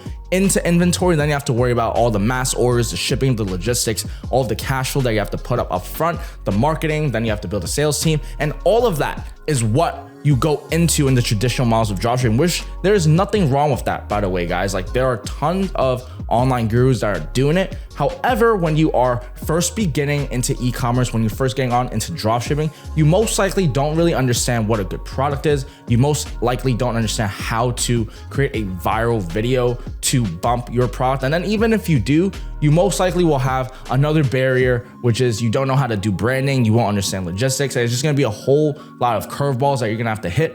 Or you could just apply to become an authorized dealer or a reseller for established brands already. So for example, in this case, if you just partner out with Dundalk Saunas, they already figured out the product, they already have their logistics, they already have their connects, and they're giving us dealers a chance to resell their products. They're just gonna continue advertising the Dundalk brand, and they'll have a line of dealers that are all doing sales for them. And this is how the e-commerce world is unfolding. This is how it's literally going in 2024 and onwards. It's absolutely cool. And so hopefully you guys understand the differences between a manufacturer and a distributor and a dealer. A manufacturer is the factories, the suppliers that are making the product from scratch. Then you have distributors that are buying products at bulk. And keep in mind, guys, these distributors, they could be working with a ton of different manufacturers and suppliers. Let me just give you guys a live example real quick, just so you guys understand what I'm saying. This is an example of a distributor in the hearth, grill, and fireplace niche. Again, guys, you're welcome for sharing with you guys all of this amazing information. Make sure if you guys find value, if there are any links to support the algorithm or any of that, please like, comment, share, whatever it might be. But you guys could literally apply on here, and the dealer form is right here, and then you just fill out your information. And if you follow all of the stuff that I said in the previous modules, you will have your EIN set up, you will have a good website looking, and you'll be able to apply to become a reseller for a distributor that has been here for, it looks like, about 75 years. I don't know, but I do know that they have a lot of different suppliers inside one, and that is what I'm trying to say. Look at this, guys. You see Fire Magic Grills, you see Cedar Creek Fireplaces, you see American Outdoor Grill, you see Bromic Heaters, you see American Fire Design, you see American Fire Glass. These are all different suppliers. And so sometimes if you find a distributor that has tons of suppliers, man, you are in luck. I've seen some distributors that have over 100 different suppliers, and then that's just when you just have to figure out how to upload that entire catalog onto your store. But that's a great problem, right? And so going back into the diagram, that's what a distributor is. And then you have manufacturers. And then finally, we are a authorized dealer for them, meaning we get resale permission. We're able to affiliate for those products. We're able to sell those products on their behalf. We get our cut. We worry about the marketing, worry about the sales, we worry about the customer service in between the manufacturer and the customer. And this is how the chain of command works in the world of e-commerce. So hopefully you guys found value in today's video.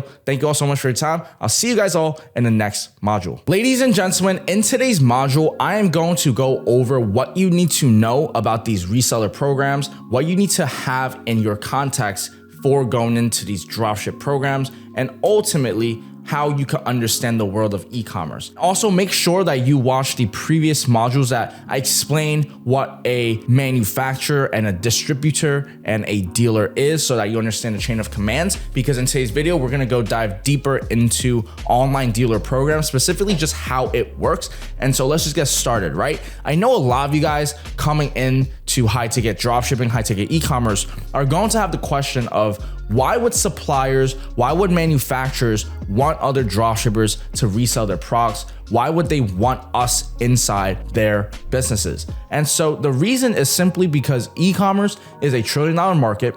So everybody is going online and everybody knows that, including business owners. And a lot of these business manufacturers, they already have so much going on because they're established brands. They have logistics, they have customer service, they have sales, marketing. They're doing all of this already. Now they have to transform all of that into the world of online. Do you know, for somebody that has been established and have done this stuff for the last 10, 20, 30, 40 years, it's very hard for them to just transition. We're small business owners. We could go into business transitioning and adapting, but big giant corporations or just big businesses that have tons of stuff going on, it's not as easy for them to just say, hey, I'm just gonna go into e-commerce, which is why there's a gap between the knowledge of people that know e-commerce and people that don't. And that is the exact reason why we as high ticket e-commerce owners come in to ungap the gap, meaning e-commerce is a $1 trillion market. The manufacturer has so much to worry about when it comes to business already. When you're a business, you at the core of it have to understand good product. And so the manufacturer's job is in essence to have good product and worry about the logistics, whether or not they have distributors working with them. And us as a dealer, where we come in, or we're doing the marketing. So we're running the Google ads, the shopping, the search, the discovery, the Pinterest, the Microsoft Bing, the social media. We're doing all of the marketing. We will take over the sales. So whenever we get leads and people that are interested coming to buy from us, we'll have a team to convert these strangers into buyers. And we also take care of the customer service, meaning once we get the order, we'll relay it to the supplier and they'll go ahead and they'll ship it on our behalf. So that is where the symbiotic relationship forms. Supplier worries about product fulfillment as well as the shipping, logistics, and product development. We worry about the sales, marketing, and customer service. Then we put us together, and now you can actually deliver a really good customer journey experience selling high ticket products to strangers amazingly. For a manufacturer, for a distributor, we are an extra sales channel, because at the end of the day, they don't really need to do anything except give us a few papers legally so that we could resell their products. And other than that, they just sit back and wait for customers to come to their door. And so we have to worry about the marketing. We have to worry about, just finding customers and turning them from prospects and strangers into buyers. But from the manufacturer's standpoint, this is a no-brainer. They don't have to add any additional costs to marketing. They don't have to just do anything. They just have to set up a dealer program that give you resale permission. We get our cut. They figure out their numbers on their end, and then they just have to worry about just managing the orders that do come in. So it's like literally a win-win situation. That's why this business model is so powerful. And so there are tons of things that you need to know when it comes to your suppliers. And before we go into that, I just want to mention, I'm just going to keep on pointing it out. If there's one thing you're going to get from my modules, guys, if there's just one takeaway you guys watch, you guys could forget everything that I share with you guys, all of the information I share with you guys on how to succeed in high ticket e-commerce and make your first high ticket sale. It is that customer service is key. If there's one takeaway that you could get from all of my videos, is that you care about your fulfillment. You take care of one customer so that you can take care of many. And that's the core pillar that I am going to stand upon, which is that good customer service requires a good product. It requires fast and communicative delivery times, and it also requires a good middleman to bridge between the manufacturer and the customer. It's a whole entire process, And truthfully speaking, I don't believe every single manufacturer could do it on their own. And just like how dropshippers need manufacturers, we both need each other. So we might as well all work together as one. So imagine you guys going into your supplier meetings and coming off understanding you're actually coming in to solve a problem for you all. We're gonna build and create a new sales channel for you guys. Pretty much just give us permission to resell our products. We'll do the catalog. We will worry about this e-commerce stuff. And it's almost like a win-win situation. So hopefully you guys understand that, and hopefully that will help you when it comes to acquiring more suppliers for your e-commerce store. And so there are tons of keywords that I need to share with you guys today. So make sure you guys either write this down for future reference, or if you guys need access to this Notion, just let me know. And basically MAP stands for minimum advertising price. Minimum advertising price is what is used to go against price wars. I know a lot of you guys coming into dropshipping are thinking, well, Marcus, I want to go into dropshipping, but I'm worried, like, what if I do get these suppliers and I do work with these vendors that are giving us products to resell, but we have other people just undercutting us on price, or like, how do pricing and promotions, all of that stuff work? Totally understandable. So there's something known as MAP policy. MAP policy stands for minimum advertising price, which basically means you can't go below a certain price point. And an example of MAP, I believe I have it over here, is like right over here. Look, you could see that everyone is selling except this over here on eBay. Everyone is selling for $2,596, which basically means MAP for this product is you can't go below $2,596. If you try to go $2,595.99, if you go 1 cent below, you are violating MAP. You will be disqualified because someone's going to call you out. And so this is how you manage price wars. So suppliers that enforce MAP policy are honestly very, very, very important. When I'm talking to a supplier, no matter how good they are, unless they are a really, really reputable brand, they should be following MAP so that all of us dealers don't go through price wars. The market is stable. And so that is what is going to guarantee longevity with your relationship with the suppliers. So moving forward, there's also something known as MSRP. MSRP stands for manufacturer's suggested retail price. This is basically the price that the manufacturers believe is what the product should be worth. Let's say a Sunray sauna is MSRP at $4,399, but the MAP was $2,700. That means that although they thought the product was worth $4,000, it actually resulted back into just pricing it at around $2,700 because that's where the market found fit for that product. And so that's just the difference between MSRP and MAP. Usually speaking, MAP is going to be below the MSRP price. And so the next term that I want you guys to be familiar with is SKU, SKU, which stands for stock keeping unit. It's exactly how you identify a product. When you go up to any retail storefront, any storefront, even if it's online, digital, there's going to be a code or whatever identifier might be to identify the product. In our case, in online, in the e-commerce world, this is known as a SKU, stock keeping unit, which is very parallel to what is a GTIN or a UPC, which basically stands for Universal Product Code, which is basically what it sounds like, a product code that is universal. So everybody knows that this is the specific identifier for that product. And so that is in essence how you identify any product, so that it's all for organizational purposes. And I'll show you guys more examples of what a SKU and GTIN is as we go later down, but just know that SKU and GTIN is a way for you to identify the products that you're selling, because if you know what product you're selling, you're going to be able to identify that with the algorithm, so the algorithms know what you're selling, just put it into the right proper audience. Also, you have to make sure that your supplier has inventory, or they share with you their inventory reports, as well as give you all of the pricing promotions, because sometimes you might realize that a promotion brings down the pricing of a certain product, so because the product's going on promotion. So you're not violating MAP if you go below a certain price point, if there is a promotion for that month for your supplier. So it's very important for you to know and be aware about the promotions that are going on. But I want to give you guys just so much value and share with you guys one of the product catalog sheets that I've been given from one of my suppliers. And so it literally explains it all in here. Like, this is what it looks like in real time, guys. I cannot be more transparent, which is they'll tell you the MSRP. So you could see they thought this product was worth $2,997. It ended up going for $1,998.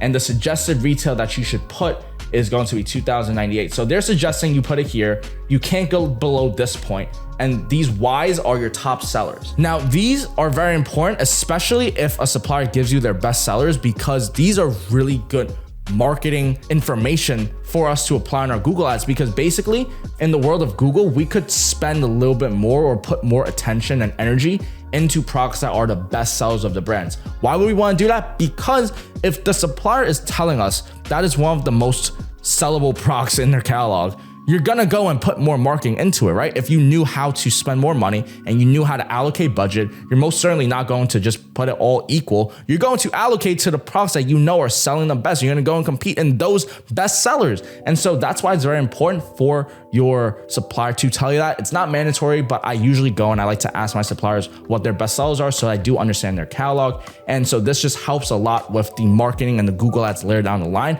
Of course, guys, if you guys don't know, you could target specific product, you could target the specific SKU of a supplier if you follow our lean Google ads. So just make sure you continue watching through the entire program to learn more about that. This is our cost. So you could see, even if we sell it for $19.98, there's about a $600 to $700 price difference, which is pretty much going to be our profit margin. I don't know if this includes the shipping or not, but sometimes they do include it, sometimes they don't. It depends on the supplier. But you can even see on this $3,500 product, we have about a $1,000 playroom to sell at, but they suggested for us to sell at $5,300, which is ridiculous because that's like 1.5x this price.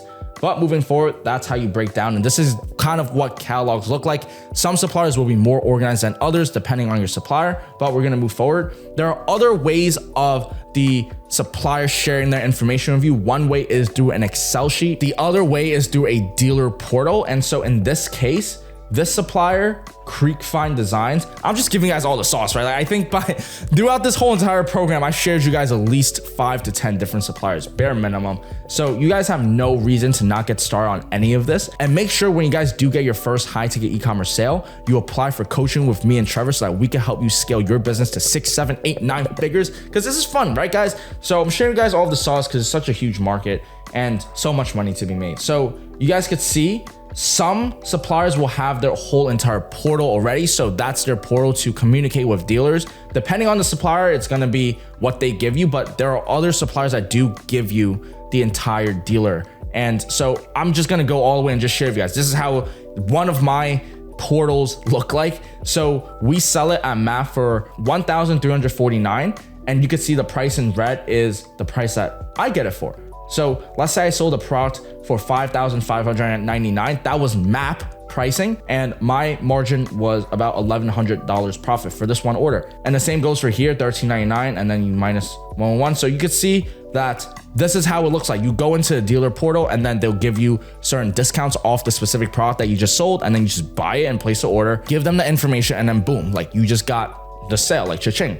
And so these are examples of MAP. We already went through that before. And now this is an example of a SKU. So a SKU, again, stock keeping unit. This is how you identify the SKU. Most of the time on the sheet or on the dealer portal, they're going to give you the SKU. You're gonna know which products is what price point. Like, that's their job to give it to you. And then once they do give it to you, your job is to upload it onto your Shopify store. And so I like to have very organized on my platform now. I used to be a little bit more unorganized. I'm a little bit more organized now. And so I like to include the price that I get for the item, the cost. I like to include the profit. I like to put in the SKUs. I even go out of my way to find the GTIN, which is found on UP Site MD. So UP Site MD is a way for you to look up the specific identifier for your product. So let's say in this case, we were looking for the SKU, which is HL100K, and then you will see different GTINs for it. Like, you see this number, this blue number over here,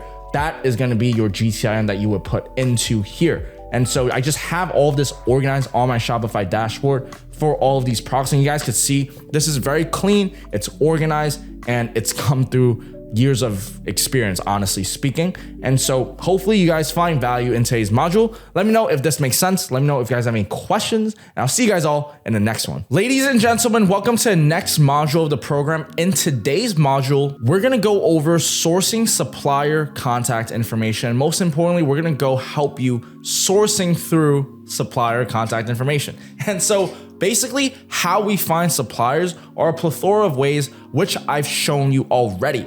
Now, let's say you have your list of suppliers and you're still trying to find more, you feel like you're capped. This is one extra extension that you could potentially use as a viable option for you to close more suppliers. Make sure, guys, if you do find value, you share this video and you apply to our coaching mentorship program so that we can help fast track your success. And so pretty much these are the ways you find more suppliers. So you can either use scraping sites like Apollo, you can use LinkedIn, Hunter.io, and Snob.io. So like these are tools to help you find the decision makers' information. So a lot of times you might come across a supplier, let's say it's Bromic Heating, and they don't necessarily just have an entire dealer program that they're advertising for. And you know that Bromic Heating is quite large. It's probably a big corporation and they're huge established people. And so how do you find the decision makers of this brand? And so what I would do is I would first look through their social media, see what's going on, and see how their social media is doing. As you could see, they're getting some views here and there, like they're here, but it could be better. And so we're just gauging and understanding what's going on. So see over here, outdoor paddle here's posted 2 days ago. Interesting, cool. All right, and so the next thing that we need to do is go ahead and check out their LinkedIn. So I actually like to use LinkedIn to search and find people in my niche. So let's say we're on Bromic Heating. You can see they're posting regularly and there are people that are reposting it. They don't have the craziest growth, but if you see, you could see Bromic Group. So Bromic Group, international leader in design, manufacture, and distribution of a diverse range of quality engineered products. So Bromic Group sounds like a distributor or something of the Bromic Heating. So it's cool. Now you get to see insights. One recent senior management hire, Peter Abraham.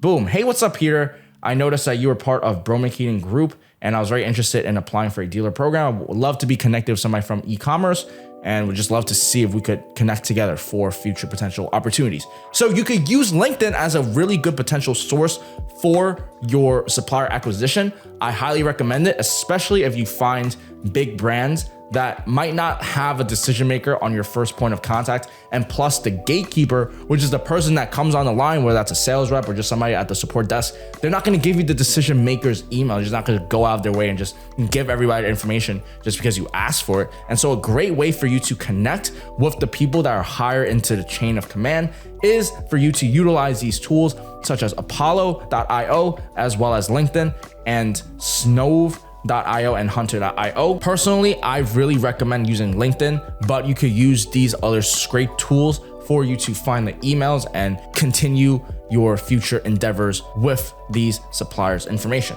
And so the level of importance when it comes to speaking to these people is as follows. Obviously, you want to go first into the sales director. That is the person that is directing the chain of command inside the sales and marketing program. So you want to go for a sales director. However, let's say you can't get in tune with the sales director, which will then lead you into the marketing director. You could go find somebody that's in charge of marketing and pretty much somebody that just understands the language that we're talking, right, guys? Not everybody's going to understand e-commerce. Not everybody's going to understand marketing, sales, and not everybody's just going to be able to assist you. That's why it's just very important for you to know and understand how to dissect the people that you are looking for when you are applying to become an authorized reseller. So next in line will be head of e-commerce. Ideally, any of these will work, whether you are trying to talk to the director of sales or the director of marketing or the director of e-commerce. You want to look for someone that actually has the power to bring you on to their business, to bring you onto the dealer program, and for you to obtain what you need, which is the catalog, as well as the pricing and the SKU and the inventory and the promotions,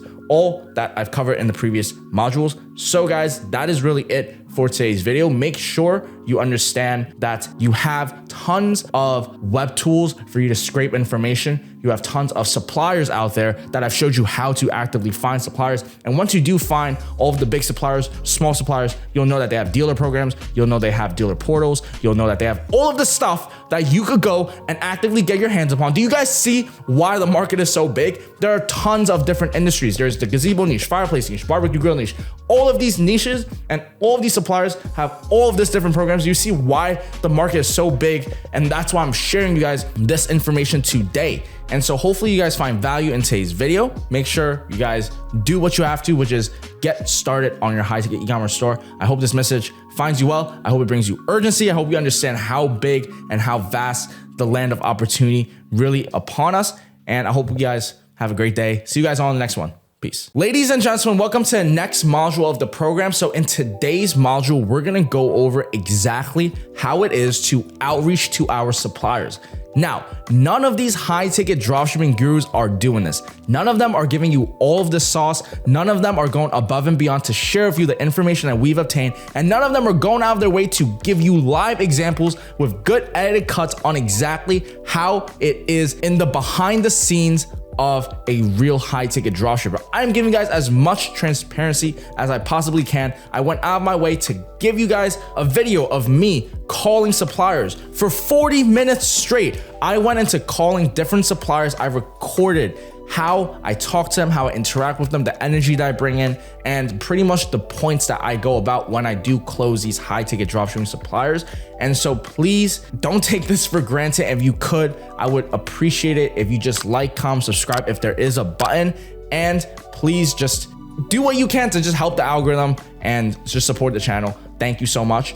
And pretty much you could use this outreach template that we've provided here from PeakFlow. You have all of the emails set. This is the email sequence that Trevor and I use. And this is an example from the medical niche. We had a medical store that we created as a sample for you guys to show. These are all the templates that we use. And we even go into telling you the goals. When you go into the call, you want to speak with a decision maker. You want to see if they're open to being a supplier for your dropshipping endeavors. Try not to say the word dropshipping. You want to use the word authorized dealer. And pretty much this is the information, the template that you could follow. You could use this for your email. You could use this for your call scripts. And you could watch all of the previous clips that I've shown you in the previous modules on exactly how to talk to them and what to say. So you should have no reason to not be able to start trying to close suppliers. And keep in mind, as much information as I'm going to give you, you will still fail a few times. And that's okay, because it's kind of like riding a bike. You will fall inevitably if you do ride the bike long enough. And it's just up to you to get back up. And I promise you, you could get back up. Just keep on fighting, keep on going. And me and Trevor are here to help you as best as we possibly can. So this is a live example of me going in and calling. So we're going to go and nail it in right now. So boom, just me talking on the phone, showing you guys how it is, and just going through all of these suppliers and just talking to them so that you can actually hear it in real time. And I even went out of my way to show you guys how the email chains look like. So we're just gonna go ahead and full screen this. So this was another supplier that I had previously. It's, you know, try not to bombard all of these suppliers I give you guys, right? But hopefully you guys do find value, and just, I hope you guys love this stuff, because I'm really pumped to just help people. Honestly, in high ticket e-commerce, there's just so much market in the world, and it's an honor to be able to share my experiences, and people actually look up to me and ask me questions. And it's cool because I actually know the answers to a lot of the questions, because I just went through it with my own money and my own sweat tears. And I'm a man of stature, and we go through challenges. But what am I saying? I gotta get back into this. I gotta stay focused. So I show you guys, this is how it looks like when you submit a application for Alico. You can see they say, thank you for your application. We only got 10%, so this wasn't like a crazy supplier, which is why I wasn't afraid to like just share with you guys like the ins and outs. I don't even know if I'm allowed to kind of do this stuff, but this is how it looks like when they first give it to you, and they'll give you a certain pricing. They'll give you incentives if you hit certain incentives, which honestly, this brand is not that bad, because I've seen other dropshipping suppliers rip this brand because they probably hit the best quote and they actually have great margins, and they work with them. They invested into this brand. So that's completely okay. And this is exactly what happens. I'm going to continue showing you guys. This is another example of another supplier that I've closed in the past before. You can see, hi Marcus, I hope you enjoyed your weekend. We're now reviewing your application and we'll get back to you shortly. As you can see guys, I did this in 2021. This is like 3 years ago.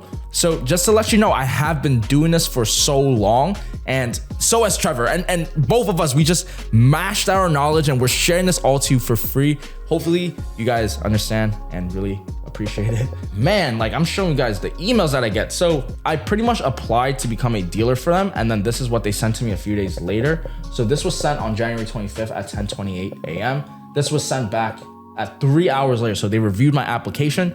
Thank you for sending all of these documents to us. We are very excited to work with you.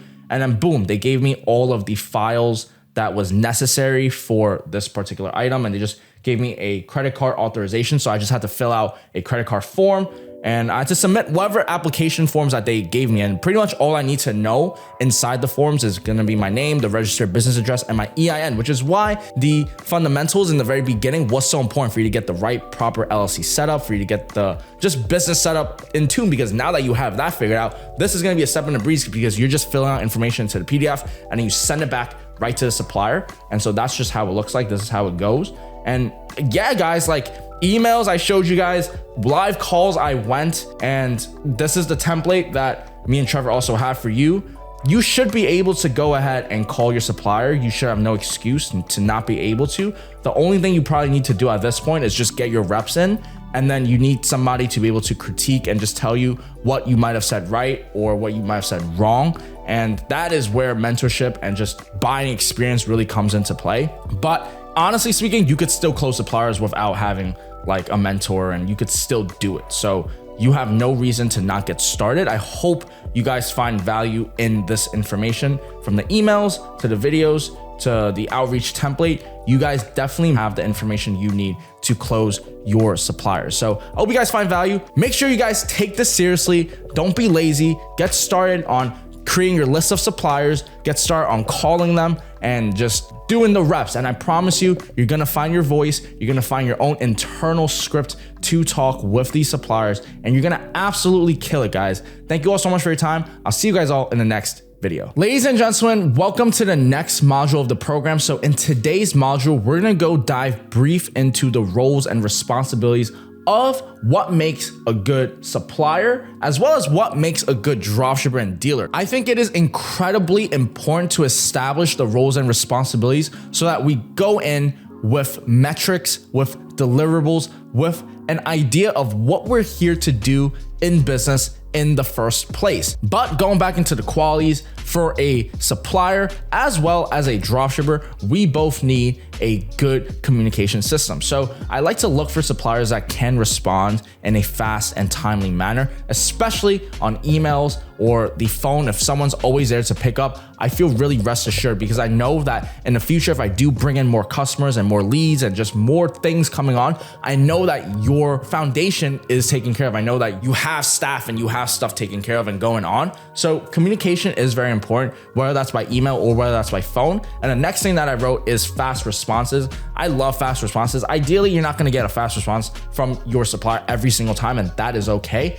However, a good indicator that this is a really good supplier is that they take their business very seriously. Whenever you have an email, they will try to respond to it right away, so that they're taking care of their stuff on their operations and their end. And it's all going back down again to communication, just having good response times and just being really diligent with your communication with your supplier, or whether you're a manufacturer, just good communication in general. The next quality of a good supplier that you need to be aware of is that they give you good margins. They have to give you profit margins that have breathing room for you to actually prosper, because there will be some suppliers, as you could see from my previous modules, you'll know that this supplier over here, they gave me like 10%. And that is why I was just like, it's very hard to work with that, because well, I have to give 3% already to the credit card fees whenever I just accept payments from my payment gateway. So I'm off working at a 7% margin, and I have to talk to your customers, and I have to close the deals, and I have to worry about the customer service. Like, it gets a lot, and I'm not going to be able to manage a whole team of staff and do the marketing for that. Like, the only way I'm going to actually work with that supplier with 10% is I'm going to use organic. So I'm not even going to spend money on ads for it, and I'll still get sales. And maybe when I do get sales for it, then I could pour the money back and, you know, increase that volume. Generally speaking, that's the attitude I go into. I like to have suppliers that give me good margins, or if not, it's gonna be very hard for me to sell. Like, even if I do sell, like, I'm not gonna want to push volume the way I would want to when a supplier does give me the margins that I deserve. And so I work with my suppliers that give me really good margins at this point. I've just talked with them and I show them that I'm a capable and I'm a diligent dealer and a dropshipper for them. And so I've worked my way up in improving my price points, my margins. And so that's one way you could do it too. Just do well and do lots of volume for a supplier so that you could show that you know what you're doing and they will increase your profit margins as well. But in the very beginning, when you are assessing whether a supplier is good or not, most definitely look at the profit margins. Even if they respond to you super fast and they're doing what they're supposed to and they're a great brand, they're probably ripping you off and you're probably doing free labor for them if you're doing it at a low price profit margin. And the fourth quality that I look into is if the brand has branded demand. Branded demand basically means on the keyword, right? When you search this brand on your Google Keyword Planner, will this brand have tons of search volume? Are people looking for this brand? Is this brand actually in tune with the market? Are people actually buying from this brand? Because if they're not, even if they respond fast, even if they give you great margins, if nobody's buying this product, nobody's buying this brand, number one, they could either just be a emerging brand, so people are just starting to get to know about, which is completely fine. However, you want to look for brands that are a little bit more established or just some search volume, because you need to have some form of market for you to get sales. People need to actually want to buy the product or buy from the supplier that you're selling from. So I really look into all of that when it comes to assessing whether a supplier is good or not, which brings me to my next point of qualities of a good dropshipper. When you look at the core of these bullet points, it's really just come down, other than the last one of lean marketing, to just good communication. Like, I know good communication was number one, which is why I hesitate to just say that, but pretty much you have to respond fast to your suppliers. You have to respond fast to your customers that come in. You have to respond fast to your leads. You have to respond fast, efficient, and you have to be competent. You have to be able to be really good on the email, on phone, on your live chat services. You have to provide good customer service. You have to have a good sales team. For those that don't know the difference between marketing and sales, sales is the process of talking and converting somebody from a stranger into a buyer. Marketing is the process of getting known. It's just the process of people knowing about you. So there's a difference between your good marketing and then you have to have good sales, then you have to have good customer service. So you have to put all of that together, and that core, at the core of it, just comes down to, can you respond to your emails on time? Can you respond to your live chats on time? Can you pick up all of the calls that come in when people start calling and blowing up your e-commerce store because they want to buy product from you? Can you respond to your supplier emails in time? Can you work actively with the supplier to manage all of the orders that come in?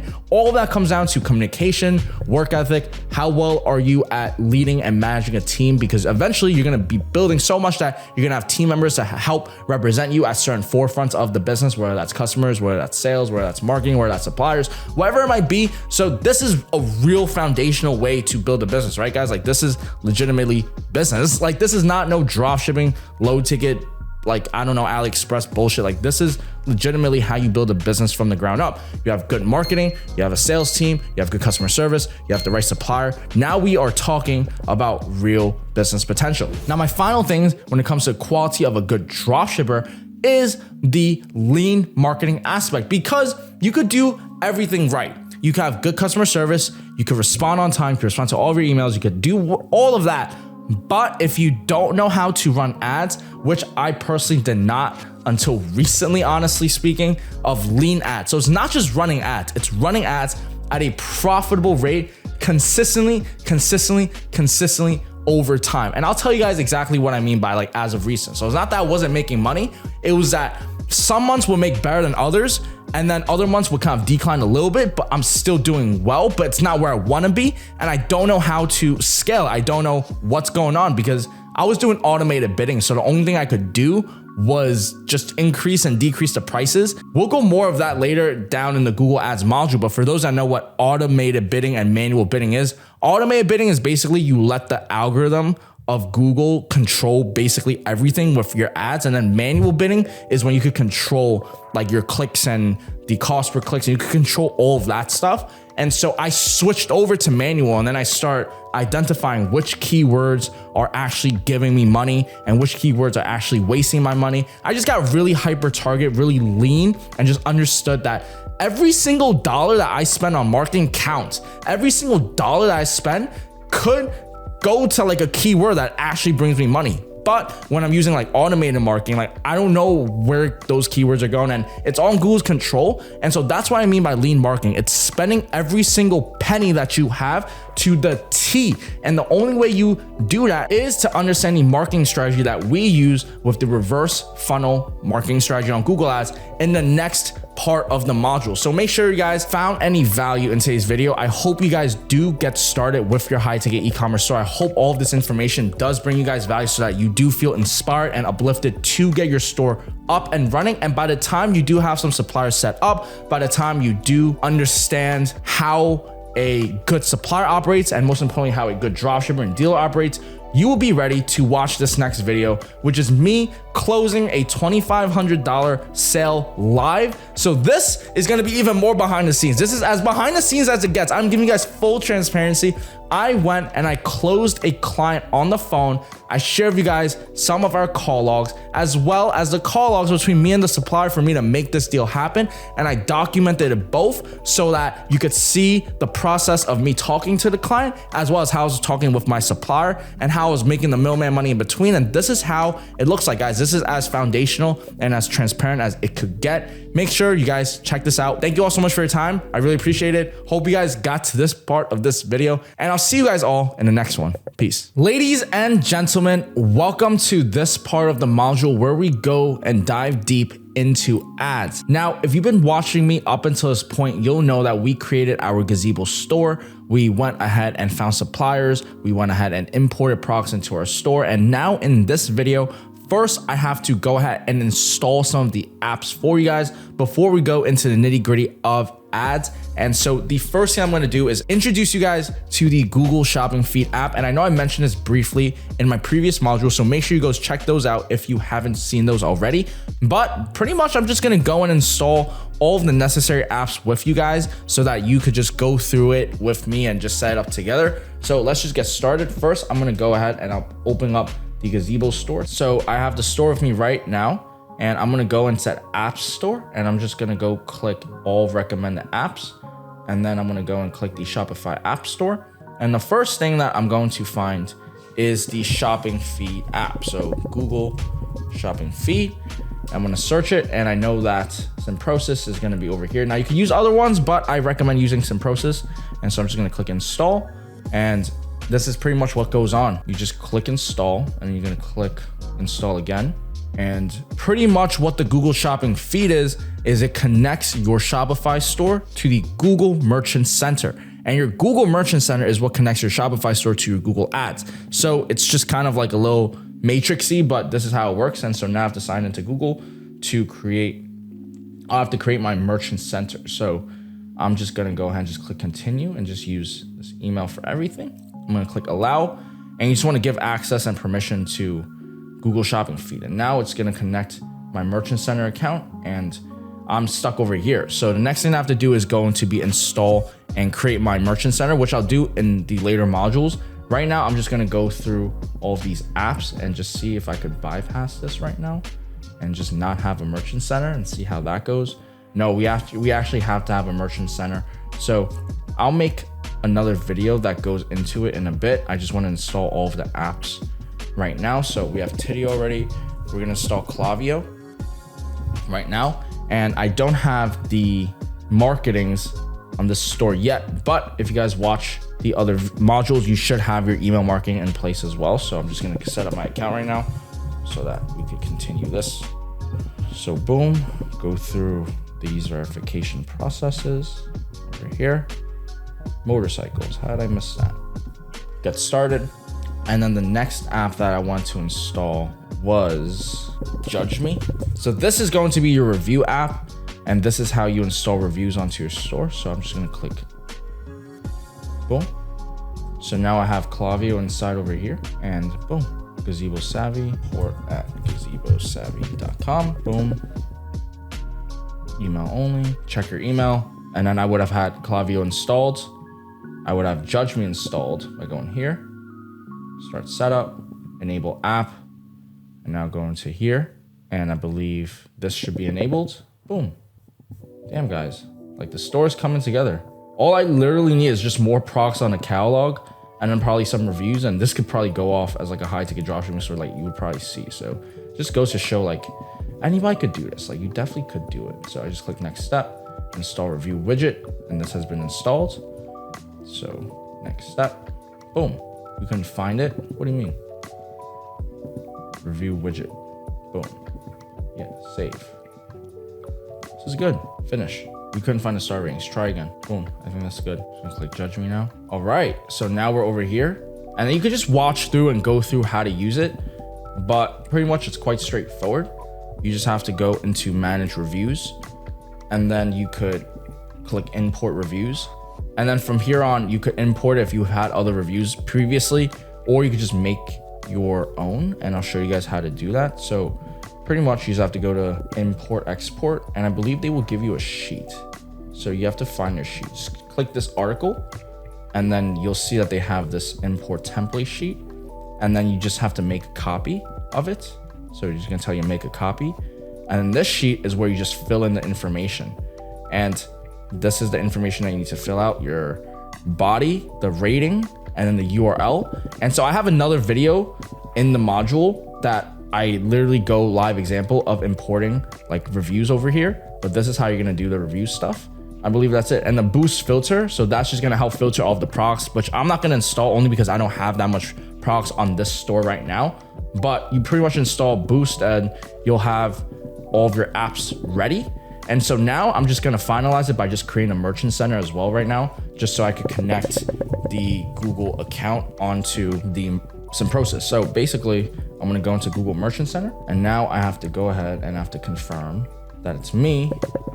So let's do that. So I just got redirected to this, which is interesting. But now I'm gonna go into the Merchant Center. I'm gonna click sign into Merchant Center, and then do you sell products online? Yes.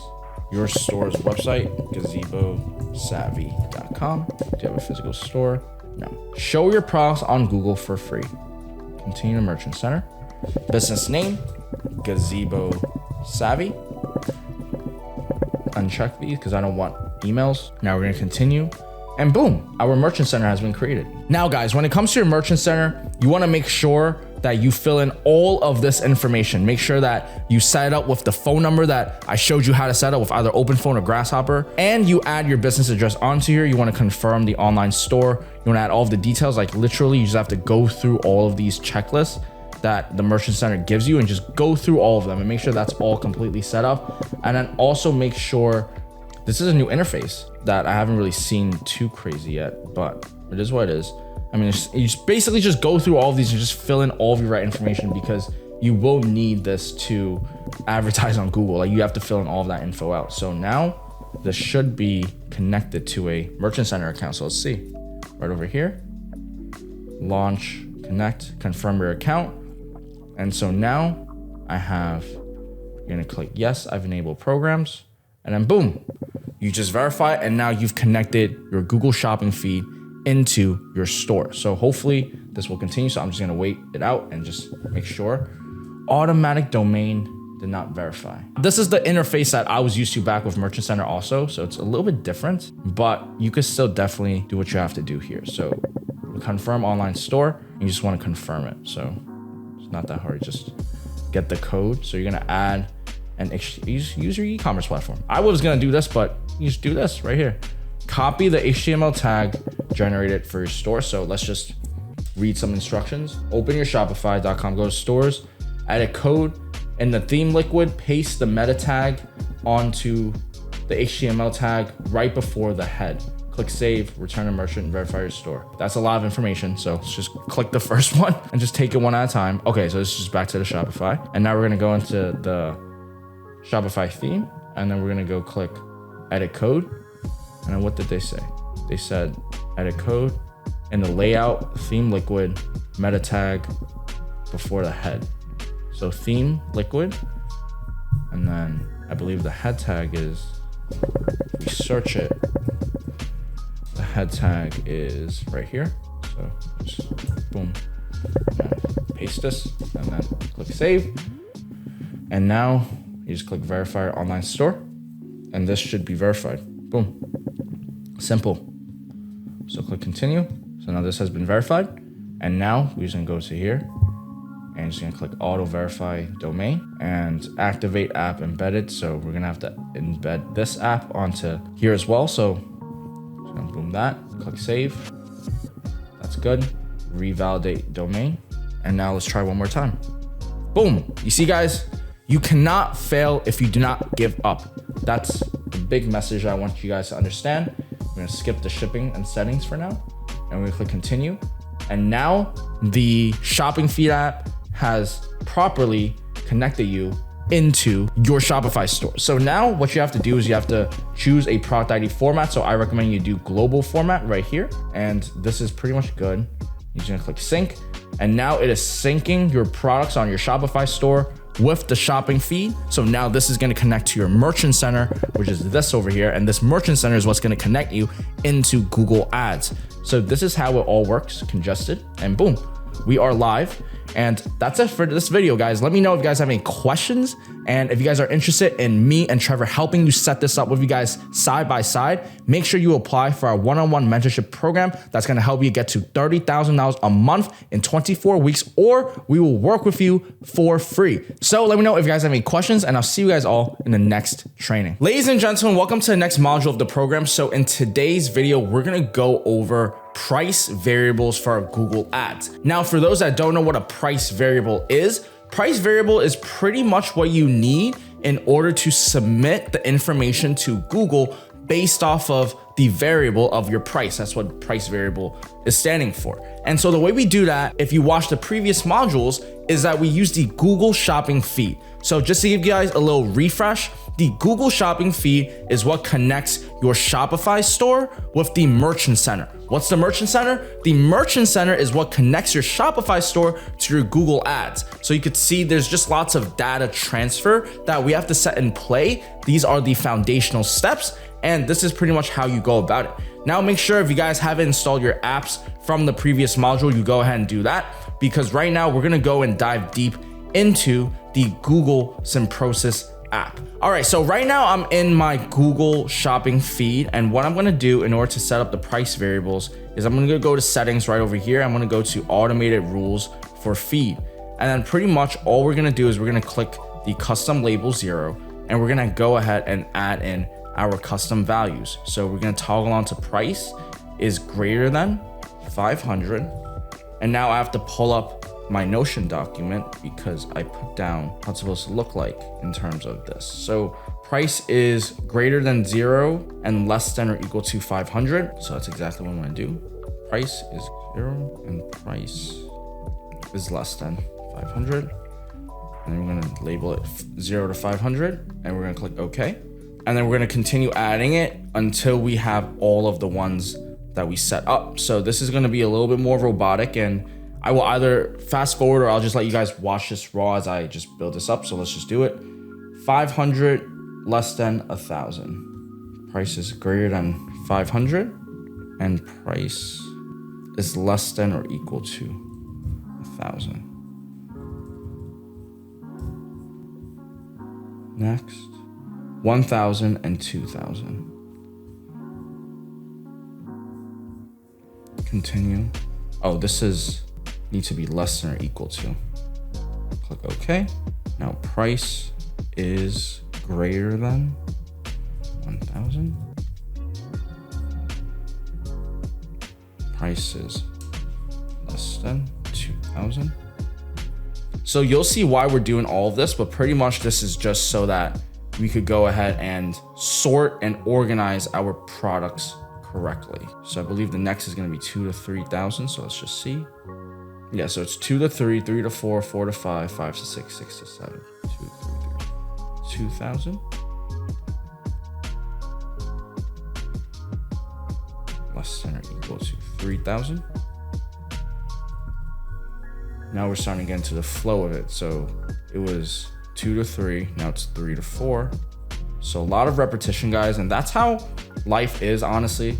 Life is just, you might fail a few times in the beginning, but you keep on trying, you keep on trying, you keep on trying, and eventually the hard things gets a little bit easier. You're not going to be like an expert overnight. You're not going to be a master, but you just keep on trying, and that's how life goes, guys. Absolutely anybody could do this. You just have to follow the buttons that I am clicking right now beside you guys. And pretty much you just get into advertising, get into understanding how these ads work, and work with good reputable suppliers, and you will most definitely start making high ticket sales. Honestly speaking, this is as targeted and segmented as it goes. And I'm just speaking right now because I'm just trying to go through and make the price points. But no, seriously guys, like anything is possible in this world. Anything is absolutely possible, and you could achieve and obtain anything you desire in life as long as you are willing to put in the work, go through your reps, do what you have to do in order to be great. And that will come with sacrifices, that will come with feeling alone and uncertain. And that's just how it's supposed to feel like. And if you do feel like that, I'm with you. So anyways, we finished up to the 6,000 to 7,000. So let's go ahead and wrap it up by seeing what we gotta do here. 7 to 8, and then price is greater than 8,000 plus. All right, so over here, price 7 to 8, less than or equal to 8,000.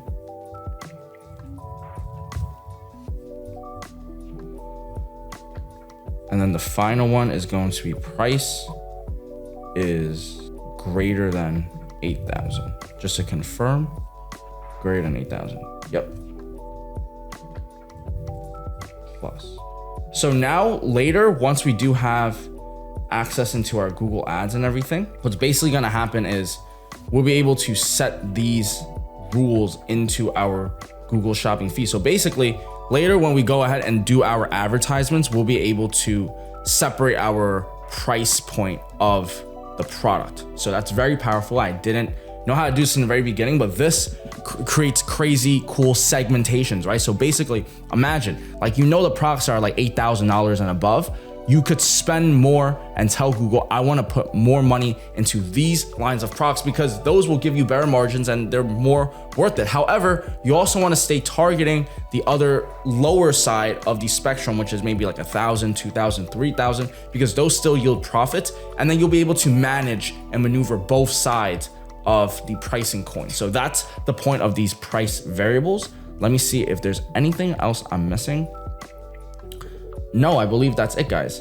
So that is it for today's video. Make sure you go ahead and check out the future modules. Like, comment, subscribe. If you are interested in one-on-one mentorship, go ahead and apply on the coaching application down below. We'll help you get to $30,000 in 24 weeks, or we'll work with you for free. And I'll see you guys all in the next module. Ladies and gentlemen, welcome to the next module of the program. So in today's module, we're gonna go ahead and create our Google Ads account. I almost lost my breath saying that. We're going to create our Google Ads account today for gazebosavvy.com. If you are randomly just chiming in, make sure you go ahead and check the previous modules where I create the entire store from scratch. And now we're gonna go ahead and set up the Google Ads for the store. So basically, before we go into ads, we have to create the ads account. And so that's exactly what we're gonna do now. I'm just gonna click start now.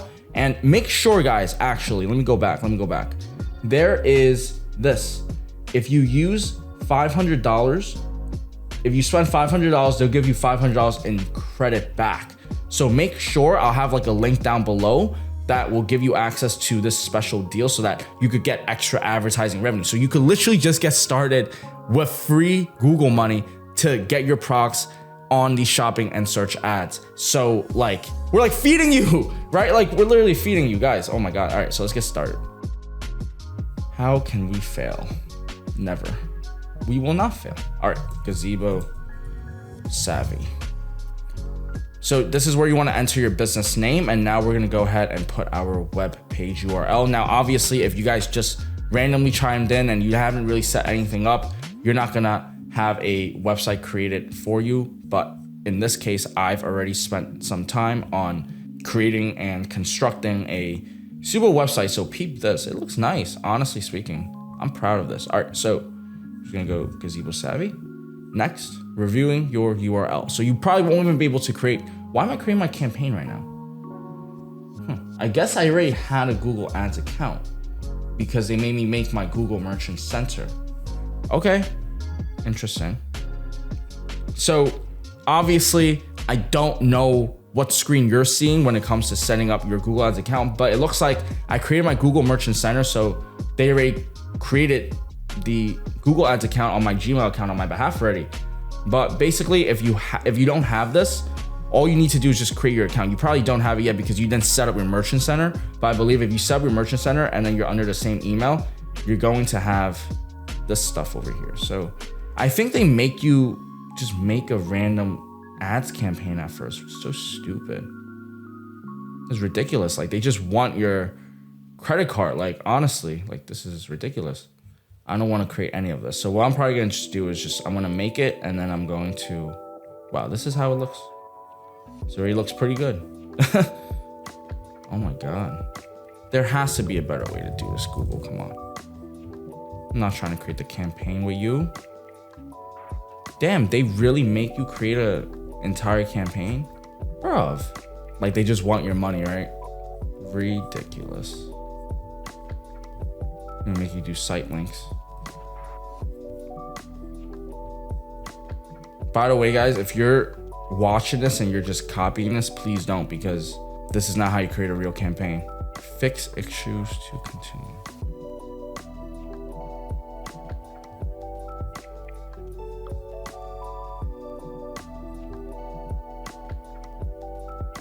Google will do anything to just get your credit card information. Oh my God.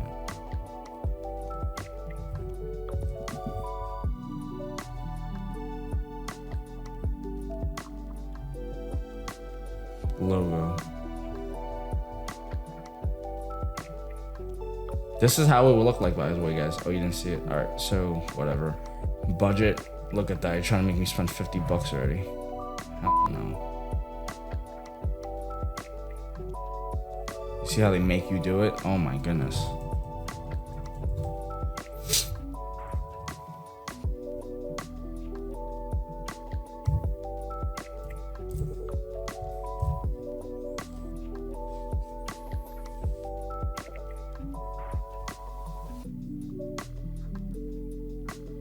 All right, guys, so there we have it. The algorithm has tried to get us. So let's click next.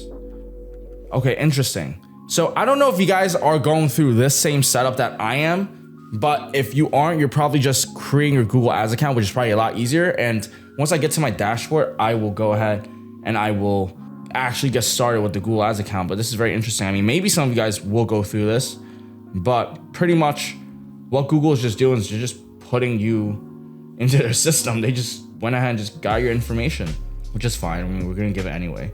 So they said to put this before the closing head tag. So guys, by the way, I don't know how to code. It might look like I do, right? I look like, oh wow, like head tag, easy. Nah, I have no idea what I'm doing back then, but now I kind of have a better idea. So basically, you just have to look for this head tag and then just put it right here. Just click save. Then you're just gonna click test connection. Your Google tag wasn't detected. Test connection. I'll do this later. Perfect. Welcome to Google Ads, guys. So basically, I hate this new appearance, so we're just gonna go back to the previous design.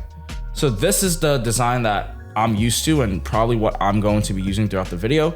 So just to let you guys know, the campaign that we created right over here, I'm just gonna completely remove that because they're just bugging. All right, so basically, I know this looks crazy overwhelming, guys. I'm just gonna go through a brief rundown on how Google Ads is. So you can see here, you have the search button, then you have the appearance, which I just use the old design. I don't really like the new design. However, you can feel free to use it. The tools and settings is gonna be your best friend because there's something known as the Google Keyword Planner. There's gonna be something known as your keyword list. There's going to be your Google tag, in which we have to most likely set up very soon. Yeah, we're gonna set this up in a bit. And then you wanna have your settings.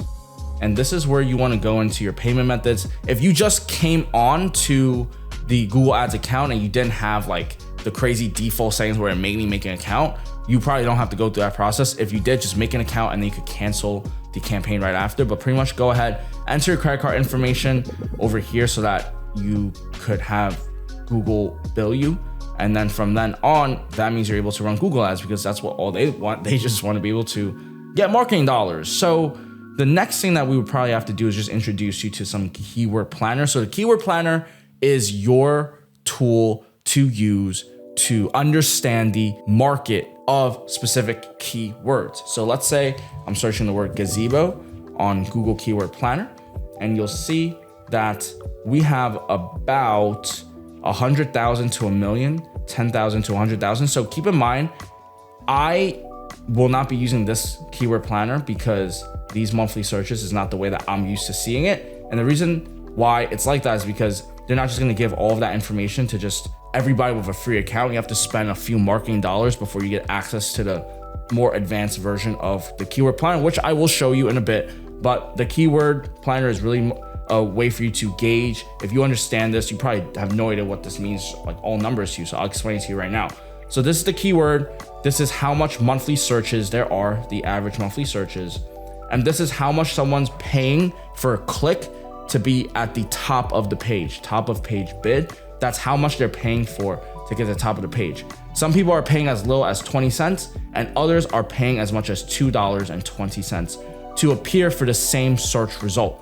That's what Google is, guys. When somebody goes ahead and searches gazebo, you want to go ahead and you want to rank with a gazebo product, right? So this spot, this spot, this spot, this spot, this spot. These spots are all being paid and ranked in a auction system by Google in which you're paying for via your bid. So what I mean by that is, let's say somebody is wanting to appear over here, right? Appear on the search page result on the first page, like right over here, boom, boom. People are paying money to appear for that specific click. So some people are willing to pay 20 cents and some people are paying $2.20. Now, if you follow the ad strategy that me and Trevor share with you, you will be able to bid as low as up to 20 cents for specific keywords because you know how to target it. You understand the fundamentals of Google Ads, but that's pretty much what the Google Keyword Planner is. Your negative keyword list is pretty much your way to separate the words that you don't want to appear on your Google Ads campaign. So let's just say I'm ranking for the word gazebo, but let's say I'm ranking for the word gazebo in China. And you see, people are actually paying for this, which is very, very interesting. However, let's say, you don't want to rank for this. You're going to use a negative keyword list and put that as your negative keyword. That's a keyword that we don't want. So it's a negative. It's not good. It's bad. So it's a negative keyword. And your negative keyword list is your list of these bad keywords in which you do not want to appear for inside your Google Ads campaign. So hopefully that makes sense for you guys. That's what a keyword list is. And now your Google tag is what you use to track the conversions, to track the purchases. Basically, when you are on social media and you hear everybody saying, oh, everything's being tracked, everybody's being listened to. This is what it is. This is your tag to track the visitors on your website. We already have Google Analytics, by the way, but there's also another tag, which is the Google tag, which is this for you to track people coming onto your website, clicking onto your website, adding to cart, beginning checkout, and all of that stuff for your Google Ads to run and align properly. You do need to set up your ads, but pretty much this is going to be it, guys, for setting up your Google Ads account. I know this wasn't as usual, meaning, I thought I was just going to go in and just create an account and then I'll be done, but they just made me set up a whole entire fake campaign and then I have to close it and then I have to enter my information. It is what it is. This is how business is, right? You can't prepare for everything. Sometimes when the unexpected comes, you just have to hope that you are prepared enough to just tackle things by reading and just understanding what they're trying to get us to do. But with that being said, guys, thank you all so much for your time. If you're interested in me or Trevor helping you set up your Google Ads for your high-ticket e-commerce store, apply for our coaching mentorship program down below. And with that being said, I'll see you guys all in the next module. Ladies and gentlemen, welcome to the next module of the program. So in today's module, we are going to go and set up our tags. For those that don't know what a tag is, this is how we use to track the customers that come into our website. I don't know if how we use is actually grammatically correct, but we're going to set up the tracking for our website, and that is being used through the usage of tags. So we're going to set up our Google tag as well as our Google Analytics. So today's video is gonna be very important for you guys because if you don't track the right data, if your Google Ads algorithm gets the wrong information coming to it, that means you're going to be making skewed decisions, which basically means wrong decisions, because the data that you're using, imagine the data that you're looking at is not going to be accurate. It's not right. You can't have that. You have to make sure that all of your information is set up correctly. You have to make sure that your ads is in alignment with the KPIs, with the conversions, with the add to carts, with the CTRs, with the click-through rates, with the clicks, impressions, all of that stuff. And so in today's video, we're gonna go ahead and set it up. So if you guys are just chiming in and randomly clicked upon this, you'll probably not know, but now you'll know that we already set up a lot of the Shopify store, and we already set up the Merchant Center and our Google Ads account in the previous modules. One of the roadblocks that we were facing was the Google tag, pretty much like the conversion tracking, like the tracking of the Google tag. And so in today's video, we're gonna go ahead and break down that monster. And if I'm being completely honest with you guys, I haven't done enough prep work for this Google Ads tag. And so we're just gonna go break it down and really just try to figure this out, because I know how to do the analytics somewhat, but this Google tag, we're just gonna have to break it down. I'm gonna have to ninja my way and figure this out in real time by reading and understanding the situation. So the global site tag is now the Google tag. So basically, if you guys are trying to figure out where your tag is, you want to go into your Google tag option over here, which I believe it's in right over here. So you click this, and then you're going to see the installation instructions. So that's exactly what I'm going to do. I'm just going to go and look at the installation. So you're going to click set up your platform, Shopify. A lot easier than I thought. Okay, look, you're going to copy this tag, set up your tag. You can measure behavioral data. If you have a tag starting with AW, follow the steps below to set up your Google Analytics account with Shopify. Add your Google tag manually. In the upper right corner, go to the configuration tab, online store themes, edit code, theme liquid. After the head, paste the code beginning. A lot of work, fellas. All right, let's figure this out. Let's break this down. All right, so didn't they say to have a Google Analytics account first? Okay, so if they mention Google Analytics account first, I am going to have a Google Analytics account. All right, so what we're going to do is open up the Google Analytics by clicking this. Let's get started. All right, get started today. And we're logged into the right account. So now we're just gonna click start measuring. So this is going to be Gazebo Savvy. And now we're going to uncheck all of these, I believe. Just double check. Yeah, you're gonna uncheck these, and then we're gonna enter the information for our data stream. So we're gonna click next, and now we're gonna put Gazebo Savvy, guys. Hopefully you guys see that I'm also not perfect when it comes to setting up the ads. There's a lot of different special buttons and all the stuff that you have to just know. And so I've done this hundreds of times, so it's a little bit more fast for me, but I still require just looking at like pictures. Well, obviously I'm doing that because I'm also filming, just so I want to make it perfect for you guys. But this is generally how it looks like, right? Like you do a little prep work, you kind of understand things, and then you just take it by how it is. Like you just have to figure things out. All right, so what we want to do is we want to drive online sales. So we're gonna click continue. Anybody could do this, guys, I promise you. If a dummy like me could, make this work, you can most definitely do it too. All right, so we're gonna put our website here, which is gazebosavvy.com, and I believe it's just Gazebo Savvy, just to confirm, right? Okay, and now we're just gonna install the data stream. So we're gonna click create stream. We're gonna turn on the enhanced, by the way, make sure that's turned on. And now they give you installation instructions, which is copy your tag. Oh, we probably have to paste it into here. Tag ID. That's what I'm assuming it would be, tag ID. So let's just read this because it's the same thing they were doing to us before. The easiest and fastest way to sub your Google Analytics tag, Shopify account, online store, preferences, manage pixel. Let's ninja this. Preferences. Oh, this is where it is. All right, so Google Analytics. Set up your Google Analytics account. Boom. Watch this. Install. So they make you install this. Very interesting. Get started with your Google Analytics 4. So connect your Google account. So we're going to connect our Google account over here. Allow. Now we have our Google Ads property. So we're going to click connect.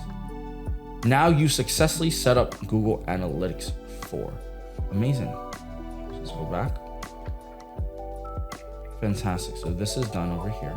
Probably should also fill in all of this and verify this as well.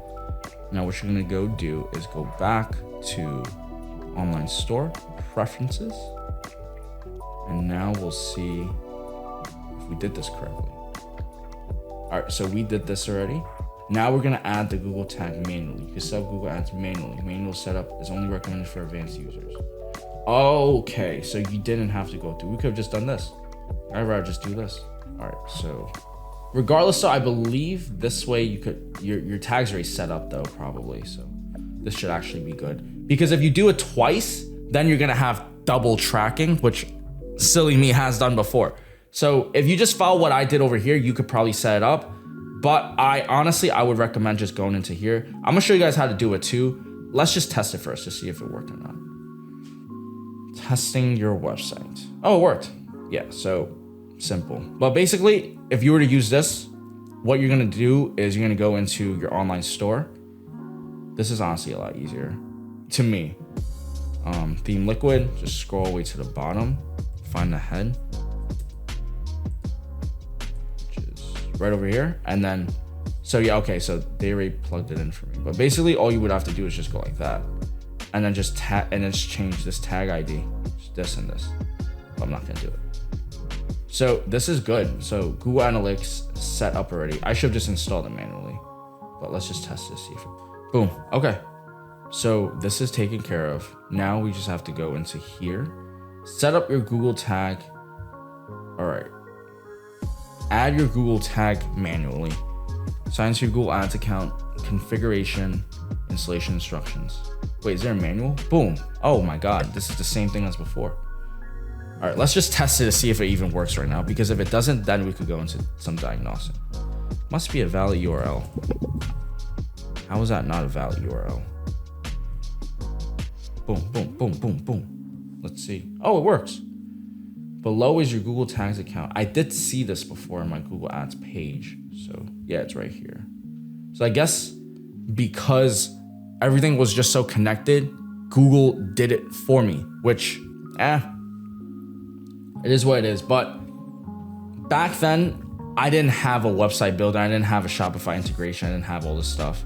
So basically what you would have to do is the same thing. You just go into here and then you want to go into the head and then probably it's the same thing. Yeah, Google Tag Manager. It installed it for me. Let's see if there's analytics. They didn't install the analytics for me. Interesting. But it said it was there. It said it was tested. All right. So they said this is good too. All right. So let's just check this Google tag thing again. Boom. So we got the check mark. The tag has been detected in the last 48 hours. So I believe that is a good sign. We could just click here, manage Google tag, tag details, Gazebo savvy. Yeah, it looks like everything is good on the Google tag side at least. Boom. Yeah, looks neat. Good, clean, done. Install this Google tag.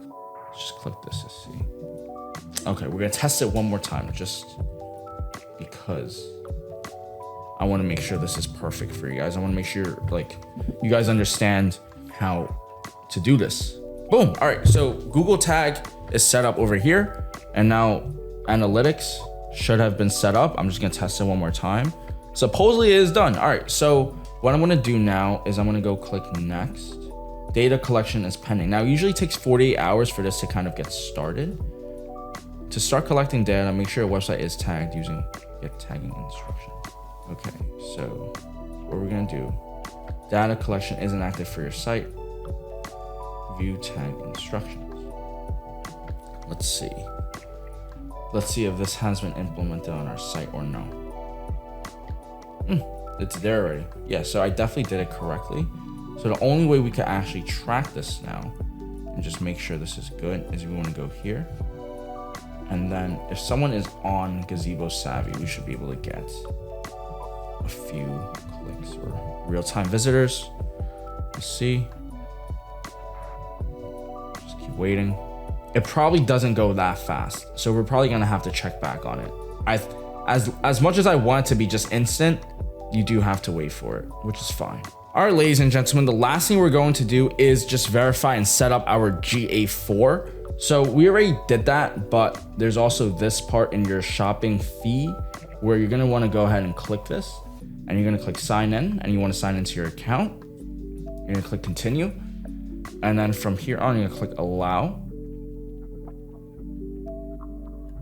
And then boom, you just wanna go through the setup. So this is the Google Ads account, this is the property. This is the measurement ID, confirm your account. So now this is just connecting and verifying everything, which is perfect. So Google Ads account, and then you're gonna click confirm account linking.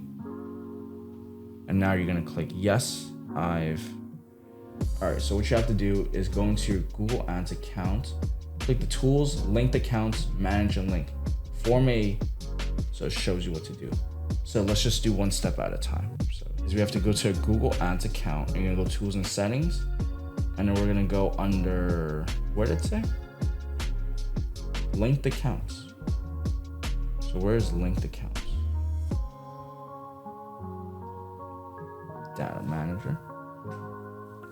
So this says linked already, so we're just gonna click manage, and then we're gonna click manage. Boom. Save changes. Done. Activate. Simple. Confirm account linking.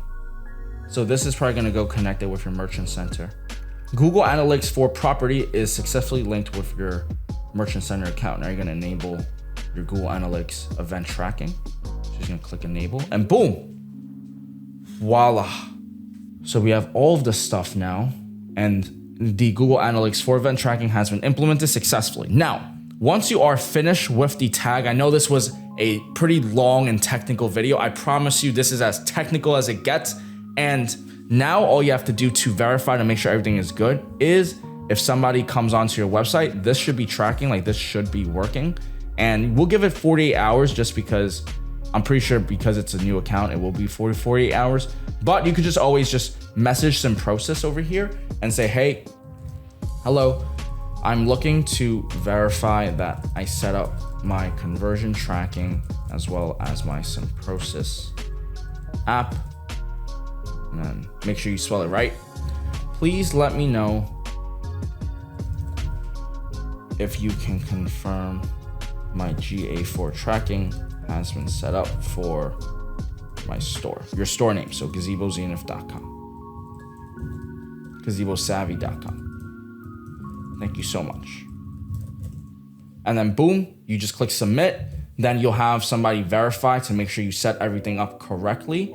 And then you should also set up your remarketing conversion tag over here. So you just want to click this, and you want to go and sign into your account and just set everything up. There's a lot of setting up, guys, definitely for sure, but that's okay because you set this up one time correctly and you're done. You know, you don't have to set it up anytime. You just have to verify that it's good, and then you just now have to go through the same process, guys. But I'm with you, like I'm doing this with you guys, so don't worry. Like we're gonna make sure that these trackings is set up perfectly. So all of this is here, but yeah, that's pretty much all you need to do. It's the Google remarketing conversion tag and then the GA4. So we did that. So create conversions. So it's cool because that's what the shopping feed is. It just makes all your life a lot easier because back then, I don't know what they're doing on the back end, honestly, but because we have set this up correctly, boom, looks good. Needs access. So that's what we paid the shopping feed app for. It's just connecting all of this data into the merchant account from Shopify. And then you just want to enable enhanced tracking and then just click save. You have not enabled Google enhanced tracking on your Google Ads account. So again, back into more studying and just understanding what to do. So let's see it. Hello, Fred. So what do they do? Okay, so we're waiting for the part where, okay, so they talked for 2 minutes just to go into how to enable it. So that's why we have to skip through videos. So you want to go to conversions, settings. All right, so let's do that. So we're gonna go into conversions. And then what you're gonna do is settings. Thank you, no need. Settings. Enhanced conversions. Enhanced conversion, Google tag. Oh, it's Google Ads API. Boom, that's the thing. Save. Enable, and that should be good. Boom. Let's try again. Okay. Please follow the steps in the video to enable. So in cases like this, right, again, like things is not going to be perfect. You could see me in real time just trying to figure this part out. So there's two troubleshoots for this. The first reason is because this is a fairly new account. I just set up everything and I did it pretty fast. So the data and all of the configurations aren't capturing it fast enough. So what I would do is try again in the next 24 hours or 48 hours. And then worst case, even if it still doesn't go through, you could just message SimProcess and you could just ask them, hey, my Google Ads enhanced conversion isn't working, which I don't even know if you specifically really need it or not because it's for enhanced conversions, but I can verify like these conversions were set up correctly. So you go ahead into the conversions over here. You could see that these were set up and now it says inactive because we just need some purchases and we just need some ads and everything to come on and everything will be set up perfectly like that. But other than that, Google Ads account, Google Analytics account, and then the shopping feed app. It seems that we have done this tag, we've done this tag, we've synced the correct settings from Shopify already. I'm just double checking to make sure you guys all have the right settings. So this is good. You want something in global format, integrations. I don't believe we have anything. We do talk about Bing, Facebook, and Pinterest in the future. However, for now, inside this program, we're just showing you the basics for Google Ads. And so the dynamic remarketing is set up. These were set up. And then the last thing is just figuring out this. But it's crazy because I just showed you guys, I broke down on exactly what they told us to do over here. And I did it. So it's either the information isn't transpiring fast enough or there's maybe an error on my end, which is also possible. So what I would do is I would just troubleshoot with SimProcess and just ask and figure out what's going on. That's their support team. That's where they're supposed to do. I highly recommend the SimProcess app. And with that being said, guys, this is all for this module. Hope you guys had a lot of fun with me because I certainly did. Thank you all so much for your time. Make sure if you're interested in me or Trevor helping you set up this one-on-one, help you get to $30,000 a month in the next 24 weeks, apply for our mentorship application to see if we're a good fit for each other. And with that being said, thank you all so much for your time. I'll see you guys all in the next module. Ladies and gentlemen, welcome to the next module of our program. So in today's module, we're going to go over negative keywords more specifically and creating our negative keyword list. Now, if you guys are just randomly chiming in, make sure you check out all of the previous modules that we have done before because today's very special video is just going to go in depth about creating our negative keywords. So if you guys watched the previous modules, you'll know that a negative keyword is a keyword that we don't want inside our Google Ads campaign. So let's just say we're trying to rank for the word saunas and we don't want to rank for sauna from China or China sauna. And we want to negative that word out because it's not what we want. It's a negative. So that's a negative keyword and we don't want that. And so pretty much that's exactly what a negative keyword list is. A negative keyword list is a list of a bunch of negative keywords. And so it's very important for you to understand some of the match types when it comes to these keywords. So you'll have phrase match, you will have broad match, and you'll have exact match. So I generally don't use too much broad match. So you don't have to know it too much, but broad match is going to be shown up. Let's say you're trying to use the broad match of the word blue car. You would show for blue Tesla or blue race car because that's just the broadest term possible. I usually dive either between phrase match or exact match. So phrase match is using these apostrophes and you'll be targeting keywords that contain that keyword. So let's just say you're phrase matching blue car, you'll target fast blue car or Chevy blue car. And an exact match is more of the straightforward one. It's an exact match. So all of these phrase types are used to help segment the keywords that we're using for our Google Ads campaigns. When we're targeting specific keywords, when I'm telling you about how we control all of this stuff, we're controlling them via this method, like the match types. So that's a general overview of what the match types are. And now we're gonna go ahead and create some negative keyword lists. So basically we're gonna create 3 negative keyword lists. We'll have the universal negative keyword list, we will have the medium funnel keyword list, and then we will have the low funnel keyword list. So basically, your low funnel keyword list is going to be so that you could send words and keywords to your low funnel campaign, which I will explain more later down in the module. So don't even worry if you don't know what that means, but 3 different campaigns for 3 different keyword lists. So that's the idea. And so the first thing we're gonna go and just create is this negative keyword list. So this universal negative keyword list basically means these are all of the keywords that we wouldn't want to rank for. So in this case, you'll see that we phrase match the word used or cheap or AliExpress, Amazon customer service, because we don't want to rank for these words. So this is a general universal keyword list that I'm going to share with you. So you don't want to rank for products that have the word used in it.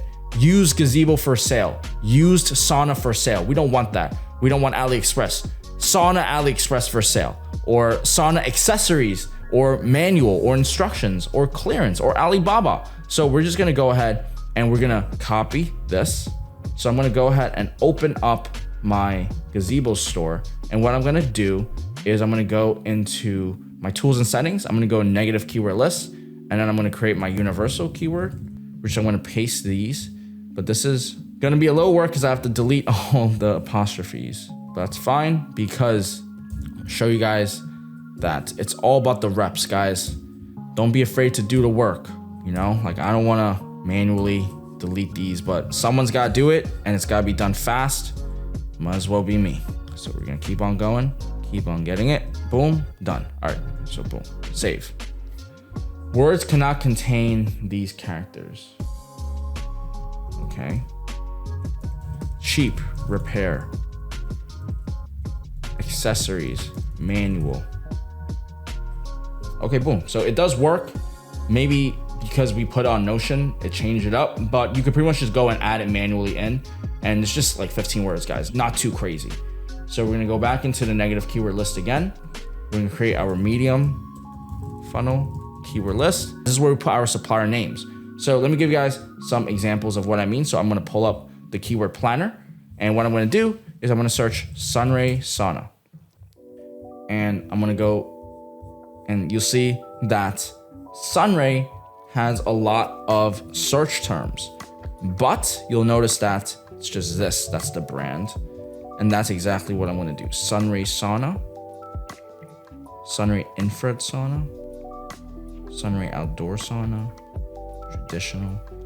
So I'm choosing all of the words that appear for the Sunray Sauna that isn't really too specific. So as we go down, these are all super specific, so we're not gonna use that. So we're gonna go like this, we're gonna go here, and we're gonna phrase match it.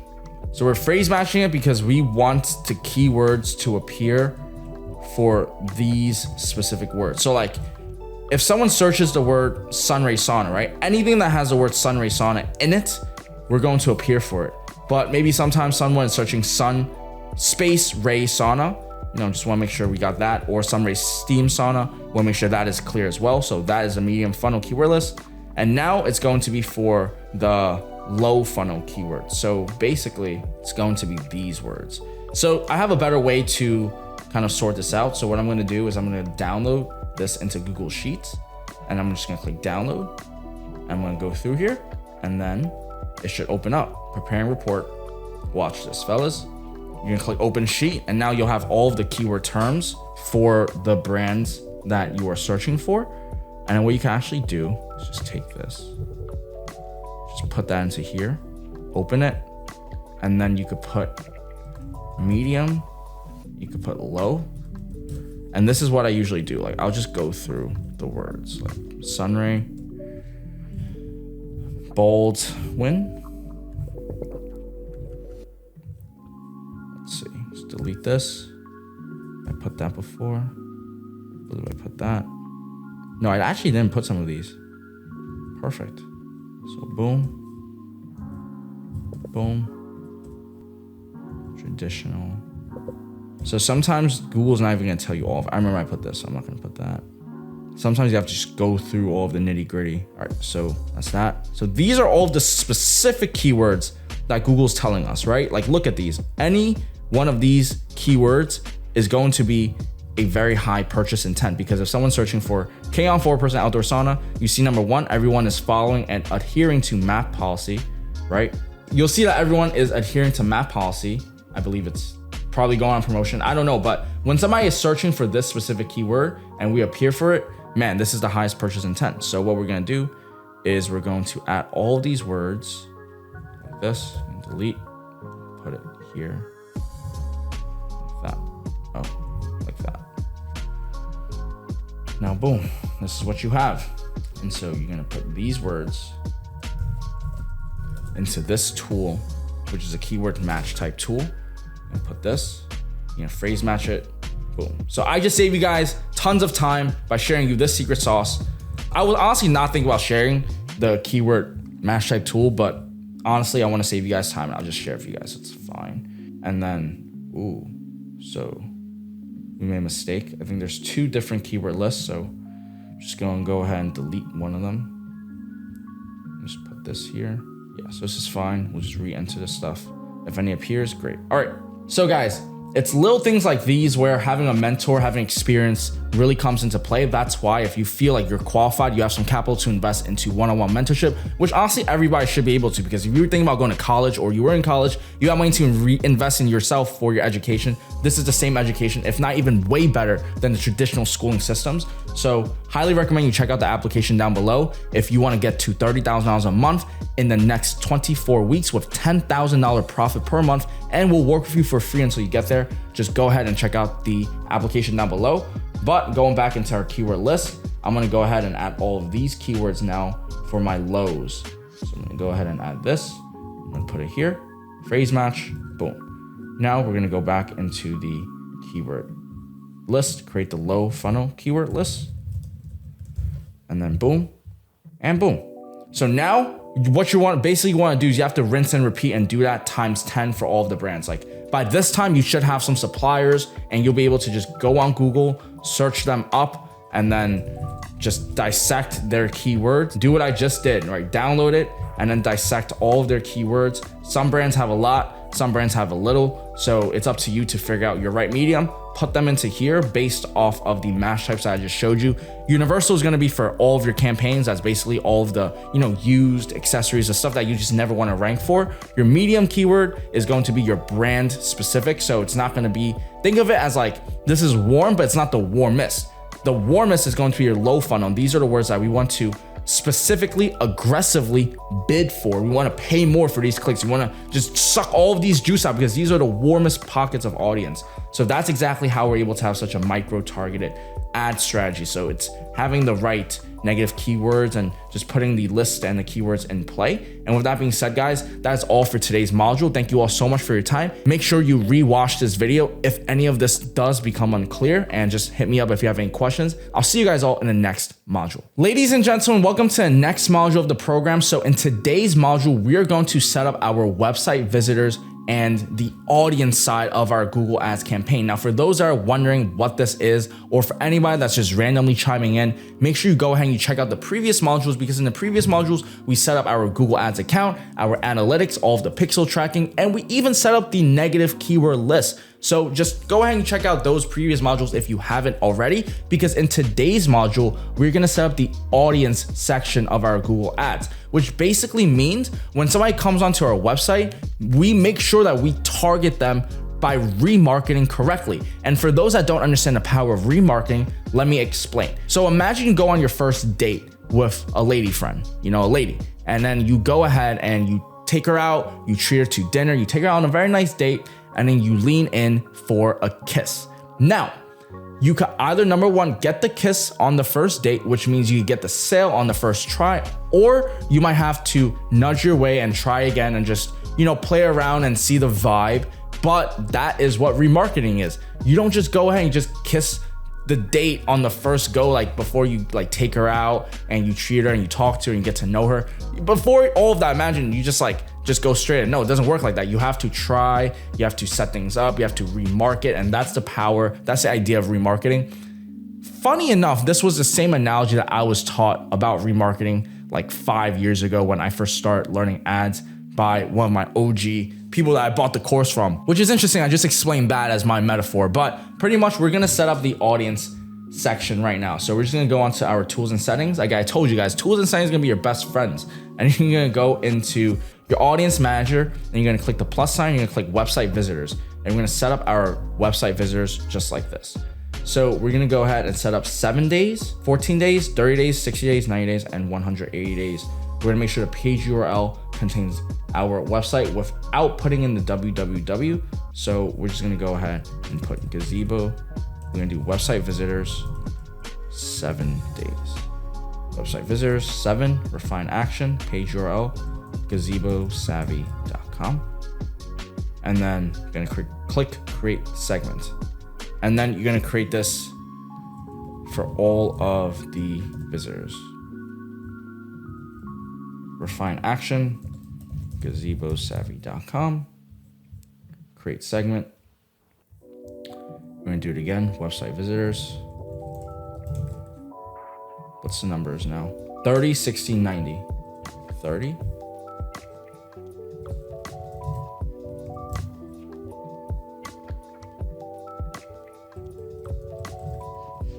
60.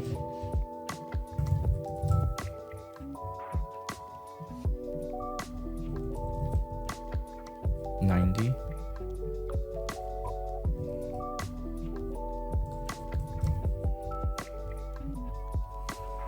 And I believe it's 180.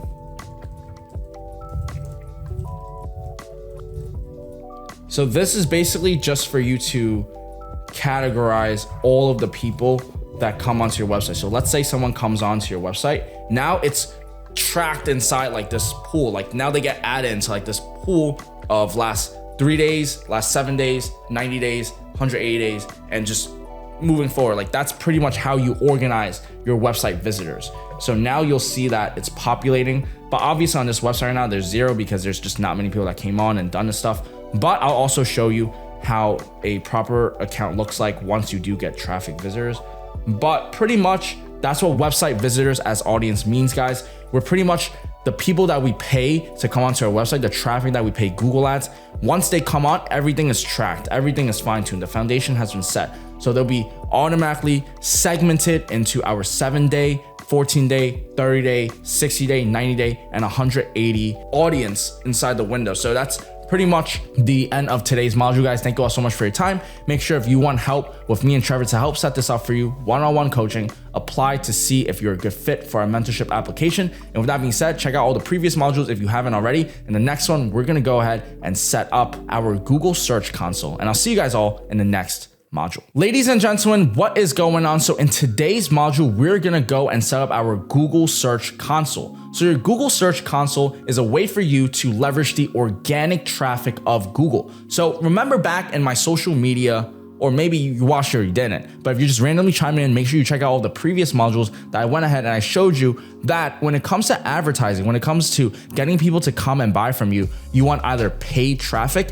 or you want organic traffic. So Google ads or Facebook ads or TikTok ads, they're all using paid traffic, but you can also use the power of organic traffic to come onto your website. And so how you use Google's organic traffic is by setting up your Google Search Console. So that's pretty much what it does. It's going to help give you performance issues, reports, and just help you rank on the Google search result. It's very interesting because if you connected your account, I think they just set it up for you automatically, because I really thought there was gonna be a bigger setup, but basically I guess if all of your accounts link, then all of your accounts link. And what you're gonna basically do is you're gonna see if you're a verified owner, so everything looks good.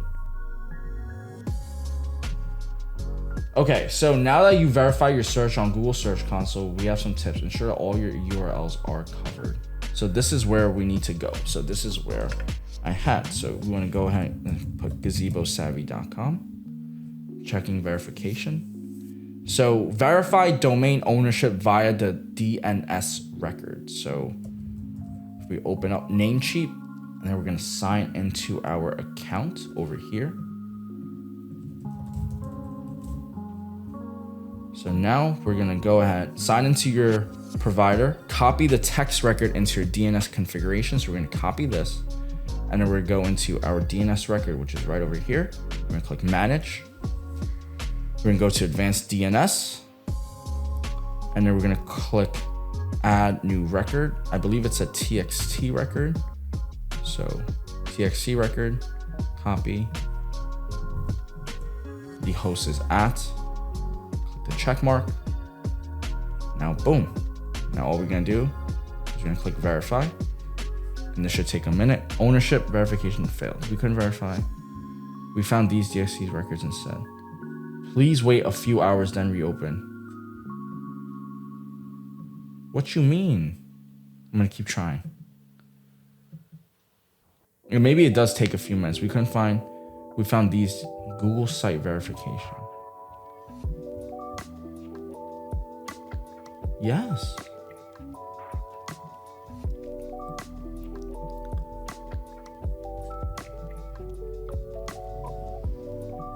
Yes, like this is the one that they gave me.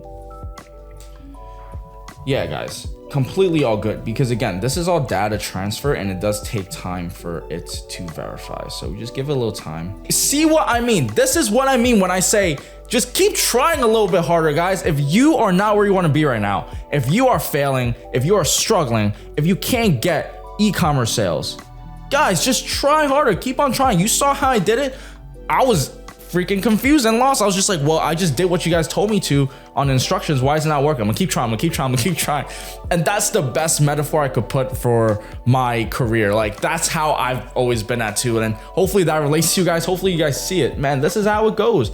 Sometimes they will give you a hard time, but just like that, we just installed it. And now it will actually take some time for the Google Search Console to connect into our Shopify store and crawl everything and just get all of this data back and forth. But that's pretty much it for today's module. Thank you all so much for your time. If you guys need help setting up any part of your high ticket e-commerce store, apply for our coaching program, one-on-one mentorship. Just check out to see if you're a good fit in the program down below. We'll help you get to $30,000 a month, aka $10,000 profit in the next 24 weeks, or we will work with you for free. See if you're a good fit. I'll see you guys all in the next module. Ladies and gentlemen, welcome to the next module of our program. So in today's module, we are going to go over a high level overview of exactly how our marketing strategy works. So if you guys just randomly chimed in, you were just like, oh, I gotta look into the course, I gotta look into the ads and everything.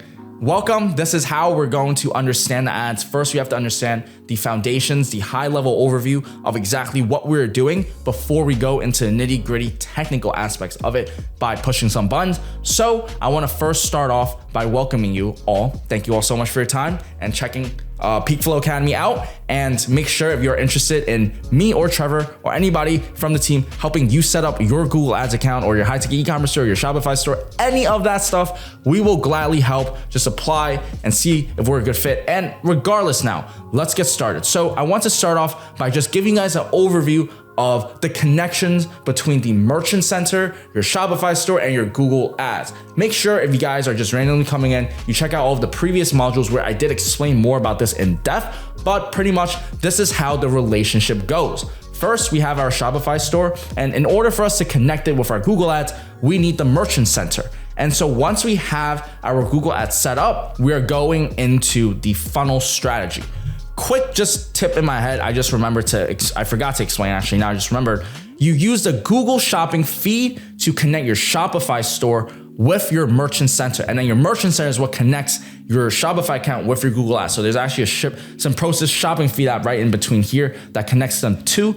And now let's go into understanding the ads strategy. So for those that might have some experience with marketing or you don't, there's something known as a funnel in the world of marketing. A funnel is like a reverse pyramid. It's a pyramid upside down. And at the top of the funnel, which is known as tofu, we are used to be a awareness stage of the funnel. So what I basically mean by that is people at the top of the funnel, people at the top, very top, are in the awareness stage. They're just getting ready to know your brand. They just got to know you. They're just aware of you. That's why people at the top of the funnel are going to be more people versus people at the bottom funnel, which is less, because although there's less people, these are people that already have made a decision, that are interested in potentially buying from you. Like, this is as warm as it gets. If you don't know what the difference between a warm audience and a cold audience is, a warm audience is somebody that already has an interest in buying from you. A cold audience is someone that's completely cold, a complete stranger. Imagine I'm trying to sell you this pencil, right? And you don't want a pencil. You have no idea who this guy is trying to come up to you to sell a pencil to.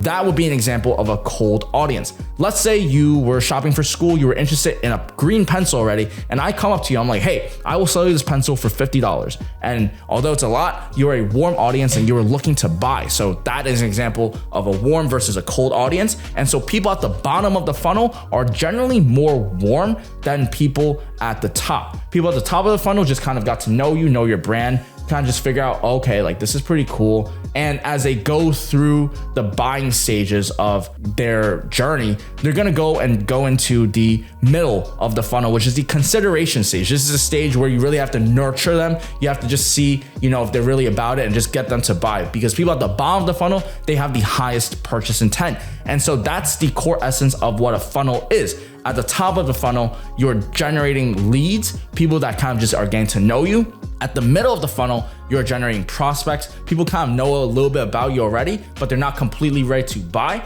versus people at the bottom of the funnel where they are ready to buy. They know what you're about. They know what you stand for, and they're about to make that purchase. And then they become sold, which is all the way at the bottom, which is, as little as people possible versus the top. But if you do a good enough job, then the cycle repeats, and then they become word of mouth audiences, they become remarketing audiences, they become people that will buy from you time and time again. They will become a repeat customer if you do it right. And so if they were a repeat customer, by the way, just for fun fact, they would probably join back into the middle / bottom of the funnel already and just repeat that cycle. But I'm gonna give you guys real examples of this funnel strategy in action. So what do I mean when I say, all right, if people at the top of the funnel are more warm, they're more aware, what does that even mean? Like, how does that even translate to our Google ads? So basically, if someone is searching for the keyword living room TV, this is a prime example of the top of the funnel, meaning this is a pocket of audience that they already know they want to buy a living room TV. They're very interested in buying a living room TV, but they don't know what brand they want. They don't know what sizing they want. They don't know what color they want. They just know that they might need a TV for their living room.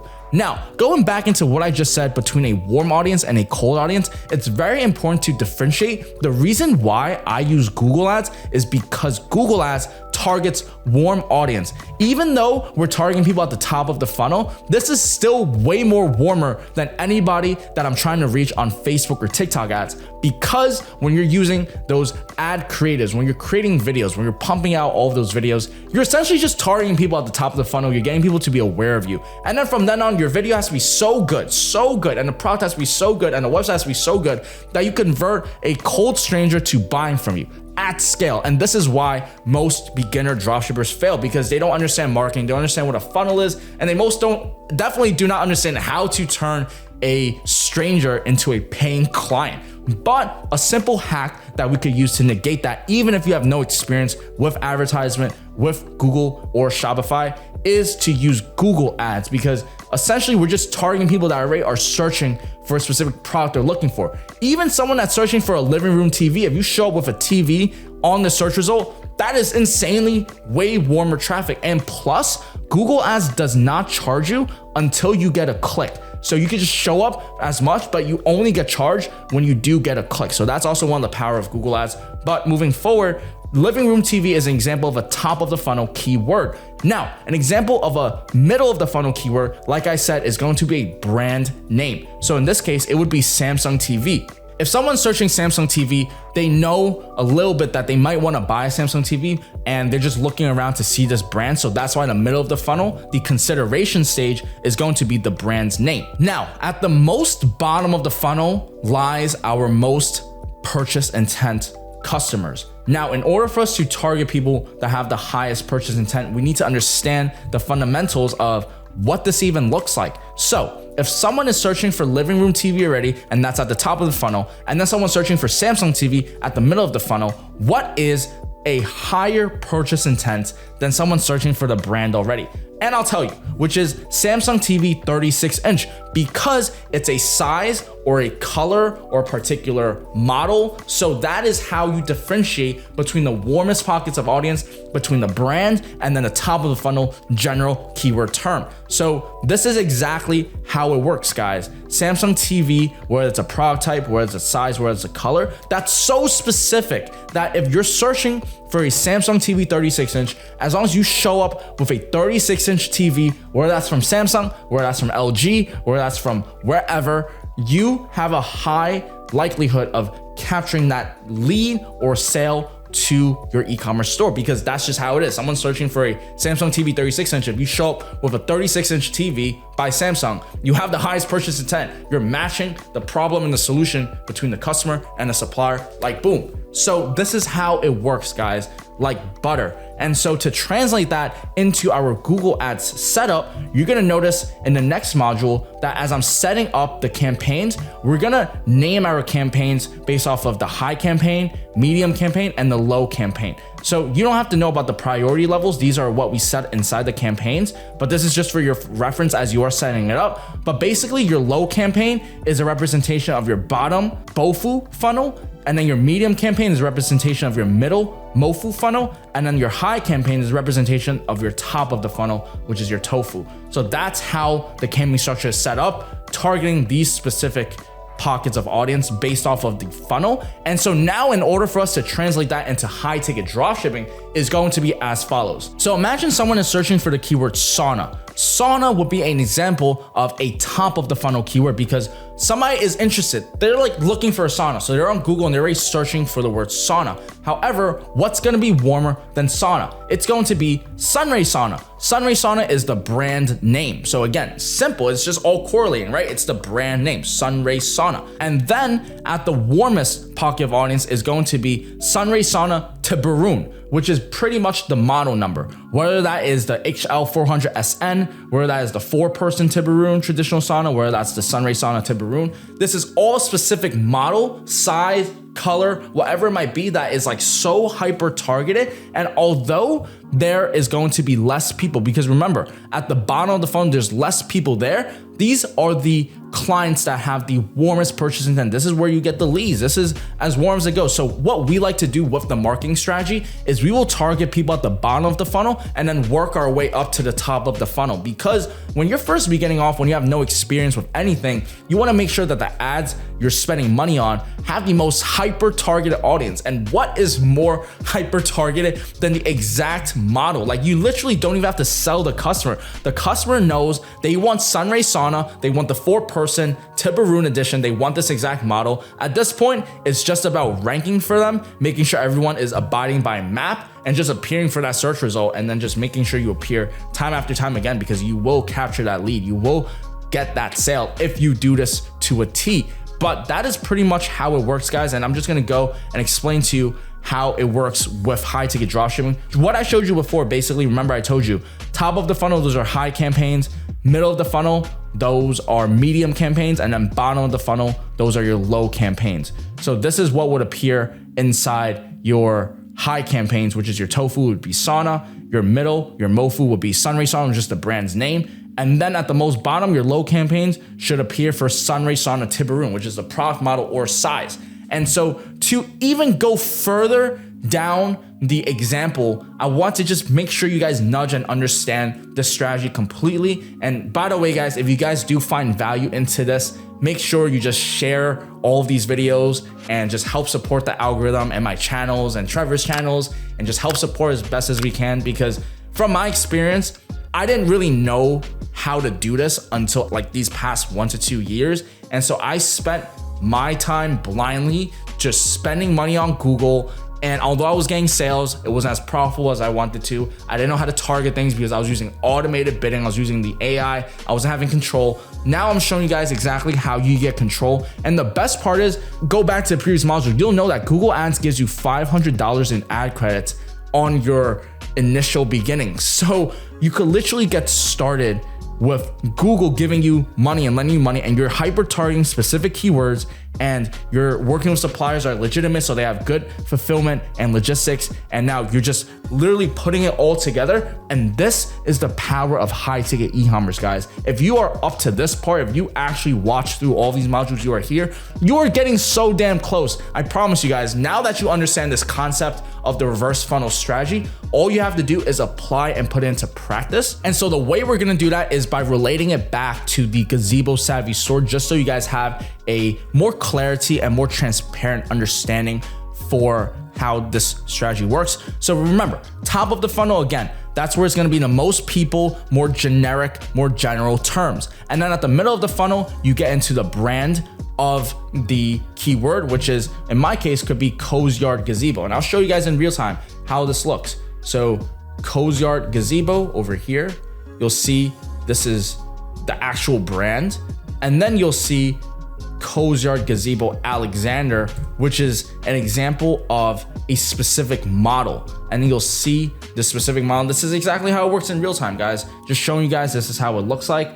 And you'll see over here that I pulled up some images as well, that on the top of the funnel, you'll see that the word sauna has about 2 to 4 million monthly searches. The word sauna itself has about 250,000 monthly searches. So that's a lot of people, and that's normal because that's at the top of the funnel. However, what happens when we're at the middle of the funnel? At the middle of the funnel, you'll see that although it is a little bit very small to see, but I'm gonna open it, you'll see that Sunray Sauna has only 880 search terms. So we just went from 2 mil to this brand, which is 1,000 monthly searches, which is still really good because you have 1,000 people coming in, 1,000 warm leads looking to buy. You just have to know how to compete in your market space, but this is how you compete. It's for ranking for Sunray Sauna on your middle or your medium funnel keywords. And then if you want to go above and beyond, look at the search terms over here. Now, you might look at this and be like, wow, like 20, 30, 40, 90, like this is a joke, Marcus, compared to top of funnel. Like this is 250,000.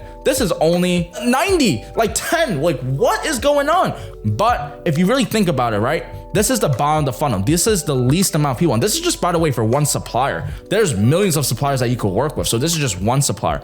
But at the bottom of the funnel, although it might be for you little traffic, that's 70 people that could come onto your website that's interested in the Baldwin 2-person traditional sauna. Or there's about 40 people coming in monthly, 40 new leads interested in buying thousands of dollars from you. Let's say this is Sunray 2-person sauna, 30 people coming in interested in 2-person saunas from you. You just have to give them the 2-person sauna from Sunray that they're looking for. These are all warm leads. This is digital real estate of the century.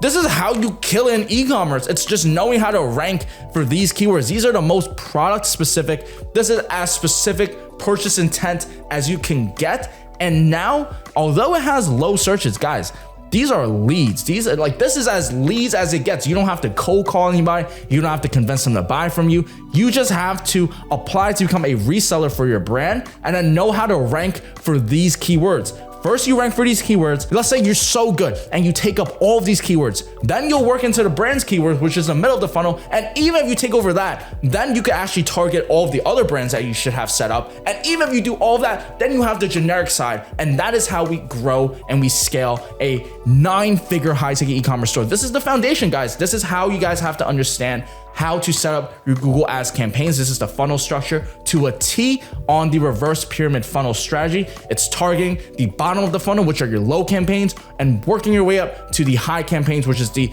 top of the funnel keywords. So make sure if you guys find value in today's module, like, comment, subscribe. And if you guys are interested in actually setting up the Google Ads campaigns, we are about to do that in the next module. So go ahead, I'll see you guys all in the next video. Ladies and gentlemen, welcome to this module of the program. So today's a very special module and probably one for the ages. We're gonna go and create our Google Ads campaigns. So if you just randomly chimed in, make sure you go ahead and check out all the previous modules in the past, because I go in depth into setting up pretty much everything you need before you actually run your campaigns. You need your tracking, you need all of your apps set up, you need your pricing variables, your website visitors list. You have to understand the entire high level overview of how we're even targeting these things before you should really dive and understand this Google Ads strategy. But pretty much if you have watched all of the previous modules, you'll know that our target is to target people at the bottom of the funnel with our low funnel campaigns. And so today's video, I'm gonna go ahead and set up all of the campaigns for you guys. Make sure if you guys need help setting any of this stuff up with your high ticket e-commerce store, with your Google ads, go ahead and apply for coaching mentorship if you have the capital to invest. If not, completely okay. Just watch this video. We're about to kill it with Google ads. All right, so in today's video, we're actually gonna use a different high ticket e-commerce store account. We're gonna use Bellcopia. And so the reason is simply because I pretty much set up all of my Gazebo Savvy stuff in like a few days, and I just don't have enough time to just wait for the merchant center to be approved and then go ahead and just run it. Like, I want to get you guys this information as good as possible. So I might as well just give you guys insights into the back ends of Bellcopia. And so pretty much just to give you guys some understanding, you want to make sure your negative keyword lists are in play. You want to make sure that your audiences are created. So you can see we have a universal, low and medium keyword. We also have the visitors set up for our website audiences. And so now we're just gonna go ahead and just create the campaign now. So just get started.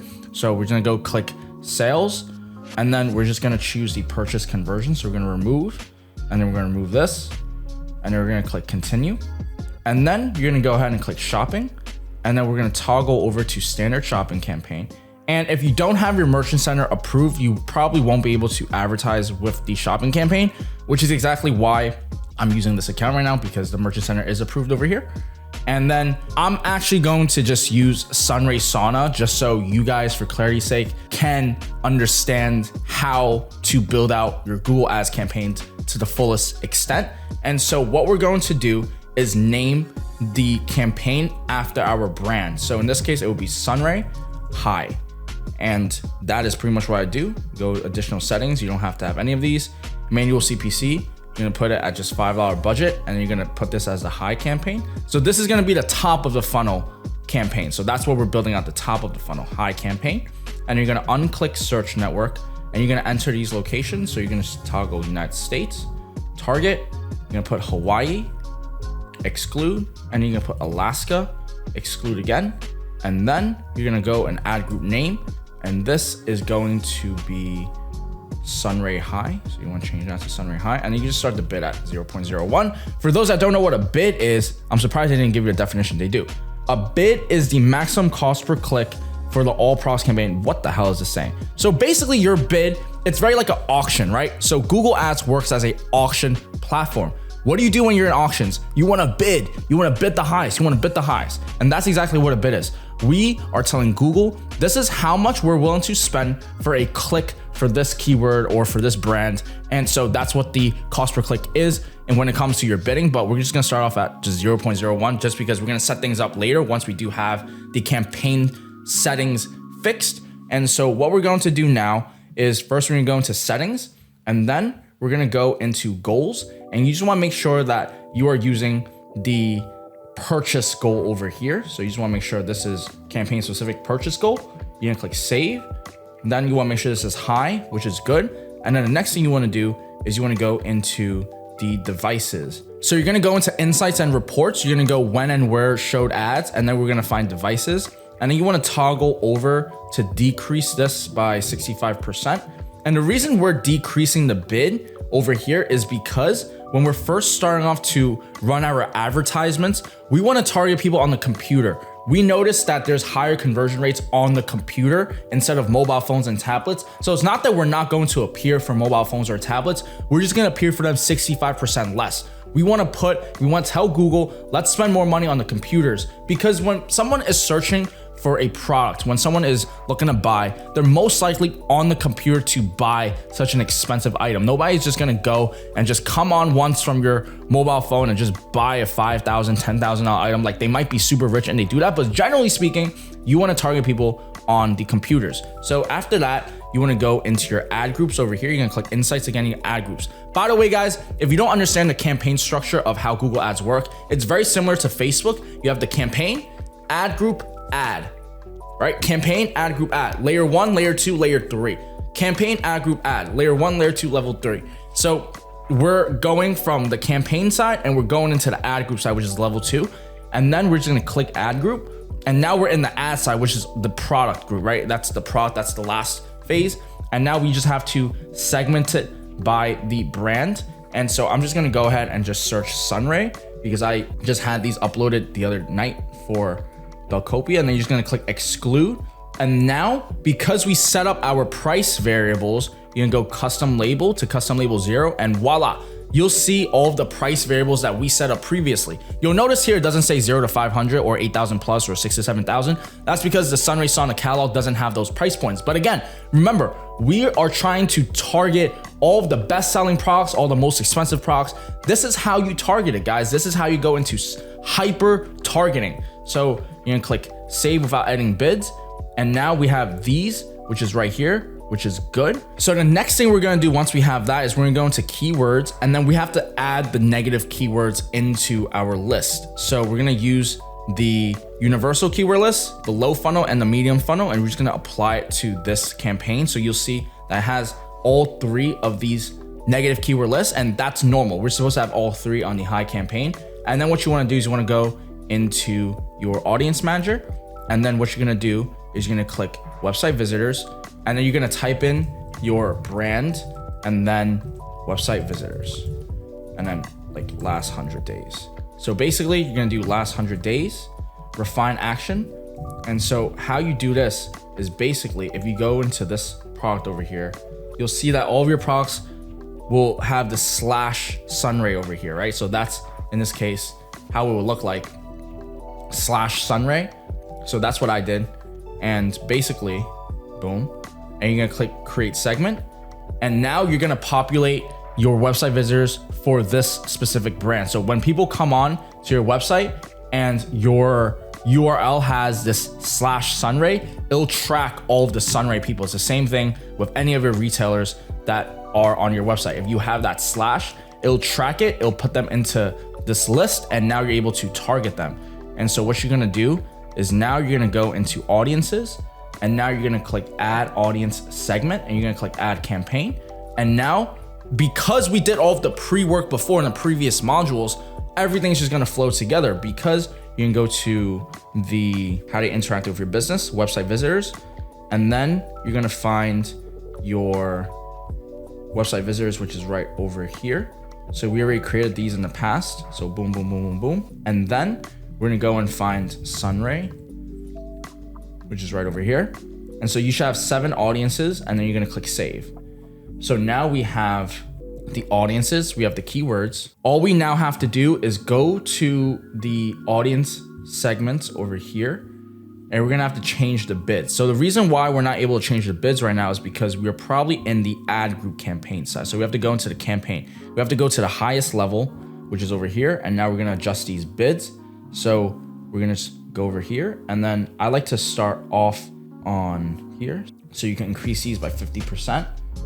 And so basically what this means is people that came on to your website in the last 7 days and last 14 days and last 21 days, you're willing to pay more for your ad to show up for them again. You're willing to bid more inside the auction system. And the reason we're going to bid more is because we already spent money to acquire people at like the bottom of the funnel and the middle of the funnel. And the best thing you could do is to retarget them. You see, I'm adding everything that I told you guys in previous modules together. That's why you guys have to make sure you watch all the previous modules for the foundational part. That's how life goes. That's how business goes. It's all about setting up the proper foundations and then just hitting execution and trying and going and never giving up. So we're gonna continue doing this. So 14 days is 40%.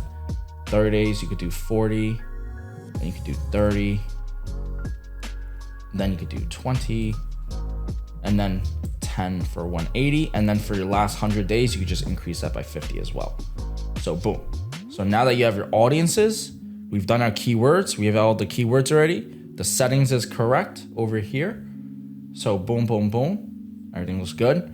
Now we're gonna go ahead back into the campaign section like this, and all of the presets is already done. So all we have to do is just copy this, and then we're gonna paste, and we're gonna duplicate this campaign because all of the settings are in here already. So now you just have to make minor adjustments to the campaign. So this is why if you had done the keyword lists that I showed you guys before, it's so important, because now you're just plug in and playing. You already did all of that keyword refinement in the previous modules. You have all of your keywords in your proper lists, and now you're just literally just plugging and playing into your campaigns. So we're just gonna wait for the campaign to be duplicated. All right, so boom, we just got this campaign duplicated and we're just gonna immediately change it so that our naming is very organized. So it's very important that you guys organize the naming correctly. So this is gonna be a medium campaign. And then there's only a few settings we have to change. Make sure, again, the rules, the goals, it's always purchase on the campaign specific goals, but you wanna go into the priority over here and you're gonna change it to medium because this is the medium campaign. See how it all correlates? It's amazing, honestly. This strategy is amazing. And then you just wanna make sure your devices are good. So it wasn't good, so we have to just redo it. So decrease by 65 and then decrease by 65 again, like that. And then your devices is good. We're gonna go into keywords. And then all you're gonna do is just remove the medium of funnel and just remove it, just like that. And now, the last thing we're gonna do, we're gonna copy this. And now we're gonna paste this and create our low funnel, which is the bottom of the funnel campaign. So now we're just gonna wait for the campaign to be duplicated one more time. And then once we have the campaign duplicated, what we're probably going to do is just make sure all of the settings are correct. Then we're going to adjust the bid, meaning I'll show you exactly how you could spend more or tell Google, I wanna spend more for a $7,000 item versus a $500 item because we're able to target based off of the price variables that we set up in the very beginning. And we'll know that anybody that's coming in from our ads is going to be pulled into our remarketing audience, which we created, last 7 days, 14 days, 30 days. It's already gonna be here. So these already will also get extra bids. And so now we have a real campaign that's just almost automated. It's like an automated printing machine that's just gonna generate us leads. Like, this is amazing. So what's even more amazing is the low campaign just finally got duplicated. So we're just gonna change it to low right over here. You're gonna click save. And then we're gonna go into the ad group over here. And then we're also gonna click save. And now all we have to change first is going to be the settings. Always make sure this is goals is campaign specific. We're gonna change the campaign priority to low. And then we're also gonna go into the when and where show ads. Just make sure the devices are changed, which sometimes they just don't do it, which is okay, but you wanna make sure you do it. And now you wanna decrease these. And then the last thing you wanna do is go into the campaign and you wanna remove your keyword, which is the low. So the low, you remove the low, the medium, you remove the medium, and now you're just left with this. Like, this is it, boom.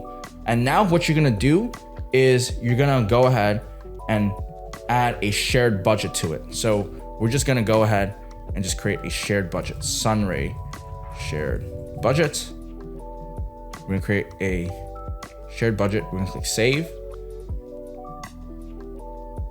And then boom. I have to verify if it's me, so I can't do that right now. But basically, you're gonna create a shared budget and then the budgets are all gonna be together. So you wanna start it off at like $15 or $25 shared budget. And now what we're gonna do is we're just gonna go into the campaigns and just adjust the biddings. So the biddings is going to be like this. So I like to start off over here up to 10 cents, 10 to 15 cents. So at $1,000, I'll probably put it at like 3 cents, 5 cents. What's this 30 by accident? 7 cents. And then for this, because it's the largest one, I'll do 10 cents. And then after that, I'll go into the medium campaign, which is over here. And I like to get things up to around $1.50 max. So again, this is how we target the pricings, right? So you are able to adjust how much you're willing to pay for a click based off of the price. So I could pay for the keyword like Sunray Sauna, the $1,000 products. I would probably start off at like maybe 75 cents, and then I'll do 85 cents, and then I'll do $1.10, and then I'll get it up to like $1.25. And then you could go a little bit more aggressive if you want to get up to $1.50, depending on your products and your supplier. But that's generally how I do it. Everything else in Sunray, there's nothing here, which is normal. And then again, these are all the $1,000 products. These are all the $2,000 products. And these are all the $3,000 products all over here. So boom, you can see 3,000, 4,000, 3,000. So amazing, so beautiful. how we're able to segment everything so well, so neat, so organized. So now we're gonna go into low, and this is where you could go as crazy as you want. However, you could probably just start off at like 150, 175. Just get up to like $2 at most. So I'll go like 185 and then $2. Now, if you are really bullish, if you really believe in this brand and you know like these products is gonna kill, then you could kind of play around with it, see where you want to take it. But generally, this is the area that you should stay comfortable and just going around. Anything above that, you might just overspend, which you also don't want in Google Ads as well. You don't want to overspend on your campaigns. Overspending will result in you spending and wasting money onto advertisement when you could have gotten the same click for less. So that's why the bidding thing, there's no right or wrong. It's just finding your right medium ground. And in order for you to do that, you have to know how to read the Google Ads matrix. You have to understand how to read these clicks, impressions, cost per conversion. You have to understand CPCs, benchmark CPCs, click share, search impression share, search absolute share. You have to learn how to read all of this to make the proper adjustments.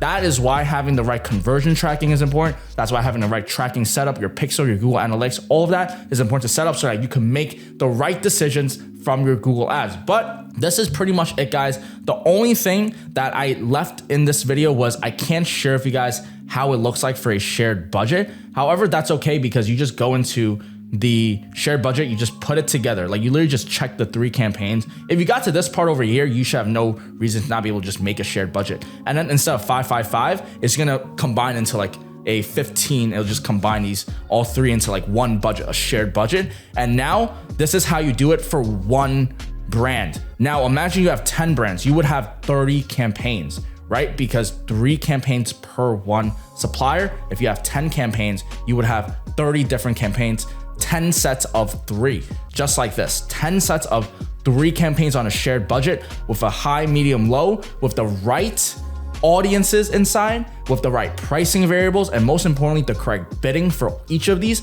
And then once you start acquiring data, once you start getting keywords come inside of your search terms, which is over here, you'll see if you go to insights and reports, you'll go to search terms, you'll start seeing that you're appearing for certain words. And then the words that are appearing, you're either ranking for the words that you want to, and if you don't, then you want to use a negative keyword list, which we showed you how to use. But pretty much like this is known as optimization. This is known as troubleshooting your ads. And by this part of the module, by the course, the program, you have no reason to not be able to get your first high ticket e-commerce sale. Not only will you be ranking organically on the Google Search Console, you will also have free traffic coming in because the Merchant Center allows free shopping traffic. So you'll have the organic side taking over. And if you want to expand and grow on the organic, you could also repost viral videos that have went out for your supplier. Just repost it on your social media and just grow and get the organic side here. And now your paid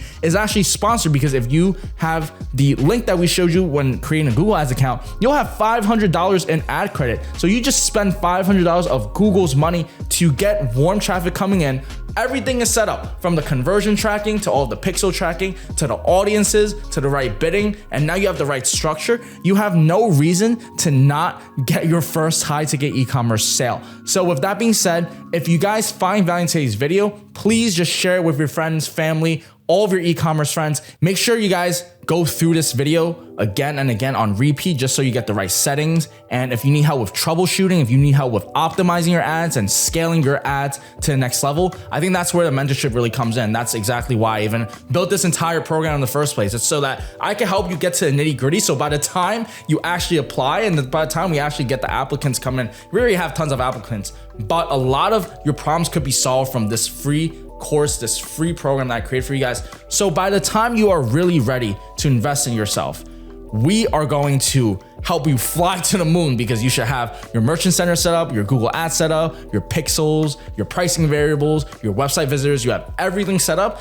I'm just coming in. I'm just like, okay, boom, boom, boom, boom, boom. Let's do this. We'll build a sales team, customer service team. We'll help you get better margins with your suppliers. We're going to do all of the next level scaling stuff, which is where really having mentors and people that have been there, done that really help. So, obviously guys, just check out the mentorship application at your own convenience. And if you guys have any questions on signing us up, we also have a free school community. So if you guys don't know what school is, that is a community host it online. So that's where we probably putting all of the course information. Maybe you're seeing our course information over here, but there's a dashboard inside school where you can just ask questions. Me and Trevor are always there, along with other coaches, to help you and just answer any of your questions there. And if you guys have any other questions, you can also leave any comments or whatever, and I'll do my best to answer. If I see enough people asking the same question, I'll probably make a video about it as well. And this is pretty much how you set up Google Ads. It's very important that if you are just chiming into the video, you have to go through the previous modules to just get your basics, foundations created. You cannot expect your plant to grow without planting the soil, harvesting the seeds and putting it in, and then watering it. You need to get your foundations in tune. And honestly, that's what it means when I say like your pricing variables, your custom labels, your tracking, your website visitors, all of that we have to do together to set up for this campaign setup today. So hopefully you guys find value in today's video. Thank you all so much for your time. Make sure to follow my Instagram channels, YouTube channels, TikTok, Twitter, X, and all of the channels that we have posted on our social media platforms. Thank you all so much for your support. Thank you all so much for your time. And I'll see you guys all in the next one.